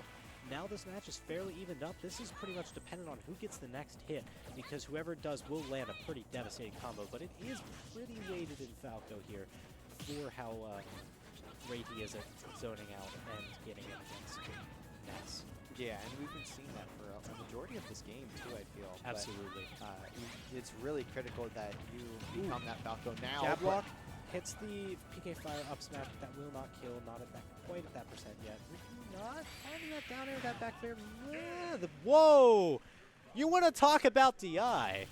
Wow. that was some unfortunate DI at the end there, causing that back throw to kill. And no. That is 2-1. I don't know about that. Puerto Rican. It is 2-1 of Puerto Rican looking to reset the bracket. Finding the kill there, that is, yes, Ridley, this is honestly pretty good for Puerto Rican. These PK Fires, these Nairs, they will be do a great job of keeping Ridley out. Got a friend coming online on Smash there. We see, okay, Riku doing a great job of keeping Puerto Rican away, but Ridley is the largest hurt box in the game and is going to be absolute combo food for Puerto Rican here. As we see, these PK Fires being quite oppressive. Riku dying in a very odd way. I'm not quite sure why we didn't see an up or jump come out there. Puerto Rican doing a great job of keeping control of this match, but Riku charging that up smash just a little longer, catching that air dodge from Puerto Rican, finding that early kill. This match is even up again. Those Ridley Nairs very oppressive, but like I said before, those PK Fires are going to be the worst nightmare for Riku here. Very scary, but finding some decent damage here pretty well. That's going to be some a lot of percent for Puerto Rican, and finding the kill at that up the off the stage there. Riku not finding some hits here, but getting Puerto Rican's been a little on fire this game. Not a great matchup for Ridley, as I was stating, but still doing a good job of dealing with Riku's character. But Riku bringing it back a little. That PK Fire landing, though, that could lead to some devastating stuff. Not quite in this position to take the stock just yet, but this second PK Fire, this could be it. And with that could be a down air. Barely finding a way back on stage, but Puerto Rican having none of it, keeping them off really well, finding that yo-yo. Ridley's uppy, I believe, is unaffected by that there. Puerto Rican doing a great job of dealing with Riku. And Riku SDing, and that is a bracket reset. That is a bracket reset. To now what we will see, unfortunately, we will now see a losers from both sides for this bracket reset. This will be the finals. This is whoever wins. Oh, okay. Riku bringing out the main now for both players. This That's what I was wondering if it would happen, and it has. The be-all, end-all match. I will say, Riku a little out of practice with Kirby today. Not had much going on, but finding some decent early stuff. PK Fire's coming out decently well for Puerto Rican here, keeping Riku off pretty well. Puerto Rican doing a good job of keeping spacing out, but Riku not having any of that, doing a decent job of getting in there. But both characters going back and forth decently. Finding the jab for Riku here at that ledge, that's going to be bad disadvantage for Ness in this situation. Trying to trade on that up B there with that down B from Riku, since that's invincible for Kirby, that is a safe thing to go for. Landing that side B and finding the kill there with that back air from Riku. Puerto Rican, swiftly Spawn. answering back with that forward smash, taking that stock. Riku landing that up tilt, finding a decent combo, getting some good damage off early. Riku answering back with a nair, PK fire, landing some stuff. Riku almost landing a cheeky up B spike. It's no Almost longer landed almost. a cheeky down air, but then followed it up with a cheeky spike That from that is up B. diabolical. Getting an early kill on Puerto Rican, that's going to hurt. Puerto Rican answering that pretty well, though. Hitting that back throw up B. Riku's now within decent kill percent. But finding some decent combos, getting grabbed, that will be the kill. Back to a bit of an even game. Riku is finding some hits here, though. Decently even matched that forward tilt, down smash, and without that jump, I'm pretty sure Puerto Rican instead. Okay, No. Riku saving Puerto Rican with that down B, wanting to play with her foot a little, landing that Still trade gets on the it fair anyways. back air there, closing out the game 1-2 Riku.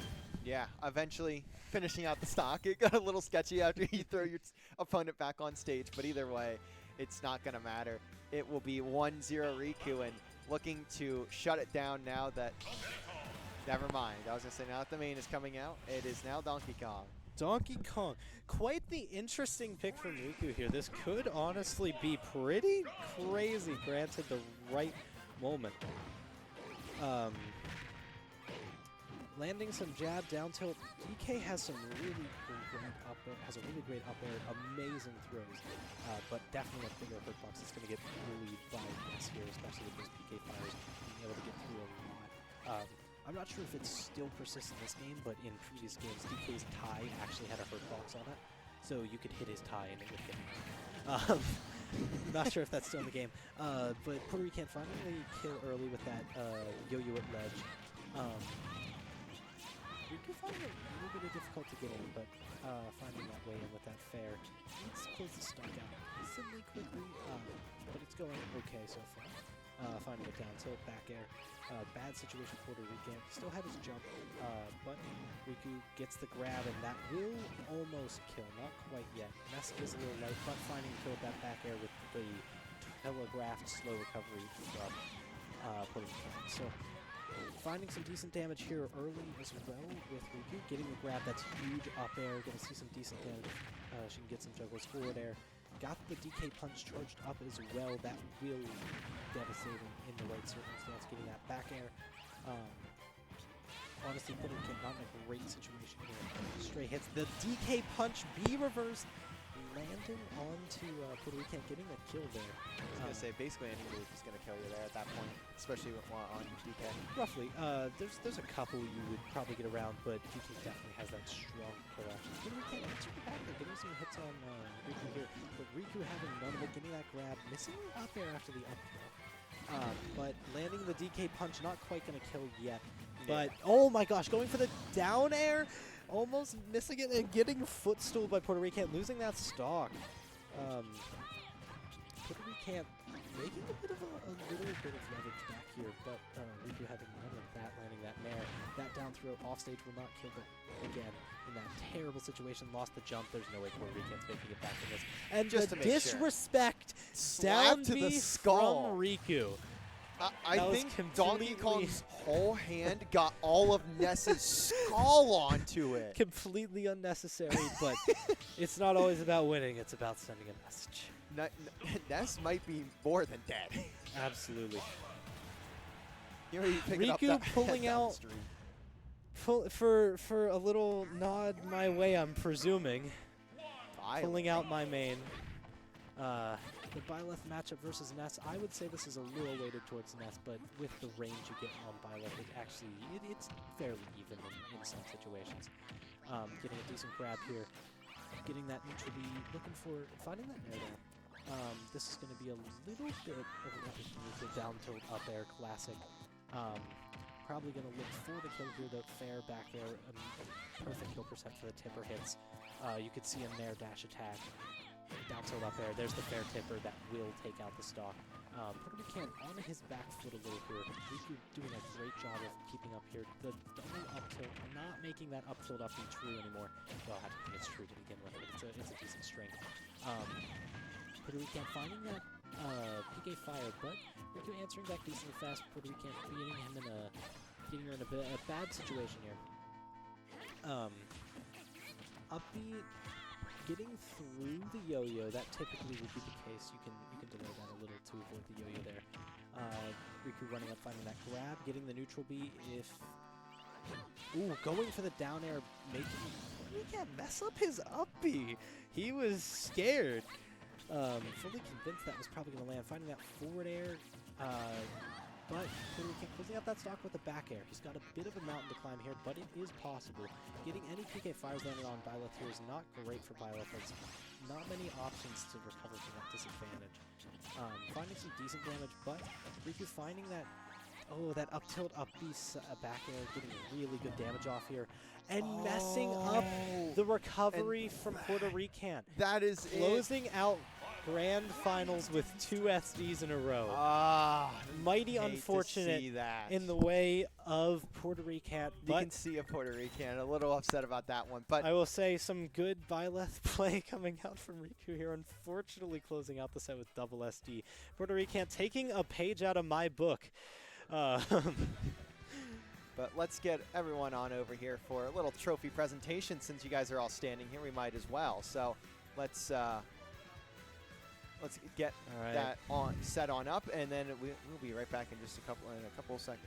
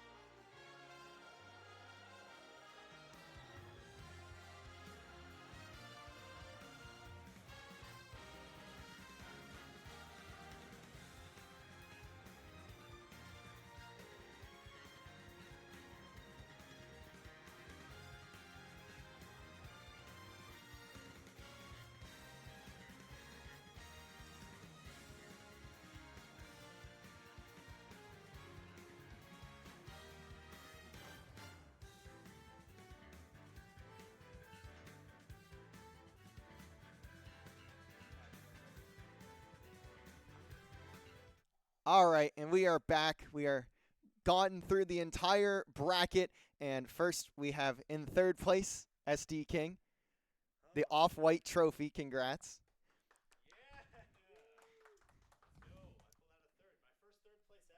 And in second place, we have a Puerto Rican, both freshmen for Puerto Rican and SD King. 2 freshmen to our program, so very excited to see you guys already doing well. But the big one, the Glow in the Dark trophy, goes on over to Riku. Good job.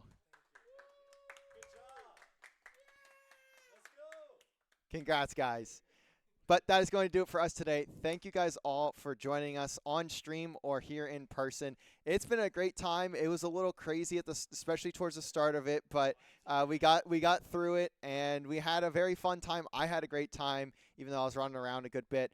We raised, let me reopen the page because I thought I opened it and I did not. We raised $231 today for Extra Life. So thank you guys for helping out with that. And thank you for everyone that donated. Thank you to Extra Life for even giving us this opportunity. Like I said earlier on stream, I always enjoy having these types of things go on, both for our players and for the side of Extra Life too.